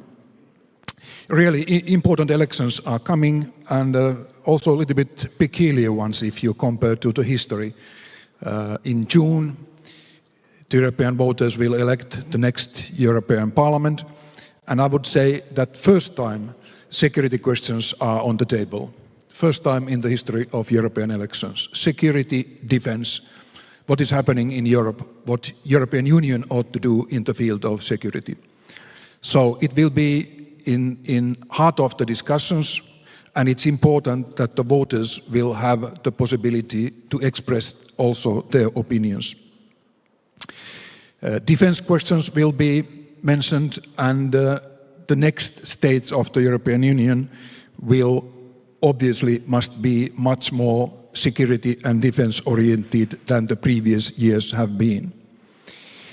The European Parliament has been historically very strong supporter of European integration, also supporter of EU enlargement, and also during these years very strong supporter of Ukraine. The main political parties, like my own group, Social Democratic Group, have been in favor of assisting Ukraine, in favor of starting negotiations, membership negotiations with Ukraine. But we know that this is not the whole picture. And if we are looking what can happen in the European elections, we have also far-right parties and far-left parties who are not pro-European integration and who are not pro-Ukraine, as you know. There are parties, also some MEPs, who are more friends of Putin than friends of Ukraine. And this is a pity. But that's also the reason that it's really important that people can see very clearly what is happening in Europe, what is happening in Ukraine, and what's the threat of Russia towards to all of us security. Ursula von der Leyen, the President of the Commission, said in autumn 2019 that her hope is that her Commission will be remembered as a geopolitical Commission. I remember those days when she gave the speech in the Parliament. Quite many were a little bit amazed. What does this mean? Also, people were a little bit smiling. That is it a real possibility that the European Union could be a word player? It's a sad story that after the Russian aggression in Ukraine, the full-scale attack towards Ukraine, nowadays European Union is really a geopolitical player. And it's important that the European Union can understand rightly its necessities and its role in supporting Ukrainian cause. European Parliament has always been in favor of EU enlargement, and this is also important topics here. Europe cannot be a closed fortress. It must be open for new members in Europe, and it must be open for cooperation with those coming inside the Union already before the membership. Ukraine is now taking decisive steps towards European Union, which is warmly welcomed. And then I would only say that it's important that Ukraine has the ability and the strength and commitment to do the necessary reforms to make it possible that this could happen as soon as possible. Minister Councillor Duflot said earlier this morning that it's important to know that this decision must be merit-based. So every candidate must be looked at the real merits, how they are doing the practical things to become an EU member state in the future. And I hope that this won't be only a decision of political nature. To start the negotiations was also a merit-based decision. To accept Ukraine as a candidate country, that was more political, but in the future it's important that all the countries are looked at the real records, what they have in their integration towards European Union. When I'm talking about reforms, and this has been mentioned already before here, I'm also meaning the reforms what the European Union must do before it can be capable of accepting new members. And I would mention here two areas. The first one is the role of defense in the European Union way of thinking, way of working. It must have much stronger role in the future, and the role of security must be acknowledged in the decision-making processes of the Union. Nowadays, we still have some, I would say, ridiculous restrictions in our possibilities to help, for example, Ukraine. EU budget money cannot be used for military purposes. European Investment Bank cannot give money for defense industry purposes, which is a ridiculous thing if we think what we ought to do, according to the discussions also here earlier. So we must change the way of European Union is working. We must look all the structures and be sure that we can do the necessary reforms inside the Union, and this must be done as soon as possible in the beginning, already during the spring and also in the beginning of next legislature. The threat is imminent, as has been said today. We must have the resources and capabilities to express our own defense in front of these threats. And then the second area which must be also reformed is the European Union decision-making structures. We still have the principle of unanimity in making foreign policy decisions, which is totally understandable. You have 27 nations, member state nations now. If one is against, European Union cannot do anything. This is ridiculous, not acceptable. So we must to accept that in the area of foreign policy and security policy, we can go to the normal majority decisions in the European Union. And this must be done as soon as possible and in the beginning of next legislature.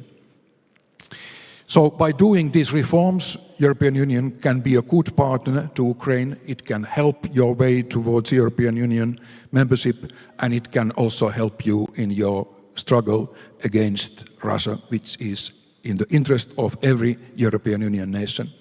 I suppose nowadays every member state in the Union can see that their forces, their might is not enough to cope with the threat of Russia. Big or small, we have to be united, and we have to act together to make sure that Europe is a better place for all the nations, both inside the European Union and also outside the European Union. Thank you. Thank you so much, Mr. Heinaloma. And especially, I appreciate your point about the centrality of defense for this new Europe that's going to be shaped by the upcoming elections. Let me next go to Mr. Klaus Welle, to you.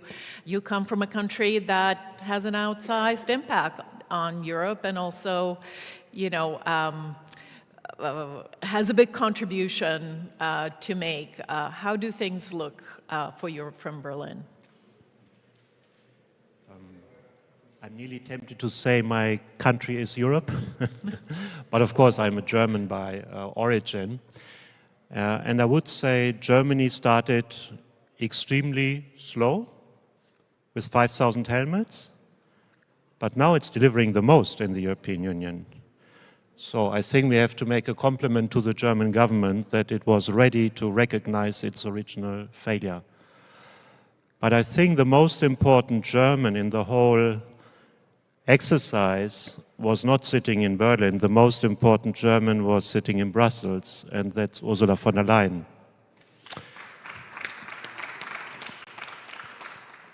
Because when Germany and France were very hesitant, she took over the lead. And maybe 1.5 years ago, I had a meeting with Henry Kissinger in New York, who was always a bit doubtful about the European Union. So I like to provoke him because he said, who is leading Europe right now? And I said, from my point of view, leading Europe right now is Ursula von der Leyen, because she filled the void. And we had the first sanctions package 2 days after the war started. So Europe has been profiting from two very powerful women, from Ursula von der Leyen, but also from Roberta Metsola. Roberta Metsola was the first to invite the Ukrainian president to a parliament, the European Parliament, and your president has been speaking to the European Parliament 1 week after the aggression started. And Roberta Metsola was the first president of an EU institution in Kyiv when Kyiv was under heavy shelling. And it was the European Parliament that first from all institutions asked for membership status, membership negotiations with Ukraine, and played a very important leadership role. And that's why when you're asking what's the importance of the European elections, personalities count. I think it's important that Roberta Metsola can continue to fight her fight also for Ukraine.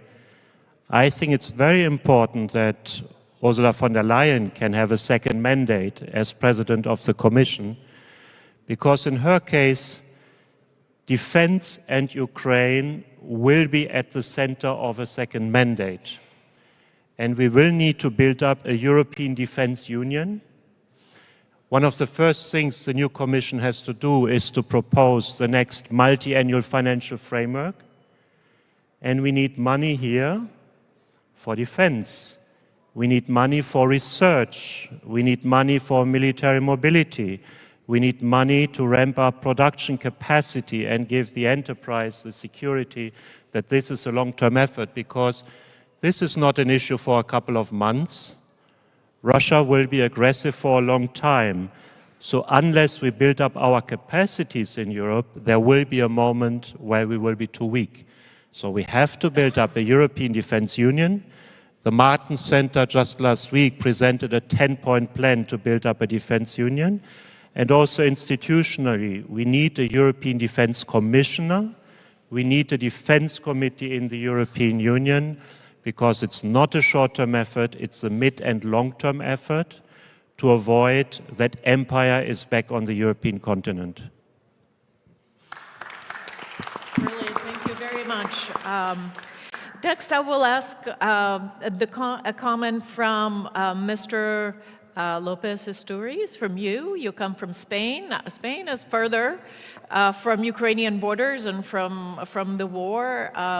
What do you expect Spain, but perhaps more broadly, sort of the, what we call Southern Europe, but also the centrist democratic coalitions that you represent? Thank you. Thank you, Mariana. And first of all, I would like to thank Arseniy Yatsenuk and the organization for the invitation.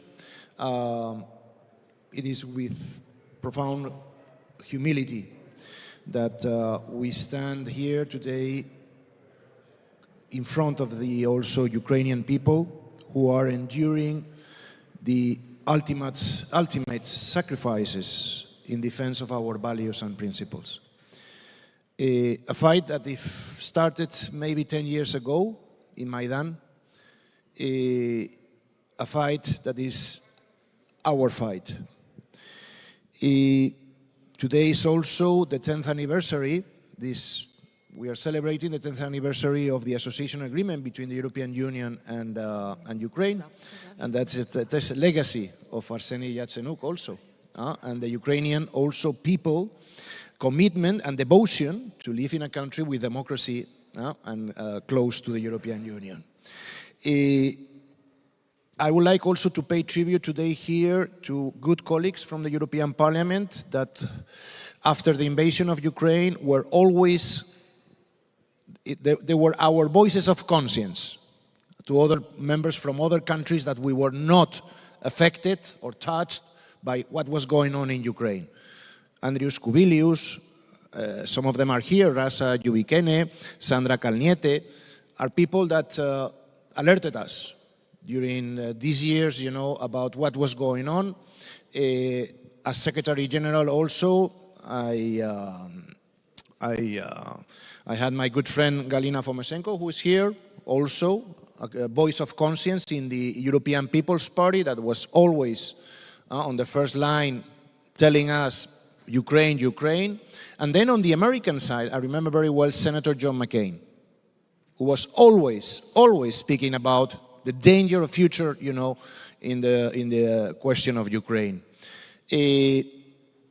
Europe has been living 80 years without wars.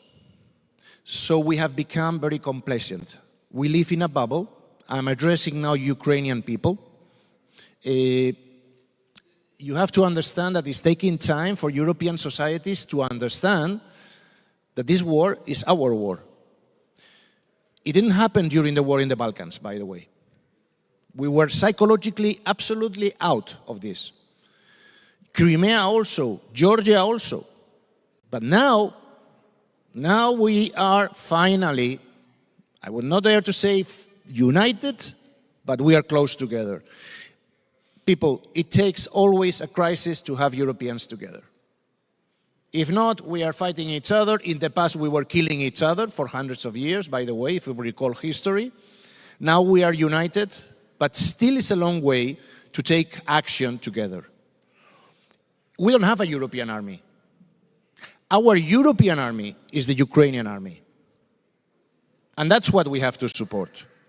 And that's what we have to help. And some countries are committed, others not so. We have to find an understanding in this. My country, Spain, for example, I have to say, the Spanish society has been incredibly supportive.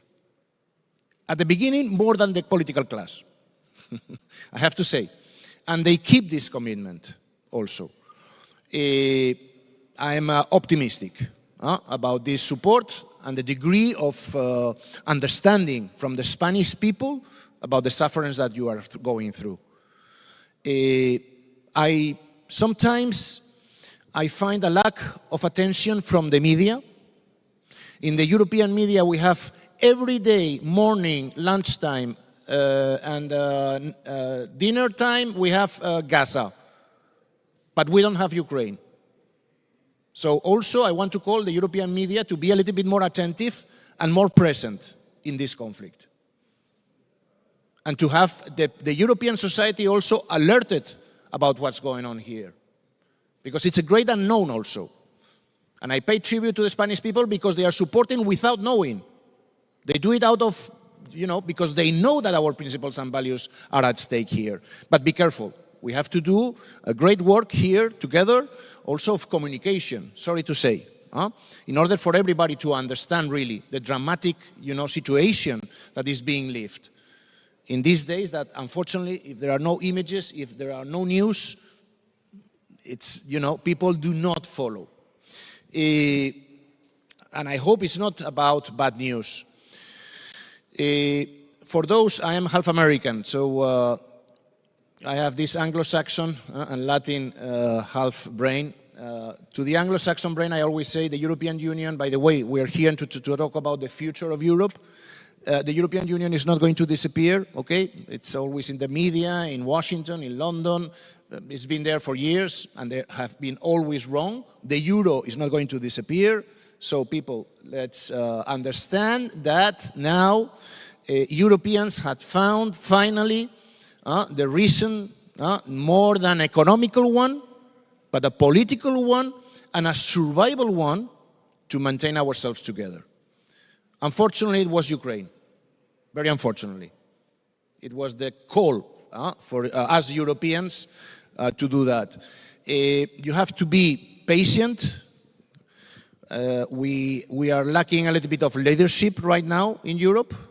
Takes time. Klaus was talking about Helmut Kohl and people like Nicolas Sarkozy in the past and so on. There was big leadership. Right now, we are suffering a little bit of lack of leadership. But we will find it soon, I'm sure. And about what was spoken about the question of now the elections, European elections, the race of the extreme right, the coming of Trump in the United States.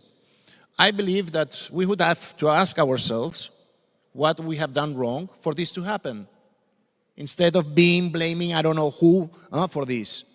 And for us, democratic politicians, center-right, is our duty, and also to social democrats from the extreme left, us from the extreme right, to recover the votes of unsatisfied European peoples that are now voting these extreme options.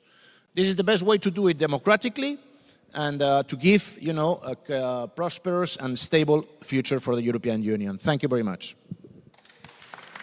Thank you very much, Mr. Lopez Asturias. And You point that, here we are in a company of like-minded people that understand the origins of this war, the significance of this war, the threat that it poses to all of Europe. Cannot be taken for granted. We still have to make that case to the constituencies whose money... Go ahead. Mariana, I come from a country where I was born in the north of this country, of Spain. I had to leave my city when I was 9 years old because terrorists wanted to kill me and my family. So in my particular case, I understand what it is to be threatened and to risk your life for very different circumstances. I don't want Europeans to go through this to understand what's going on in Ukraine. But at least that they show also, until now the European society has demonstrated this solidarity, and we need to keep it on. Thank you. Sorry for that. No, absolutely. That's a very valid point. I'll pass on the word to you, Mr. Kubilius. You represent Lithuania, a very dear and close ally of Ukraine in this fight. What do you expect of this election? Well, thanks a lot, first of all, really, for inviting and organizing this brilliant conference, traditional conference. Arseny, really, it's great. Second, when I am asked what I expect from elections, I expect to be re-elected. One thing. But second is really, I'm asking myself what I expect from the next parliament to deliver, how I imagine situation, of Europe in 2029. I have very, again, personalized vision. Ivana Klimpus-Tsintsadze and Arseny Yatsenyuk in 2029 are participating in European elections. I elected to European Parliament, and all together we are doing the job. Well, maybe it sounds, a little bit out from reality, but I believe that we can make that dream a reality. If we shall do on the Western front, what I call, if we shall do our job. And I see three, topics, what the next parliament will need, to concentrate. First of all, Ukrainian victory, integration and enlargement, and third one, transformation of the broader region, which will be brought by Ukrainian victory and Ukrainian integration. Broader region means Belarus and even Russia. And now, in a very concrete way, I will talk only about victory. But what I see, what we need to do, we need to move very clearly from our language of solidarity, how much we support and so on, to very practical and very material solidarity, which is still not at that level which we would like to see. And I'm repeating some numbers which I started to dig down at the end of last year when I saw that the front line in Ukraine is not moving as we were expecting. And my question was very simple. Well, we are declaring, the West, we are declaring that we support Ukraine as, with all our efforts. And my question was very simple. The West, EU and US are, if to measure economies, are 25 times stronger than Russia. And very simple question, what is that evidence on the, front line? And, very simple numbers are showing what is, at stake. Russians last year spent more than 100 billion euros for military, offensive against Ukraine. Ukrainian side, with all our assistance from EU, from US, with Ukrainian money, managed to consolidate and to have only 80 billion euros, which means that our support is, is allowing Ukraine not to lose a war, but is far too short for the victory. And now from those 80 billion, 40 billion on Ukrainian side were Ukrainian money, which means that combined West, EU and US, managed to generate assistance only at the level of 40 billion euros per year last year. What is needed for Ukrainian victory? Very simply. Those numbers on Ukrainian side need to prevail Russian numbers. And it means that the West needs to generate around of 100 billion euros military assistance per year. And knowing how to say, challenges of American democracy, I would say that EU needs to be ready to deliver, and to deliver immediately. That is a problem that the election campaign is coming into the middle of what is needed to be done. And I will not, continue too much of those details and numbers, but I see the only way, realistic way, how it can be resolved. Member states will not raise individually such amount of money. Russian assets is a good, source, but unfortunately, I would give, less than 50% that it will be done, that those assets will be seized and used, at least, during this year. The only way is for Europe to see Russian aggression and the danger for the whole Europe, as it was seen with pandemic a few years ago. Which means EU needs to go into the market to borrow and to use those money for, for defense of Ukraine and for the victory of Ukraine. I would remind that when pandemic came, EU went into the financial markets, borrowed the first time on EU behalf, and the amount of money was, if I am correct, I am looking to General Secretary of European Parliament at the time, perhaps around of 800 billion euros, if I am correct, 750 or something like that. So Europe can do that. So that's what is important to do it immediately, and that will be a huge task for the new parliament to jump into this job from the very beginning. Thank you very much, and thank you for emphasizing the strength of the union, right? There's a lot to leverage, there's a lot to harness, and we could put it towards a very necessary set of goals, including Ukraine. Ivana Klimpush-Tsintsadze, you have been, Ukraine's European integration has been your bread and butter for a very long time. And now looking at this year, but perhaps beyond this very crucial time for the European Union, and the opening of Ukraine's membership negotiations, such a long-awaited step, what do you anticipate as the greatest opportunities and biggest challenges in this path? Well, thank you, Mariana, and I would like to thank Kyiv Security Forum for placing me on the panel with MEPs and with people who know how to guide the European Parliament for decades.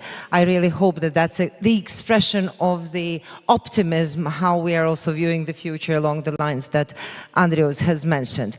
But with your permission, colleagues, since we are in Ukraine, I'll take the luxury of speaking Ukrainian, and I will be continuing in Ukrainian. Для нас, напевно, вперше за багато-багато років принципово важливо, як буде далі розвиватися ситуація в Європі, в демократичному світі, particular what results we will see after these elections, including the European Parliament election. And for all of us, it is clear that there is quite serious inclination to the right, which colleagues mentioned already, and serious risks are obvious from the point of view of this turn to the right. Why is it happening? It is happening for a number of reasons. One of them may be like historical spiral, when after long global leftism, we see the turn towards right nationalistic approach. On the other hand, we see this rebellion against establishment of Western political elites, against their closeness, against their not preparedness to meet the requirements and demands of people. And the third thing, which in my opinion influences, is the war by Russian Federation against Ukraine, not as much Ukraine, but against the free world. And we should realize that all this is happening on the background of the societies, in particular in Europe, which are, I apologize, socially spoiled from the point of view of well-being and security. And this is happening, unfortunately, on the background of the societies for which well-being means more than values. These are not my words. This is John Burrell's words. And this is, sociology says that they're not prepared to defend these values. Like in Poland, only 30% of population are ready to take arms in order to defend their values, which allow them to develop. And obviously, these things complicate substantially what we may expect in the future. But nevertheless, I believe that irrespective of the possible increase of the number of right radicals and left radicals in European Parliament, we may count on the ability of European Parliament to produce decisions similar to the decisions which were produced by this Parliament, which are based on values, though it may be more skeptical from the point of view of these decisions. Maybe it will continue taking such decisions, but most probably with a much smaller number of votes. And this will be a challenge, and it will be less prepared to pay attention to such issues as migration, countering authoritarian regimes, Green Deal, or rights and freedoms. And this is a challenge for all European parliamentarians which are going to be elected into the next European Parliament. And for them, it will be a challenge. Therefore, I think that the first two things which I mentioned, I mean this rebellion against establishment and this turn to the right, they still would not play such an important role in the future of Europe, which the war plays. And at the previous panel, it was mentioned, and Vitaly Bortnikov spoke about, on the result of this war, the future of Europe will depend. And it may be both negative and positive. And we are able to make it positive for the European Union to continue playing more serious geopolitical role, for it to pay serious attention to military power, to turn from military weak organization into a serious military power, and for it not to be dependent on the United States, but at the same time for it to be open for enlargement, which it declared. And for us not to become hostages of internal debate in the European Union and revision of a big number of politics within the EU, for this process not to become a hostage of the time when the process of political reforms in the EU will be completed, because on this our future will also depend. Therefore, in conclusion, I would say that the future of the European Union depends on how the puzzle of reality and actions according to reality will be organized, it will be formed by European parliamentarians, European politicians, who will become members of the next European Parliament, who will lead the next European Commission, and who will lead the EU member states in the next electoral cycle. Because leadership is very important. On this leadership depends the future of the next generations, which must be concentrated on peace, self-development, and self-realization and development. And the need to try and surmount short-term challenges and short-term temptations in order for a long-term gain. We still have a little bit of time in a panel, so I'd like to put this question to all panelists and ask you to briefly reflect on it in turn. So we talked about this year, we talked about this important elections for sure, but you know, European Union, Europe is here to stay for a very long time. Eventually, Ukraine will be a member. And absorbing a country the size of Ukraine, the economy, the population, the geopolitical entity that it is, will be transformative for Europe. Not only will Ukraine need to reform, not only Ukraine will need to, step up to European standards and do all sorts of things, Europe too will change. If you could reflect, how do you anticipate Europe will have to and will change with Ukraine in it? We'll start from Mr. Heinaloma.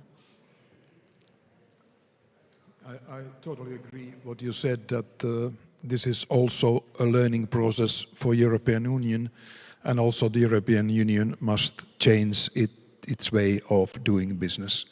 And the most sincere changes must happen in the area of defense, as I said. But the good thing here is that we can already now see that people can understand this need of change, and they are doing this process, and it's going to the right direction.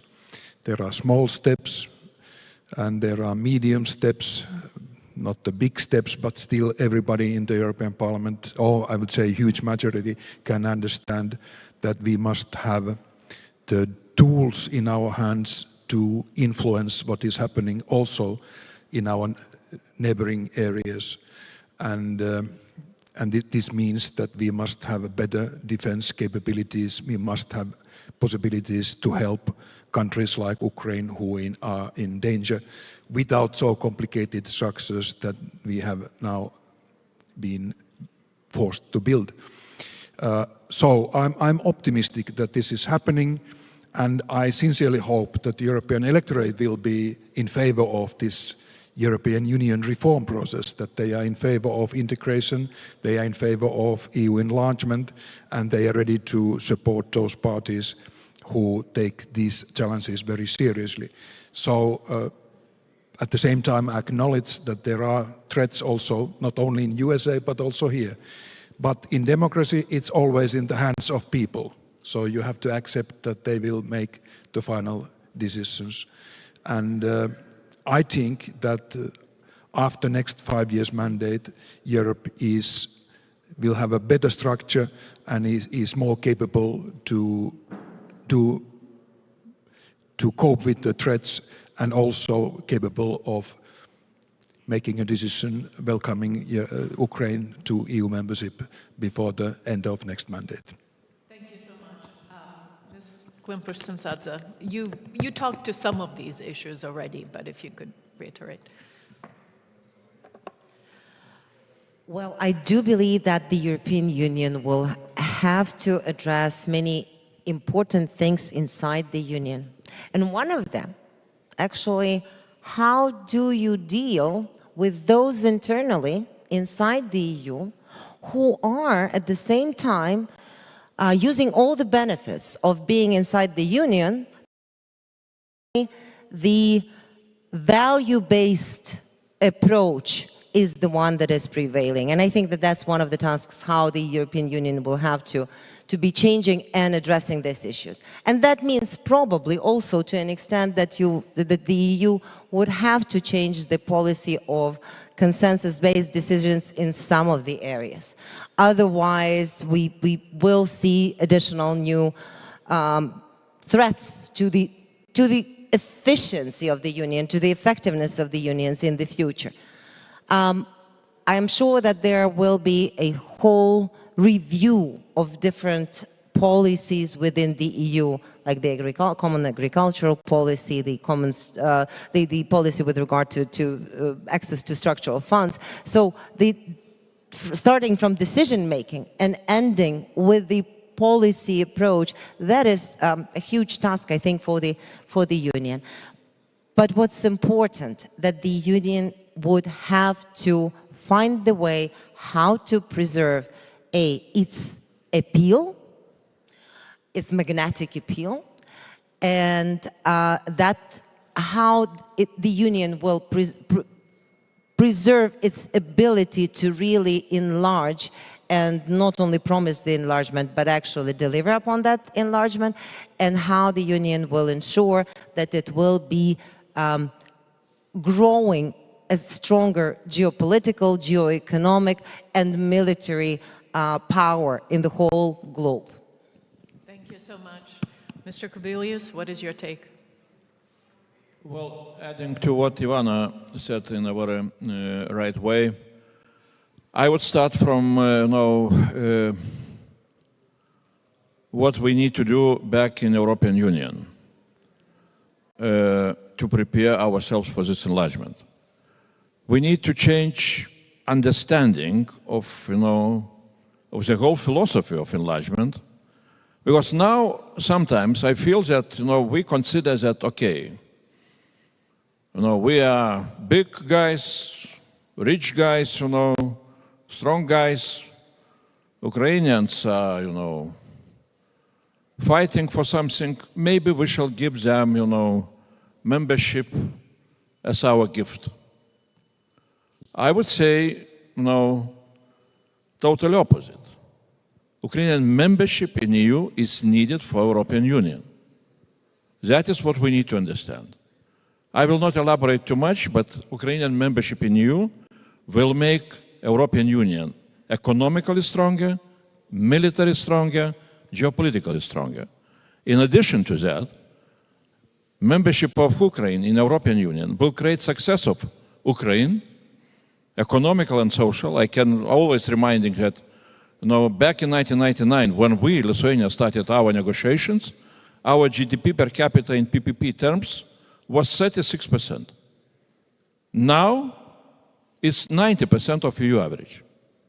We are coming close to Spain, and the best achievement for us is that we overcame Estonia by 1%. But you should imagine what does it mean next 20 years for Ukraine, for such country with huge potential, which now is exactly the same 36% GDP per capita in PPP terms if you compare with the European Union. So it's great success which is coming, and that success will create the major transformative power for broader Eastern region, Belarus and Russia. And we should not be afraid of that transformation, which I feel sometimes still is somewhere in big capitals in the West, is prevailing, because some politicians are saying, well, look, if Ukraine is winning the war and Russia is defeated, then maybe Putin regime will collapse, and what will happen? Maybe something worse will come. Let's look into totally different, way. Ukrainian victory, Ukrainian success really can, push transformation in Russia. Putin regime can collapse, and that will open the doors for positive transformation. And that will be the major achievement for the whole European continent. So that is why even now we should not be afraid of, of Ukrainian victory, of Ukrainian success, and we should do that job looking into much broader, goals and much broader agenda. Thank you so much. That's very well put. And We know now a new European initiative from Mr. Kubilius, the Common Sunshine Policy, that perhaps will become part of future Europe. Mr. Lopez Asturias, over to you. Thank you, Mariana. There is no doubt in my mind, in my European experience, 25 years, 20 of them as member of the European Parliament, that Ukraine will become member of the European Union. If I am re-elected like Andrius, that will be in my next 5 years my commitment in the European Parliament. And those who know me know that I keep my commitments, always. But will not be easy, of course. I cannot hide it. Friends are here to tell the reality. We played games with Turkey for years. Turkey yes, Turkey no, member of the European Union.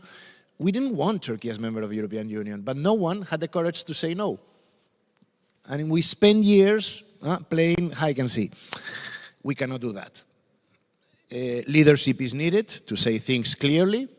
Ukraine will have to go, like everybody else, through the same process, with the same requirements, no differences, because that's what will give strength to future position of Ukraine in the European Union. And historical note, when Spain, Greece, and Portugal past dictatorships in these countries from the south of Europe came inside the European Union, the Anglo-Saxon press said, the European Union is going to disappear. That didn't happen. It was reinforced. When Poland, Hungary, Lithuania, Latvia, and so on joined the European Union, the Anglo-Saxon press, the European Union is going to disappear. Here we are. When Ukraine will join the European Union, I hope that they will be a little bit tired of these announcements, catastrophic announcements about the European Union, because I think that the reality will be another one. We will be greater and stronger. Thank you. Wonderful. Thank you so much. This is really well put. Finally, over to you, Mr. Vella. Yes, thank you very much. I believe we need to do three things. And the first thing is probably the most important. We need to have a solid budget of the European Union based on own resources. Because if we try to pretend that we can do it with existing resources, we will have all kinds of conflicts with Polish farmers, with French farmers, with people fearing for their regional funds. And someone will organize a referendum somewhere and things will go wrong. So, why is it a problem if really the European Union, with everything it's doing now, is not having 1%, but let's say 1.5% of GDP? I think it's not. The second thing is that the European Council needs to be transformed into real collective leadership on security and defense, because that's what the presidencies are normally doing. And for me, that means taking decisions on security and defense with qualified majority in the European Council, because there you have the legitimacy that is needed to take those decisions. And the third thing, we see that the United States will be more and more focusing on Asia and on China, and even independently of who is the president. I think we need to prepare ourselves that conventionally we can defend the European continent ourselves. Fantastic. Thank you so much. Please join me in thanking this excellent panel. I know I've learned a lot from all of you, and thank you again for your lasting support. Thank you.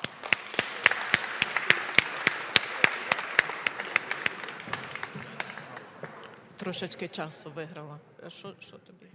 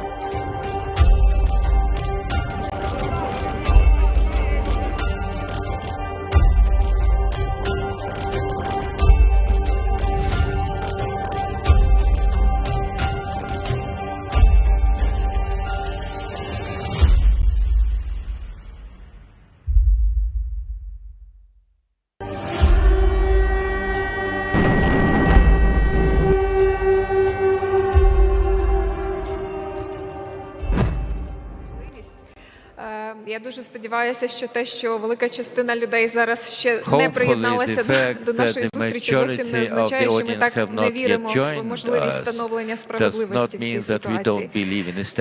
Я пропоную почати, я пропоную триматися в межах десь 5-7 хвилин на відповідь, щоб ми give 5 to 7 minutes to every speaker so that we might cover all the points here. Ambassador Tarasyuk, welcome and thank you for joining us. Mr. Marinovich, I would like to start with you. The first question is for you, Mr. Marinovich. We've seen that the USSR remained unpunished. It just fell apart, but it never bore responsibility for its actions. Likewise, Russia was not brought to justice for what it did and what led to the war against Ukraine in 2014. Do you, as a Ukrainian dissident, have any hope for justice in this case? Thank you. I hope you can hear me. Greetings to all the participants. Thank you for the invitation. Yes, I do have hope for justice, just like I had when I was in the camp. The Soviet Union back in the 1970s was very powerful. And the phrase of Andrei Malyrk, whether the Soviet Union would last much longer, sounded like a joke. But our hope, our optimism, and hope that the USSR would collapse, this dream came true, and we always knew that sooner or later this would happen. Today we again have a situation in which several very important logical lines have merged.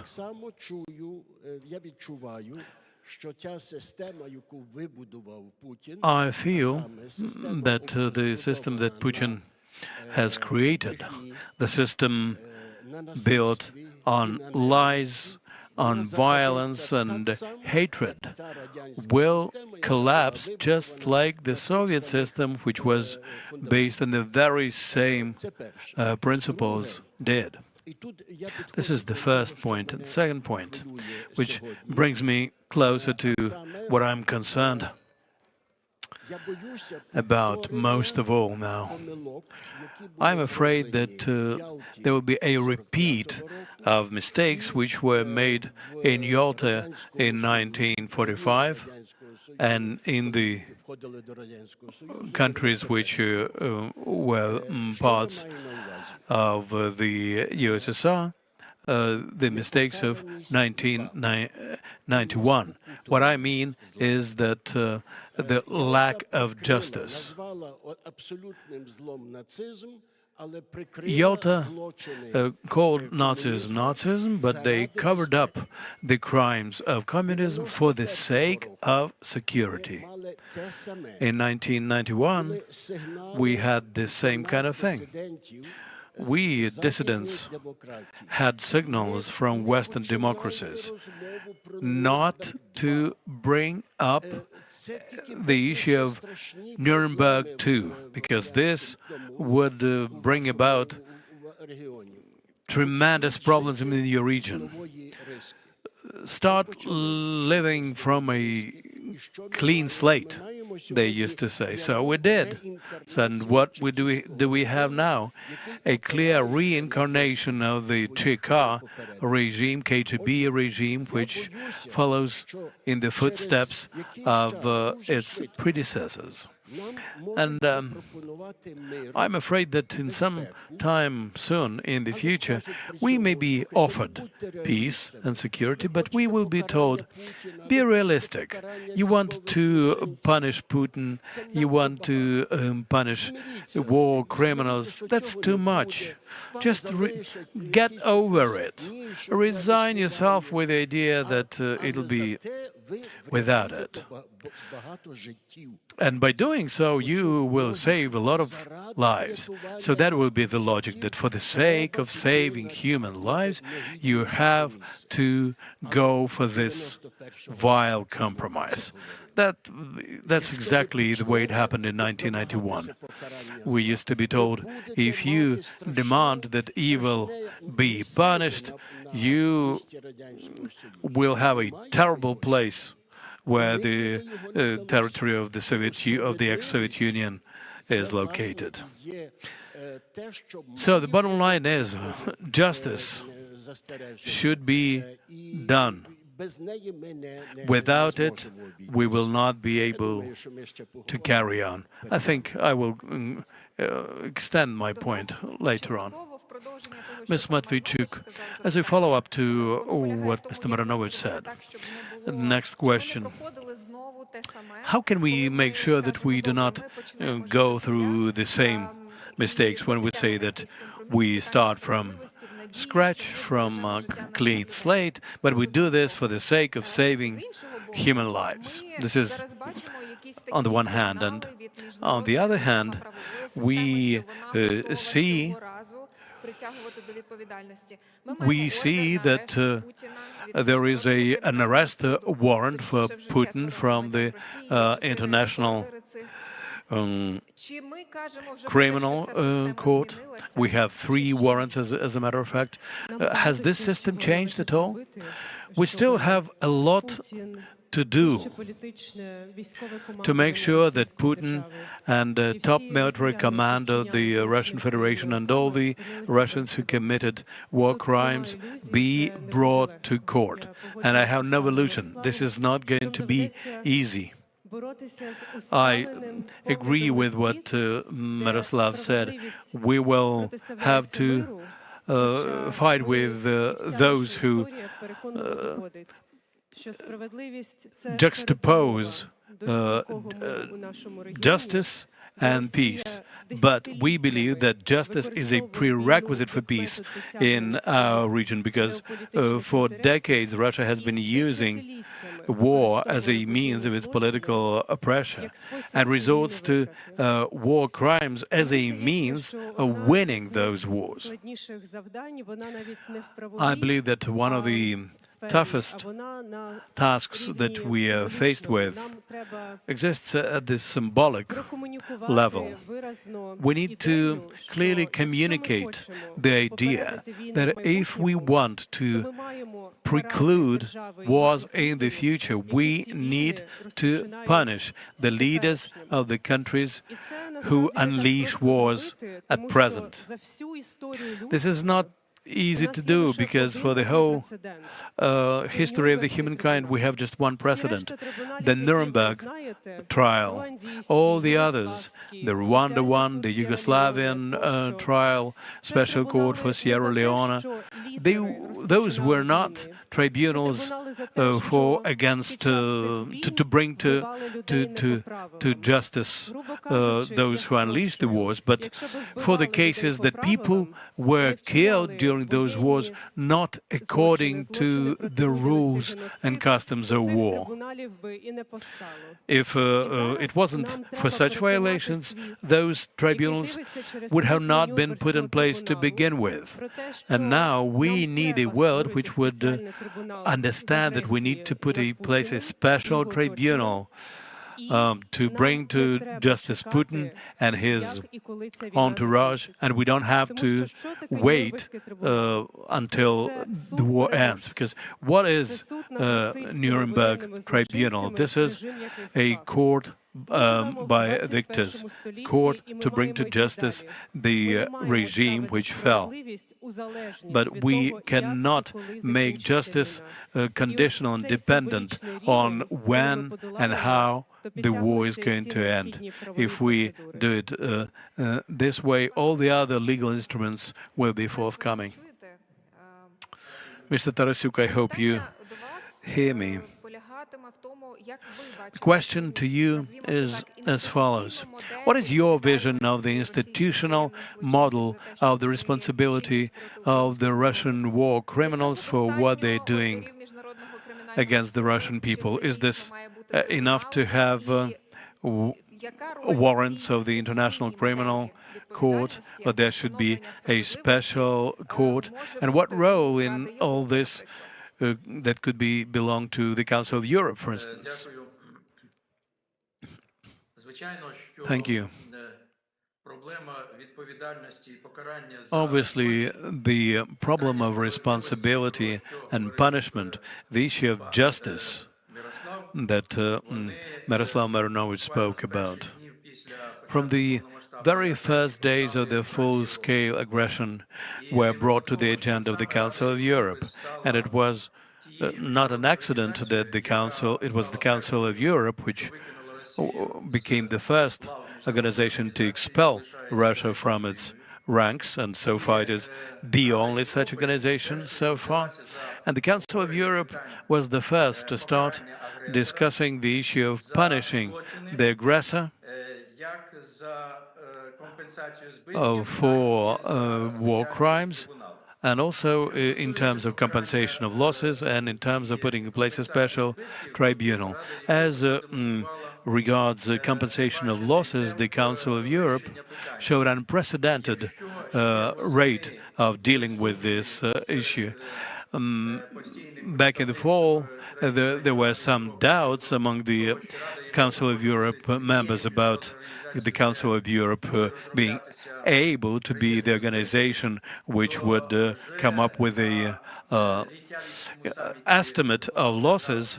At the Reykjavik Summit of Heads of State and Government in May last year, there was the final approval of an agreement which included legal grounds for putting in place an estimate of losses of Ukraine caused by the Russian Federation. My colleagues in the Council of Europe have every ground to be proud that they took this step. And setting up an estimate of losses, which will start as of the 2nd of April this year, when requests for the compensation will start coming in, will be only the first step.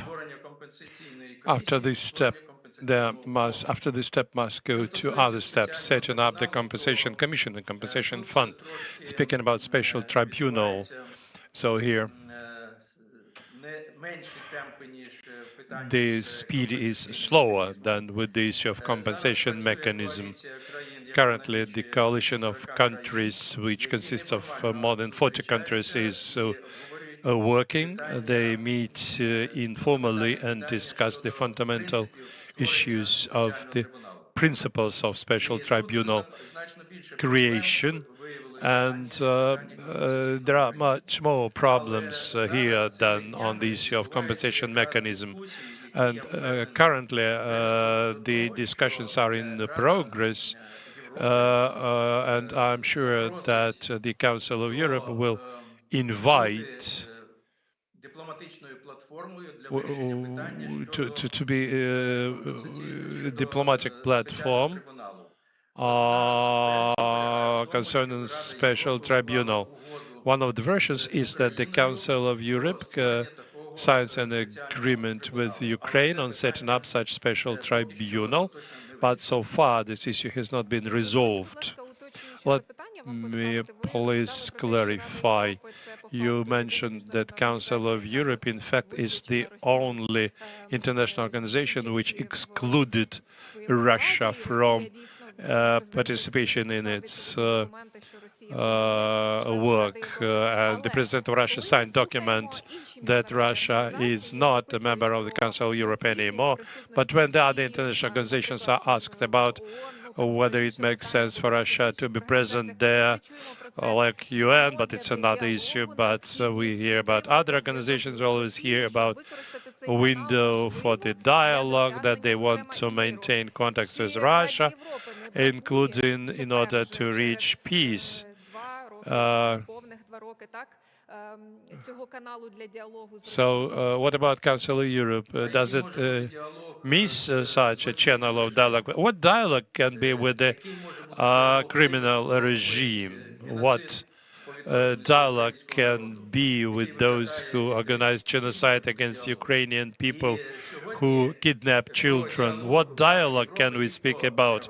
Currently, nobody speaks about dialogue in the Council of Europe. Currently, in the Council of Europe, 46 member states united around the idea on how to bring the aggressor to responsibility, both by way of compensation for incurred losses and in terms of prosecuting for aggression of Russian political and military authorities. Partly, it's a quote from your interview. In one of your interviews, you said that God did not create criminal nations. This is a quotation, but the nation may be captured by devil and become the impersonation of evil. How, in your opinion, a Russian nation, Russian people can get out of these evil hug? How maybe Ukrainians may become this lead which would help Russians to become democratic and civilized nation? Yes, the people are responsible, and I'm not afraid of being blamed for propagating collective responsibility. I do not propagate collective blame, but I propagate collective responsibility of a nation, of people, for the government which they believe is their legitimate government. Therefore, parallels between a German nation who survived Nazi regime and the Russian nation under Putin's regime exist, and there are a lot of them. And I can say the following. From some German politician, we heard that the biggest victory of Germany, of German people in the 20th century, was the defeat in the Second World War, the biggest victory of German nation. I'm convinced that the biggest victory of Russian nation in the 21st century would be the defeat in the war with Ukraine and full transformation of their model of statehood. Because the current Russian regime, as I've said, takes a lot genetically similar from the Soviet regime, and the Soviet regime had two natures.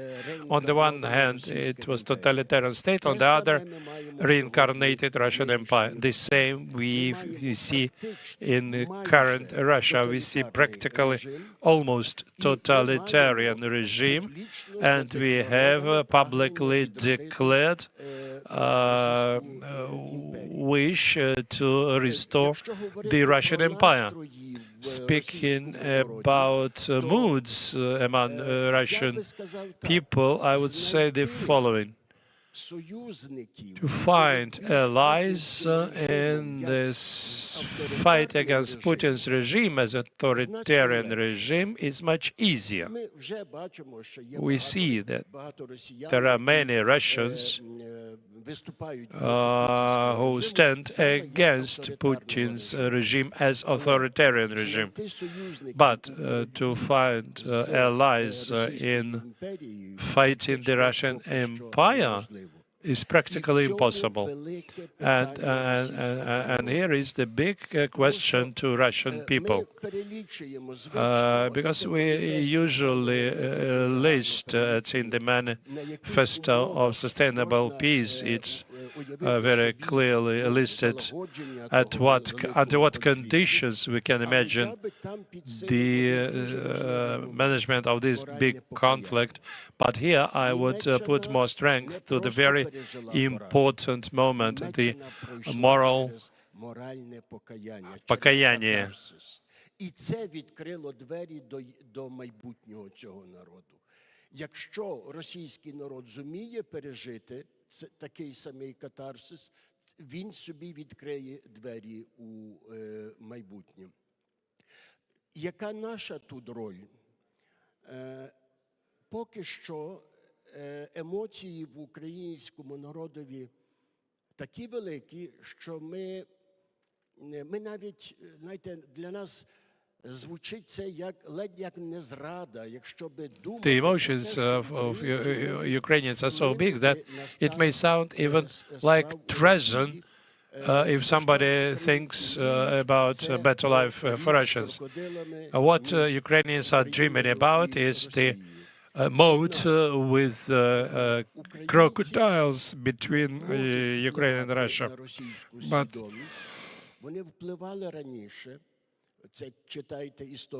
Ukrainians can influence the Russian mentality. It happened before, but I remember the camp, and in the camp, Vladimir Balakhonov, the Russian who contacted a lot with Ukrainians, said the following: as a Russian person, I must inform the world about the threat which Russian people bring to the whole mankind. The only salvation for us and for the whole world would be to dissect Russian Empire and to leave to Russians only those lands on which they formed as a nation in the 15th century. Those were the words by a Russian person.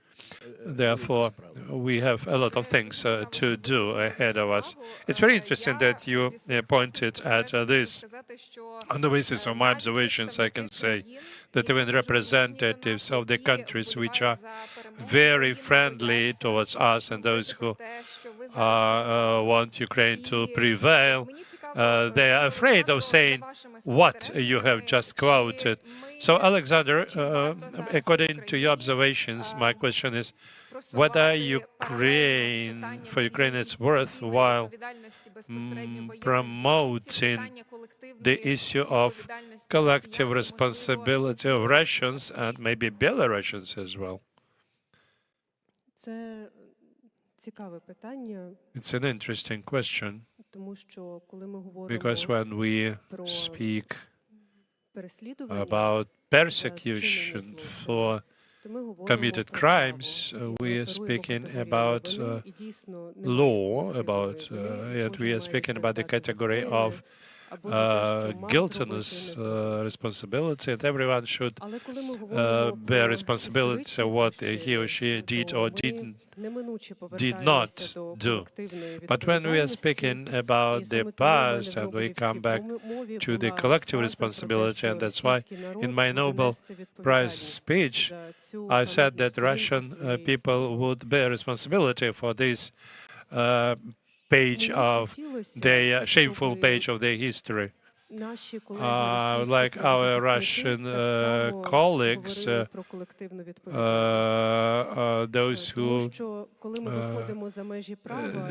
human rights activists also speak about collective responsibility, because when we get beyond the laws and speak about history, moral norms, and so on, these sort of things, we Ukrainians usually are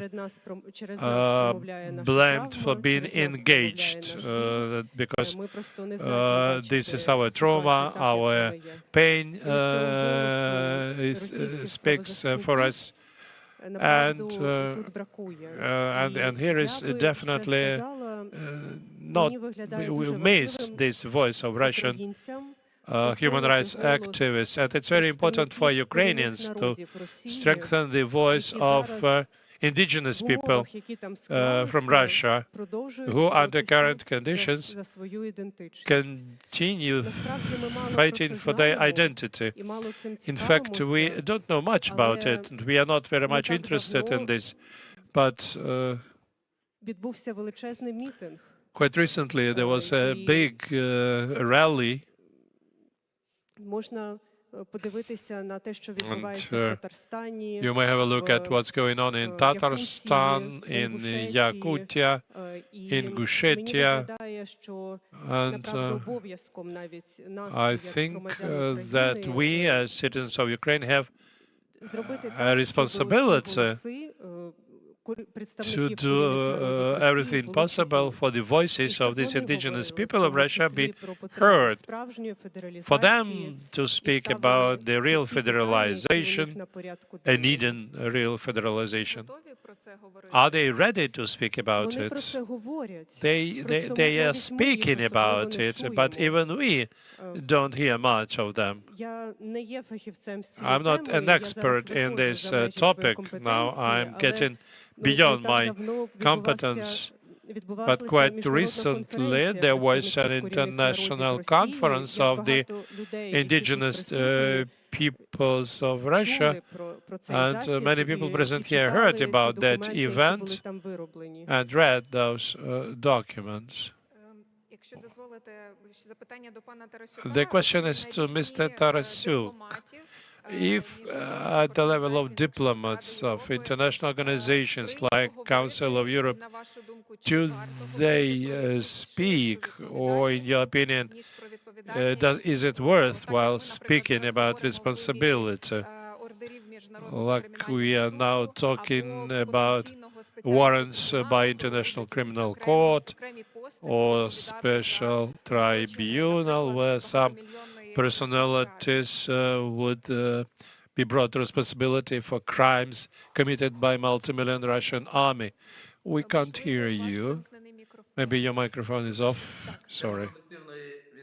The topic of collective responsibility is not popular in the Council of Europe. Even recently I had a discussion with my colleagues. At the same time, nobody doubts in the responsibility of Russia, and because of that, we managed to organize production of international legal document concerning compensation for losses incurred. Nobody has doubts about individual personal responsibility for war crimes and for genocide crimes. The Council of Europe, nobody has doubts about it. Even more in the basic documents of the Council of Europe, including in the documents of Kyiv Summit, it is specifically written like this. That's why I believe that we have not to go against mainstream in terms of collective responsibility, but rather secure and ensure the compensation for the damages of the aggression and ensure the personal responsibility for the war crimes and crimes of genocide. Besides, I believe that we should empower the settlement of the special tribunal for the war of aggression committed by the Russian military and civil leadership. Here in the Council of Europe, it doesn't raise brows at all. To follow up, I think I would ask Mr. Marinovich to respond to that. How do you feel about the fact that we should not be opposing the political mainstream as of now? What institutional formats should we be pushing for? Do I understand you correctly that it's not time to talk about the collective responsibility? I understand Mr. Tarasyuk. He is projecting the European experience.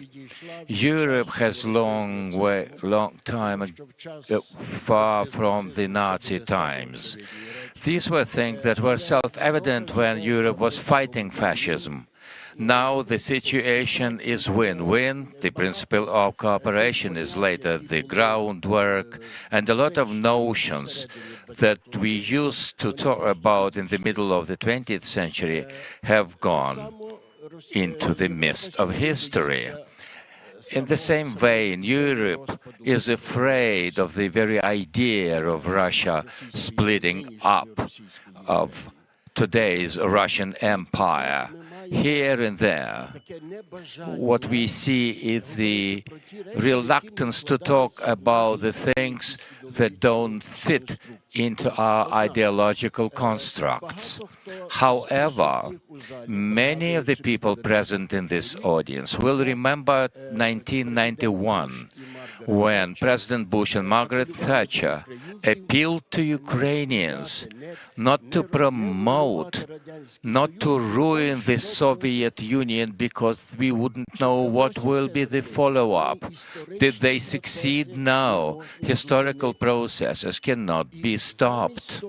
Instead of being afraid today of some things, some constructs that seem to be politically incorrect, in their spite, we should be thinking how to make inevitable the issues that should not be problematic, how to make sure that the future complete 360%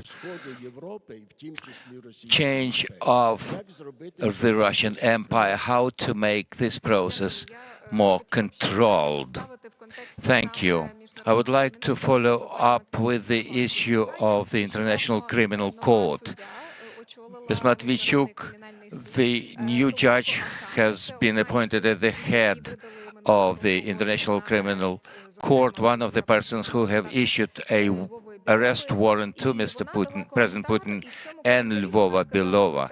In her commentary, she mentioned that she was sure President of Russia will be brought to justice, and she quoted the following proverb: "The heavens' justice is slow, but it is inevitable." We know what she was driving at. In this interview, or her comments, she said that over the last 2 years, we hadn't seen an instance where people who were issued an arrest warrant were brought to justice. Are you not demotivated in your belief in this efficiency of the international justice system? The work of the court is very important. We know that it'll focus on a couple of selected cases. We understand that 99% of what the Russians committed in Ukraine will lie within the responsibility of the national court. Having said that, International Criminal Court is not about political resolutions. It's about justice. And the point that they have opened up 2 persecutions is very important. No one seems to have realized how fast they have been. The International Criminal Court takes years to complete a persecution. Yes, we were critical of them because for 8 years of deliberation we thought was quite enough to investigate and persecute. Then there was a year-long pause when the management of the court was changed. The previous head of the court said that she saw the signs of the war crimes, and her follower, for the reasons unknown to us, didn't do anything for a year. However, since the full-scale invasion, the focus has changed. And for us to understand the speed, which is quite untypical for the international criminal justice, in December 2022, I found myself in a situation where I didn't have any light, any electricity, no water in my apartment, no internet connection, no mobile network, and this is the situation that was endured by millions of Ukrainians. I'm talking about a targeted destruction of the civil infrastructure by the Russians to make sure that the Ukrainians cannot enjoy these norms of civil life. And in a year's time, they are issuing an arrest warrant, something unprecedented in their history. What we are likely to confront in the future is this. We are talking about historic nature of these arrest warrants. They will have their long-term and short-term vistas. In the short term, and I see eye to eye with the head of the court, the authoritarian leaders will be dethroned. Once they thought that they were untouchable, this will not be so. The example of Milosevic testifies to the fact Serbia did not want to surrender him to The Hague, but they had to. It's also important in terms of the short term. Here in the audience, we see people who attend so many international fora.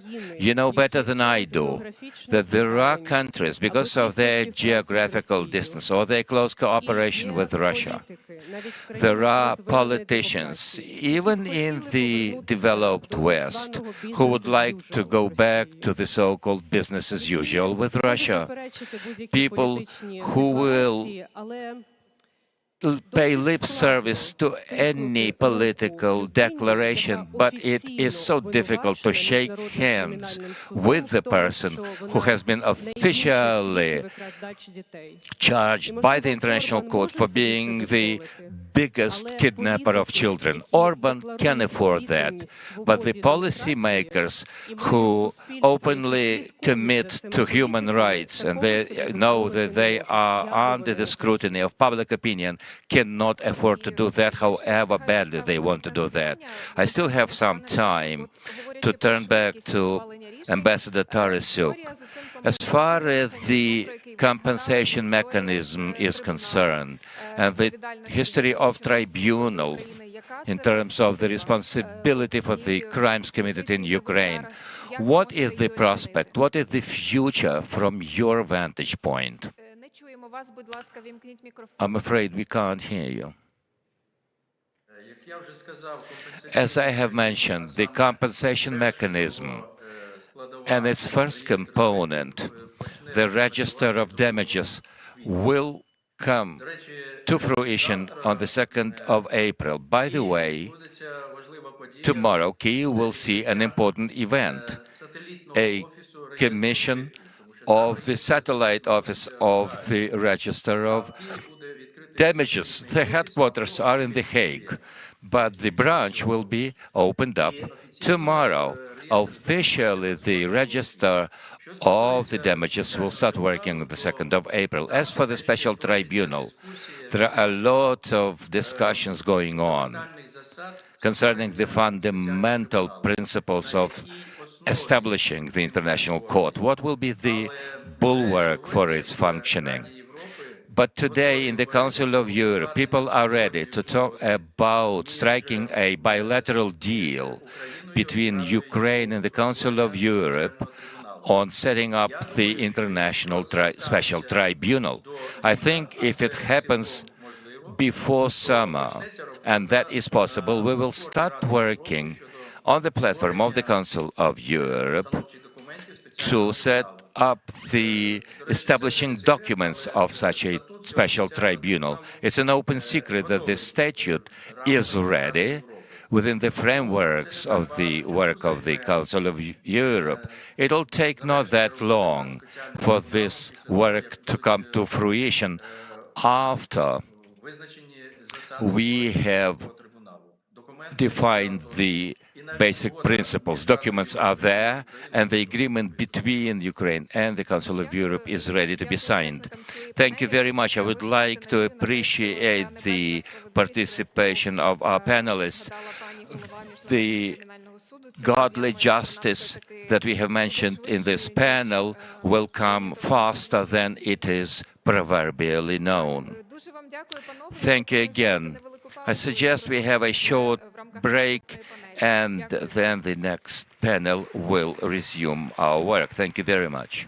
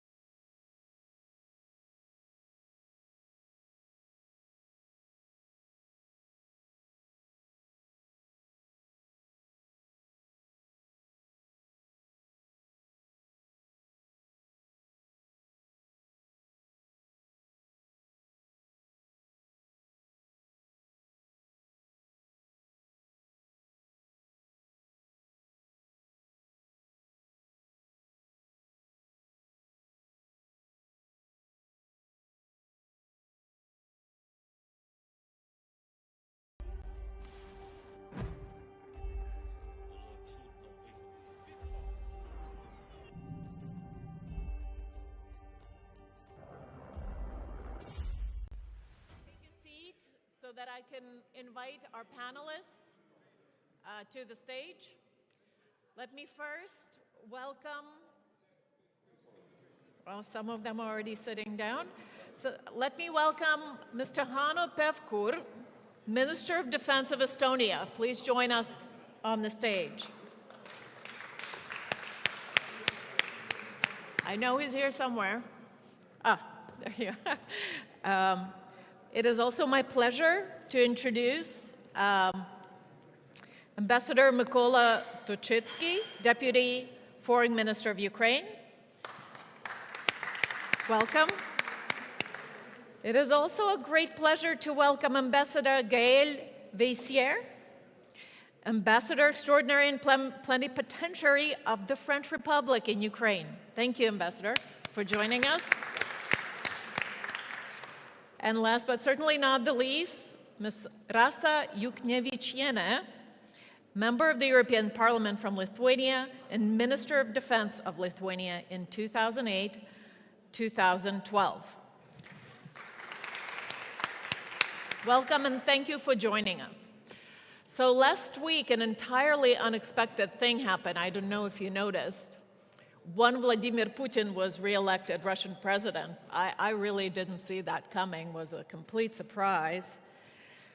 But if we're serious, Vladimir Putin, who started this war, who built basically modern-day Russia into the system that it is, he's now firmly seated in power for another 6 years, well, at least another 6 years, but more likely as long as Vladimir Putin actually lives.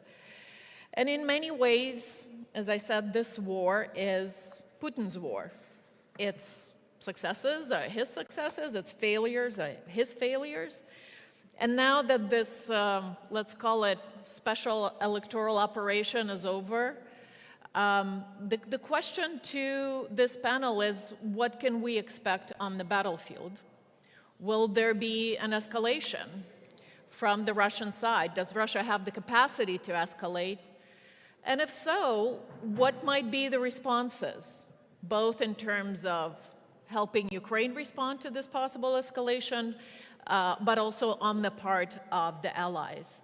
And I will first ask Mr. Defense Minister, Mr. Pevkur, please, the floor is yours. Thank you very much. Good evening, everyone. And I am terribly sorry that we, as a last panel, have to stand between you and the food. So we try to lighten up a bit the panel. And when you said that Mr. Putin was re-elected, then I unfortunately have to disagree with you. So he was reappointed, and there was no election. We know that. And of course, when you look at the battlefield situation at the moment, we can already see, also from the last night, that they will do more, and they will try to escalate. But to be honest, Russia has escalated this war all the time. And we have to say, and luckily we have to say that, or we can say that Ukraine has been successful to make this situation vice versa, that Putin was not successful in escalation, but they are escalating all the time. So every day there is an escalation, because when we talk about de-escalation, then they will withdraw from Ukrainian territory, but they still want to move forward.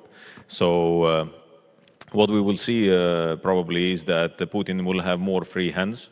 He has no boundaries anymore, and then he can definitely push further.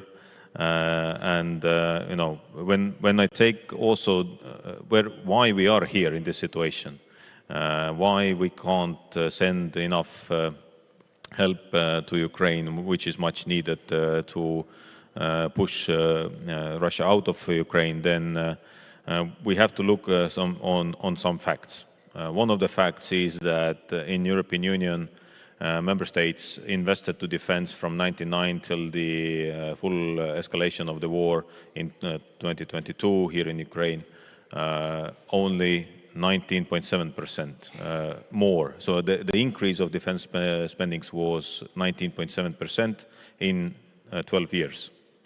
In 20 years. The same time, Russian defense spendings went up to 292%. So the increase was 292 versus European 19.7.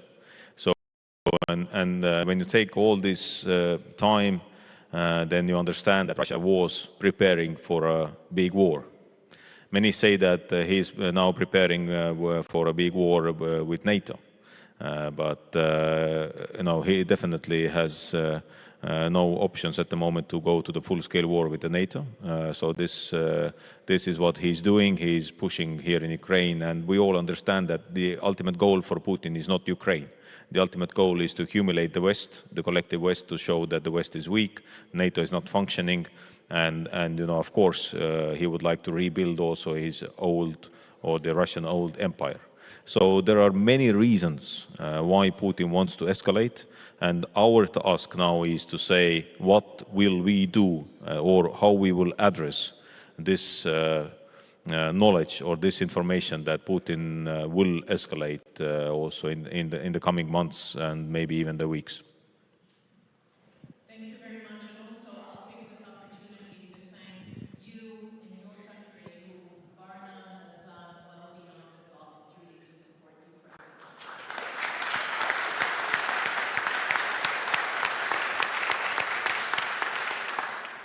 Next, I'll ask Ambassador Tuchinski to offer his reflections on the possible scenarios of escalation. Yeah, let me first of all start to thank organizer of such an excellent Kyiv Security Forum, Foundation Prime Minister Yatsenyuk. Of course, in your presence, to thank our Estonian, Lithuanian, French colleagues for unwavering support of our country, our nation, our people, our security and armed forces. Let me first to start that I am completely agree with my colleague, Minister of Defense of Estonia, that it wasn't any elections in Russia. We do not recognize this election, and we do not recognize Putin and others which have been participated in this election as elected. Since 2022, we, Ukrainian nation, people, armed forces, understood that this is an existential war for Ukraine. The problem is that for Putin it's also existential. For his regime, for his possibility and capacity to stay in a power, he needs to continue this war.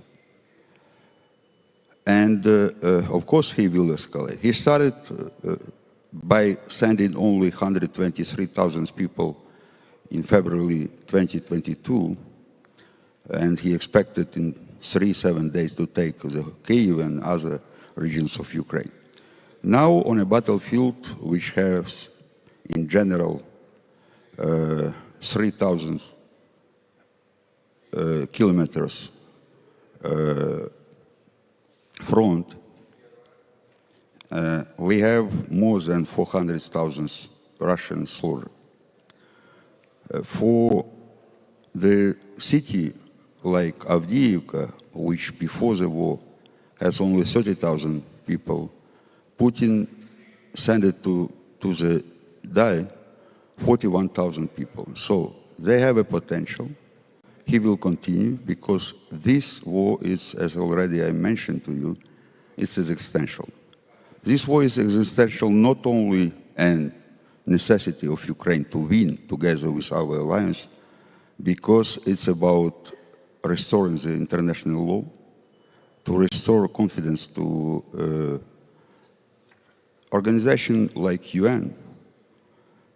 And this time, I'm sure that it's not only for EU, especially for NATO, to reconsider the concept of the future war, but also for many coalitions. And together with our partners from Ramstein to today, we pass a difficult but good way to create a different coalition. From 10th coalition, thanks to France and Great Britain, to aircraft fighter coalition.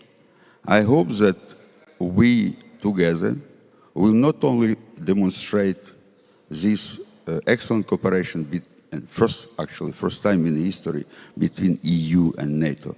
But also we'll support together, not only here in Ukraine, not only in Europe, the initiative which have been elaborated by President of French Republic, President Macron. I think it's time for all of us to understand that this war is not only existential for Ukraine and for Putin to be in power. It's existential to rebuild the peace in Europe and to create a necessary condition to return the peace on our European soil. Thank you so much. So halfway through this panel, we have a special address actually recorded for us by Mark Rutte, who is the Prime Minister of the Netherlands. Let's hear from Mark Rutte. Volodymyr, ladies and gentlemen, when I'm asked why it is so important for the Netherlands and the West to keep supporting Ukraine, my answer is always the same. This is a time to ask ourselves what freedom, true freedom, is worth to us. Not just financially, but also in terms of military, moral and political support. 3 weeks ago, I visited the battered city of Kharkiv. The people there know the answer to that question, because for them, the fight for freedom is reality. It's the harsh reality for all Ukrainians. And so they know that freedom is worth everything. They know it's not something to compromise on. They know that freedom is worth fighting for. For over 2 years now, the courage, resilience and resolve of Ukrainian soldiers and civilians have commanded our respect and admiration. In Kharkiv, I met with school children and their teachers. They are making the best of every day, even as the brutal Russian attacks continue. Meeting them was moving and inspiring, and I have nothing but respect for their fortitude. And with that in mind, my message today remains that the Netherlands will continue to stand with Ukraine. As I've said on many occasions, we will do whatever it takes, for as long as it takes. That's why, for example, the Netherlands signed a 10-year bilateral security agreement with Ukraine during my last visit on the 1st of March. To show that we will stay committed, to send a clear message to Kyiv, our international partners and Moscow, that we will not falter. Of course, that means we must translate our words into action. And that's exactly what we are doing. This year, the Netherlands is contributing another 2 billion euros in military support. That funding includes 250 million euros for the Czech Republic's initiative to purchase artillery shells. It won't be our last contribution either. And of course, we are also working hard to get 24 Dutch F-16s flying in the skies over Ukraine as soon as possible. Last but not least, there's the question of accountability and restoring justice once the war is over. A crucial part of President Zelensky's peace formula, because there can be no peace without justice. In a few weeks' time, on the 2nd of April, the Netherlands will co-host the Restoring Justice for Ukraine conference here in The Hague. Its goal is to take stock of the progress so far and determine what needs to be done next. For us in the Netherlands, accountability is an issue close to our hearts. After all, my hometown of The Hague is the international city of peace and justice. Ladies and gentlemen, I hope the Kyiv Security Forum will underline the only possible answer to the central question of what freedom is worth to us.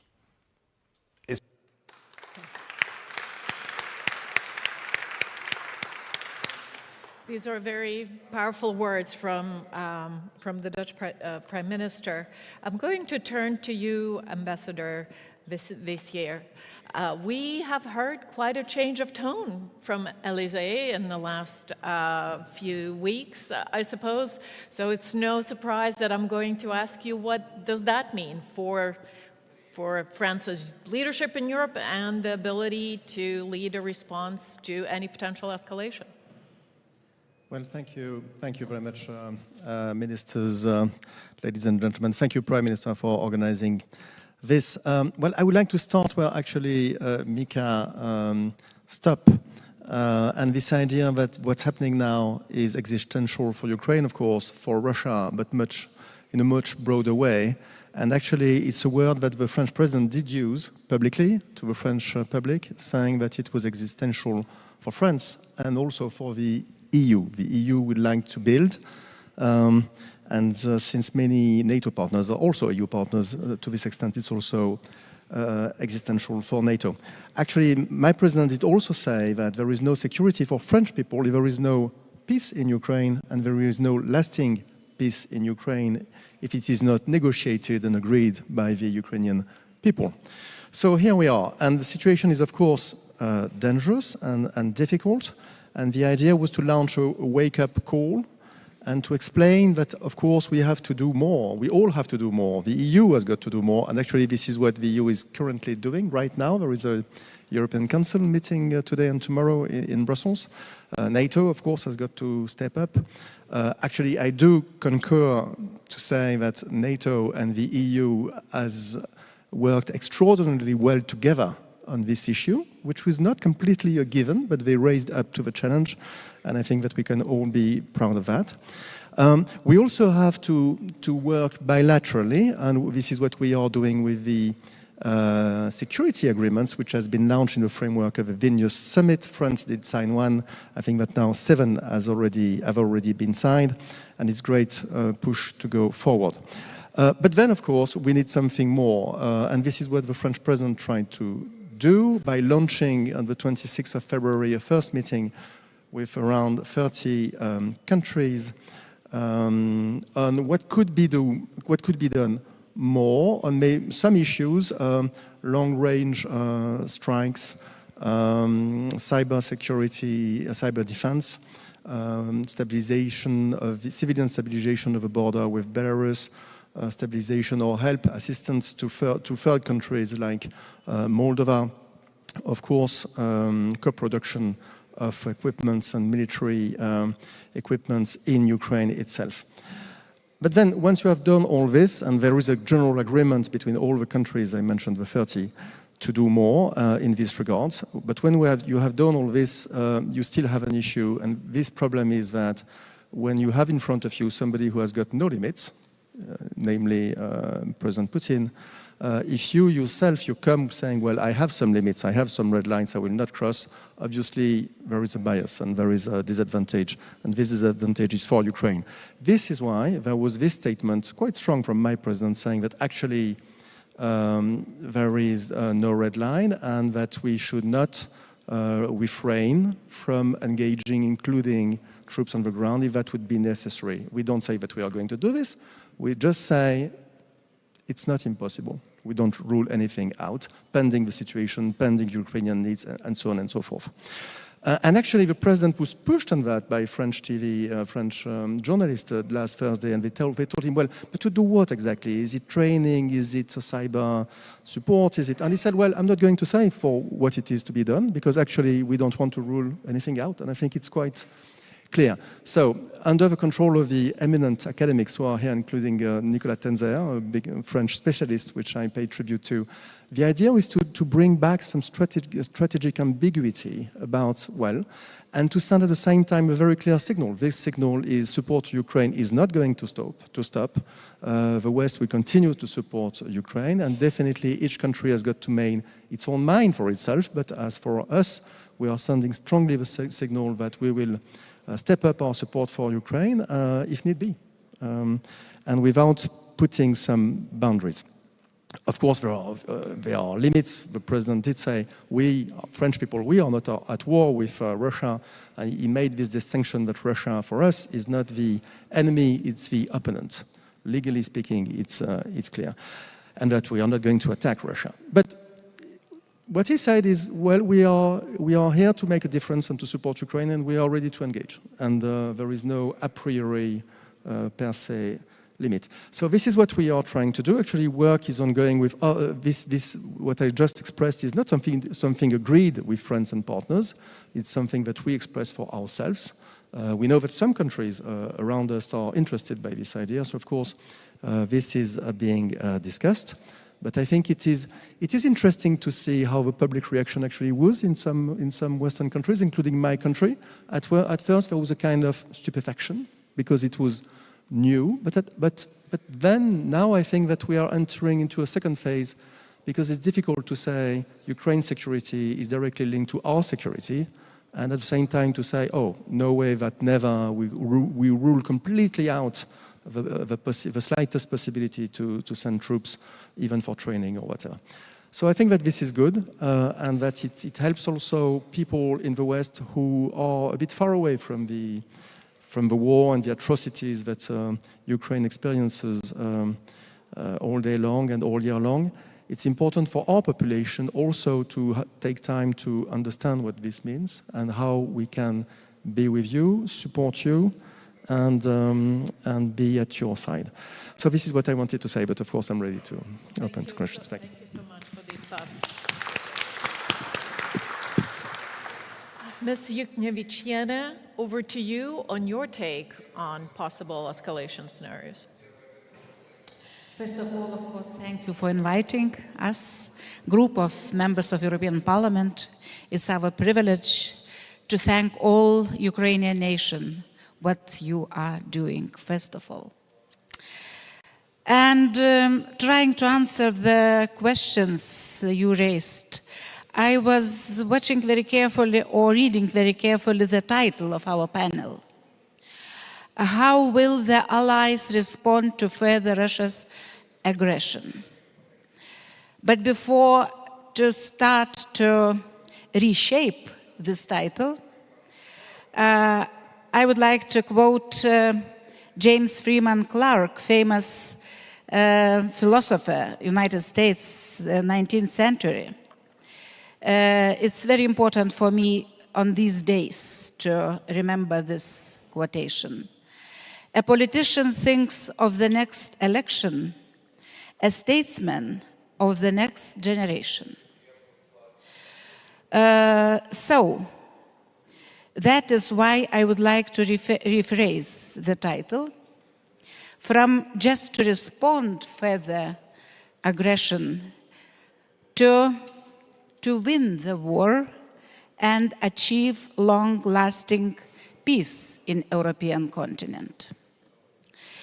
If so, we of course must understand and agree, first of all, among ourselves, that this war is not only against Ukrainian nation, against Ukrainian territory, to grab Ukrainian territory.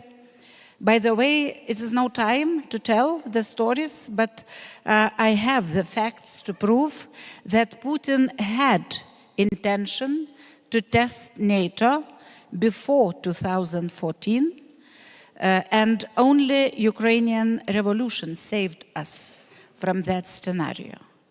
I can prove because I was Minister of Defense exactly before that period, and we talked about that in Pentagon and with the specialists and politicians, and that was for me it was more than clear. So, what does it mean to win the war? First of all, we must win it in our mindset, to have political and psychological will to win it. Second, strategy. Third, resources. Do we have them? First, on political will. Do we have it? Some of us yes, some of us no. Today we have big difference what happened last 2 years, and the West democracies understood what does it mean Putin, what does it mean Russia, and we have agreement on that. Yes, we have coalition to help Ukraine, coalition of democracies, but today to say we will support Ukraine as long as it takes, no longer right to say. As long as Ukraine wins, and as long as Russia will be defeated. We must change our mindset. We must change, we must move forward with our political will and understanding. Without that, we will not have long-term or sustainable peace in European continent. We will just say, as it said already said in this title, it's not enough. So we must have a strategy for Ukraine to win and coalition to defeat Putin's regime.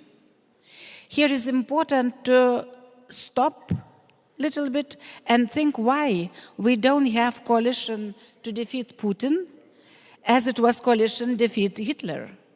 Putin for me today is 2 in 1, Hitler and Stalin. Do we understand in the same way everywhere in democracies? Unfortunately, I don't think so. Yes, perception of threats also is not the same along the continent, because we don't have any strategy on Russia. The only prevailing is Russia always was and will remain empire and dictatorship. Maybe, yes, it is very possible scenario, but unfortunately, this scenario is very much welcomed in Kremlin. It's very much useful to Putin, because if Russia will never be different, it means that you must live with that. You must adapt, West, I mean democracies, you must adapt to that and the only scenario. Because only then they can blackmail us, because many in the Western capitals still are afraid and will be afraid because Russia will never be different, and afraid even to think about the possible collapse of this colonial empire, the only colonial empire in the world. So, and this is a mistake, I think, not to have strategy on Russia and not to elaborate the strategy. And if we want to achieve strategic goals, we have to, first, I already mentioned, strategy for Ukraine to win, our defense union, to change narratives from defensive to more strong and clear message that we will use all possible options. Thank you, President Macron. I would never expect that I will thank Macron in front of any, and as Lithuanian, you know why. It's important. Why? Because he is changing narratives, and this is very important, changing thinking. Fourth, Ukraine's membership in EU and NATO. No more gray zones, no more Munich like it happened in 1938 or Bucharest happened in 2008. Huge mistakes, historical mistakes. Fifth, strategy on Russia. So what does it mean? Ukraine's victory, borders 1991, special tribunal, reparations, deputinization like denazification, denuclearization of Russia. This can also help Russians to become normal nation, to bring change in Belarus, in Caucasus, and elsewhere, globally as well. And my last words for short-term tactics or strategy, not only about the long term. 3 things or 3 points. Weapons, weapons, and weapons. Thank you very much. Very well said. Thank you for that. So as I said on a previous panel, you know, we're here in the company of like-minded people, partners, and allies. But even within, you know, NATO countries, within partner and allied countries, there might be voices that will say, and, you know, NATO is a powerful alliance. NATO members are covered by Article 5 guarantee. That includes also US nuclear umbrella Putin will not dare to push across to the borders of NATO. So here in NATO, and we have three representatives from three NATO stations, three NATO nations, here in NATO we're safe. Yes, we'll support Ukraine, we'll give Ukraine weapons, you know, as help, moral duty, charity, what have you. But within the NATO borders, we should be fine. Why are these people wrong? Yes. Yes, of course, NATO membership, you know, for us has never been a question for Ukraine. So you know that, and we always advocate for that everywhere, that the only security guarantee for Ukraine is a NATO membership. So every other solution or, you know, security package or whatever, it's a substitution to the NATO membership. So so this is why, you know, we strongly support Ukraine to be a member of NATO, and why, there is a very simple explanation, not to go into very details, but the explanation is very simple, that we strongly believe that when Russia would invade Estonia, then the Ukrainians are the first ones to come to help us, as we are together at the moment with Ukrainians. So this is very simple, that one for all for one principle is something we value a lot. But I was starting to think, listening now the other panelists, that actually, you know, we have to refocus our panel, that we should not talk about Russia's escalation. Because even without the escalation, because escalation is not important, because as I said, Russia is also already escalating. And we should talk about more that, you know, about that even without the escalation, the decisions are needed. And we have to make the actions. And, you know, when my Lithuanian friend spoke about the strategy, then I can proudly say that Estonia has the strategy for victory for Ukraine. So everyone can go to the Minister of Defense website and download it. So there is a strategy for victory for Ukraine. And basically, when we take these steps, and I am trying to go into Estonia's behavior or Estonian actions, then I'm proud to say that a couple of days ago, Estonian government made a new aid package to Ukraine, which consists 155 ammunition, which will be sent next week. So it will be on the battlefield in few weeks, not in few years. We did it together with Denmark, so they are also helping with us. So thousands of rounds will be sent immediately. There are also, for example, anti-tank cannons, 90 millimeters. We are sending all of them together with the ammunition. We are sending the gas masks. We are sending sniper rifles, a lot of more ammunition, special ammunition to special forces. And with that package, we have done this year already 0.25% of our GDP. And this is part of that strategy. Why I'm talking about that? Because this strategy foresees that when everybody in Rammstein coalition will do at least 0.25, not as much as Estonia or Lithuania or Latvia or Poland has done, that we have done 1.4, but even 0.25 annually, then we would have more than 100 billion annually for Ukraine. This is 2 times more as we have done so far. And this is the first step for the strategy for victory.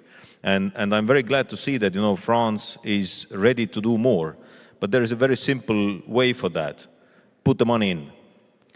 As Jerry Maguire said in the movie, or that, you know, show me the money. And this is what we need at the moment. Also, Estonia has, I have the list in my portfolio where we can buy for 3 billion euros ammunition for Ukraine today. And this ammunition will be on the battlefield in 2 months. We can do that, but we cannot afford from Estonian budget 3 billion, as our defense budget is 1.3 billion.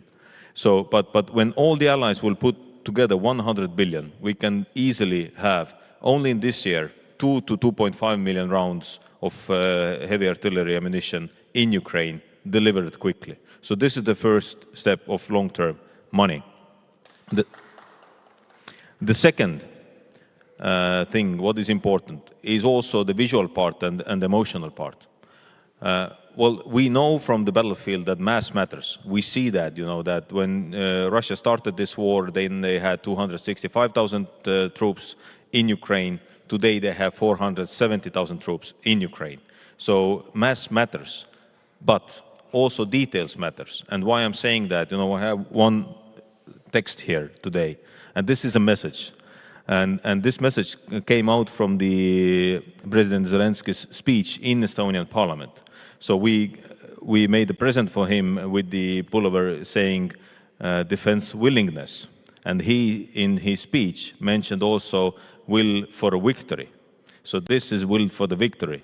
And this is exactly the message that we all have to have the will for the victory. And I believe that, you know, Ukrainian people have it, and many other countries have to have it. And I heard here that there has to be a political will. Sorry, friends. Political will is not enough. We need decisions. As Estonia has done, as many other countries have done, we needed every country to make in Europe, in the Western world. Because otherwise, you know, we will not succeed. Because, you know, we might have the best strategy, we might have the best political will, but when the decisions will not follow, the victory will not follow. So easy it is. And last but not least, we have the means. We really have the means. Just compare the economies. The Rammstein coalition has 27 times more economic or GDP comparing to Russia. Russian GDP comparing to Rammstein coalition GDP is 27 times less. So this is why we are saying that even that merely 0.25% could be enough for Ukraine to bring the victory home. So these are, you know, very like simple things what we need to do, and not, you know, only say the words. Just we need actions. Thank you so much. Thank you so much, Mr. Pavkur. Let me turn next to Ambassador Vassier as another representative of a NATO country that might... And I will urge France to make this donation, you know, the 0.25%. You're being put on the spot right here at the Kyiv Security Forum, but NATO has the resources. They're very powerful and wealthy countries. Does the change of tone in Paris denote a greater willingness to move through with resources? Well, actually, we are increasing our resources for defense. So we will be above the 2% ceiling, and we are working on this. We are also increasing our bilateral support, in particular Scalp missiles. The French president did announce 43 additional missiles a few weeks ago. More than 70 Caesar mobile artillery, and so on and so forth. But it's not the place to detail all that. But yes, we need more money and we need more investment. We also need more investment on the ground, because what we need is to produce weapons with Ukraine in Ukraine. Because it's shorter for the brave Ukrainian soldiers to use them. And also because there is this kind of saturation of the industrial capabilities elsewhere in Europe. So since we have to build new capabilities, let's do it in Ukraine. So this is what we are working on also. But maybe one word to go back to your previous question, that was, well, of course we could think that we are protected. There is the NATO American nuclear umbrella. We French, we have our own nuclear capabilities. We could say that we are protected, but actually it would be a huge mistake, because as President Macron recalled, actually between Strasbourg, the French city in the east, and Lviv, there is only 1,500 kilometers. So obviously our security is at stake here. The balance of the continent is at stake. And even more than that, because when you think about it, let's imagine for one instant, but only one premise, that Russia would win. Actually, the lessons to be drawn to that would be that a nuclear country can perfectly crush its neighbor and rebuild the borders as it deems fit, without any kind of reaction from the decent reaction from the international community. So what does it mean? It does mean that, you know, lots of countries can say, but okay, we have a strong interest in becoming nuclear too, because it's the only guarantee. And if you do that, proliferation is at risk, and the world will be even more dangerous than it is now, and it's pretty dangerous like this. So no, we all have a very important interest into feeling concerned and realizing that our security is at stake, because whether we would like to see it or not, it is. Thank you so much. Over to you to react to this set of questions, Ms. Yuknevichiene. I'm so sorry. You mean about NATO? About about why is Lithuania thinking this is a threatening war for Lithuania? I mean, that you don't share border with Russia. Despite that. I already mentioned one thing is that Putin has intention and will to test NATO. Still, Putin believes that democracies are weak. Putin believes that we in the West are weak. Of course, he didn't expect that we will be so united and so in that solidarity as it happened in 22. But remember, I remember very well the mood in European Parliament when I was back the first Monday after this Thursday when it happened. Very few believed that Ukraine can resist, that Ukraine, that everything will go as it happened, that Kiev Putin will be defeated next to Kiev, I would say so. And only then, step by step, everything changed, and Riho Teras is here, my Estonian colleague. He knows the mood in the parliament everywhere. How it was not easy to later to also. Second, of course, Putin and in Kremlin and everybody knows this, that NATO is also about political decisions. Article 5 also is about political decision. Now we are in much better situation after Vilnius Summit because more responsibilities for military part of was provided. But despite that, when I am listening my colleagues, panelists, and at the same time, I am getting message on one of the chats that Viktor Orban congratulated Putin for his re-election. So for me, there are some doubts if all this will be united. I don't know the outcome of the next election in France. I don't know the outcome of the next election in the United States.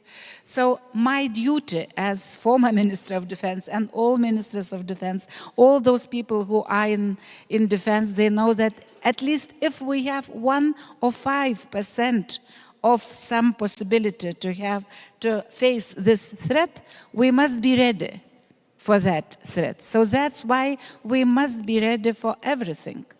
In NATO as well, and not repeat 2008. It was a huge mistake, again and again. Today I am happy to say good words about Macron's, what President Macron is doing, but I cannot say the same about Germany and France in 2008, when they blocked membership action plan to Ukraine and Georgia. And that was the message for Putin to act also. Sorry to say so. But so today we must not repeat the mistakes, but as member of NATO, my country, all countries, we must be very careful and to be like those, alarmists sometimes maybe, but it's important. So that's why we don't think that it's written in the stone, the Article 5. It is not in the stone. It is about decision makers. It's about political decision to make. And Putin knows this, and that's why we need much much stronger understanding on our security as a whole, not only as conflict somewhere in Ukraine. Thank you so much. And your point about Putin's willingness to take and undermine NATO is very well taken. And with that, I will turn to Ambassador Tochitsky.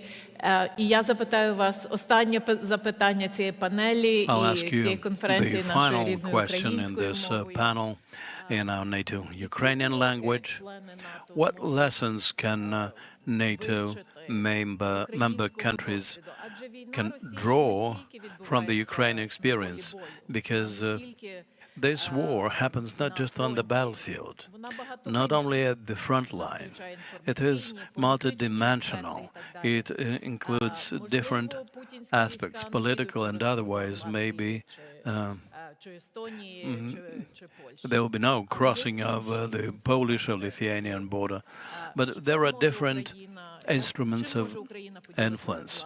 What can Ukraine share on the basis of its own experience? Thank you. First of all, I can tell you that there's no other way for Ukraine but to secure its future by accession to NATO.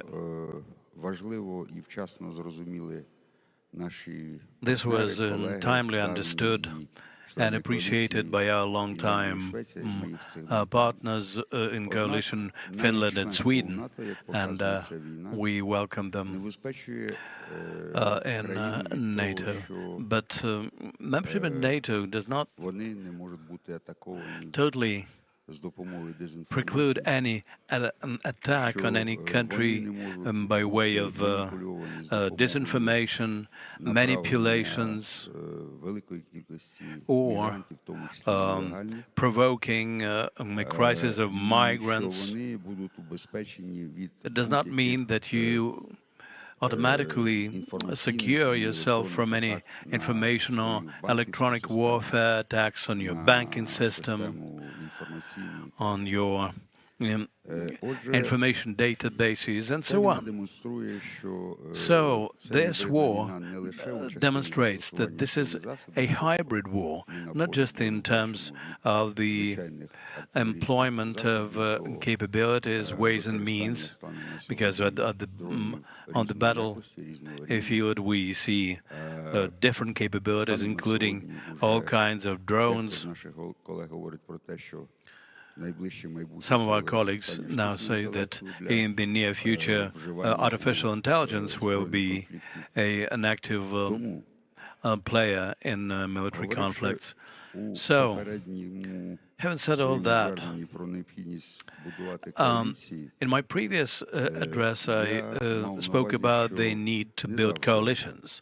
But what I meant by that is that it is not always that Article 5 of the Washington Treaty can totally secure NATO member countries from any attacks. And our military, our veterans will stand ready to share their battlefield experience. And on this way, until and as long as we await invitation to join NATO, I'm sure that the mechanism which we are using together with our partners, I mean by signing security agreements about providing Ukraine with security guarantees. And here I'm talking not just about assistance for the Ukrainian military and security forces, but one day, as the Minister of Defense of Estonia said,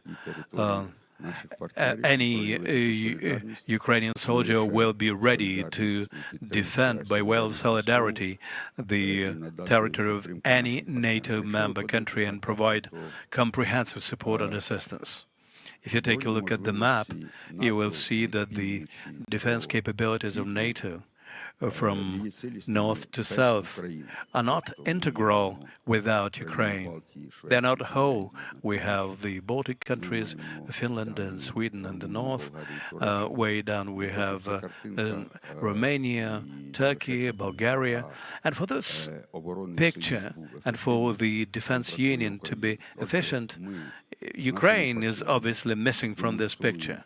That is why we, together with our partners, demonstrate our political will in developing our defense capabilities, in developing our economy and energy sector to make sure that one day Ukraine shows that we are an efficient, stable and reliable partner of the North Atlantic Treaty Organization. Thank you. I'd like to ask for a few more minutes of your attention. It turns out that our guest, Minister Pevkur, is not only the leader of his country's defense establishment and a stalwart supporter of Ukraine, he is also a wonderful singer.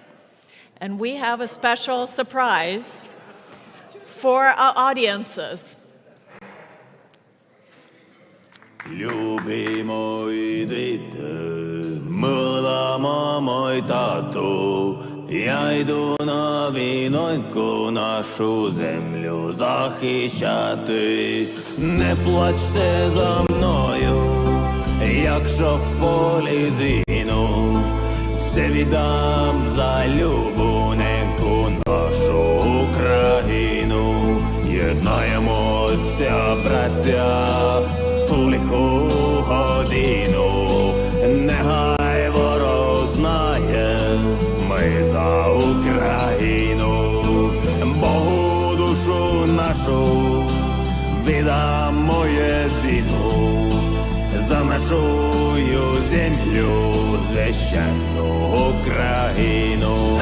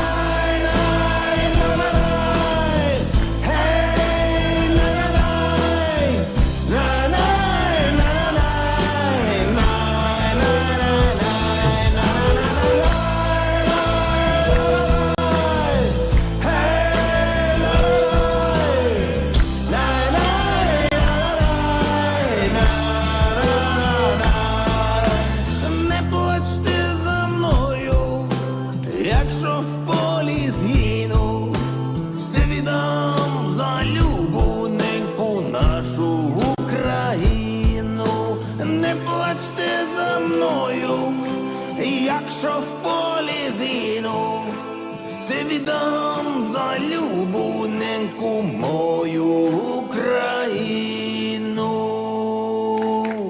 Браво!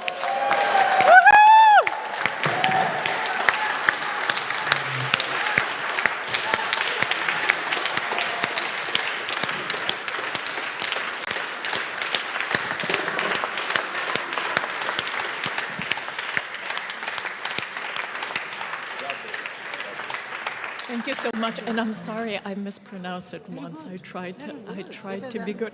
Better than I know.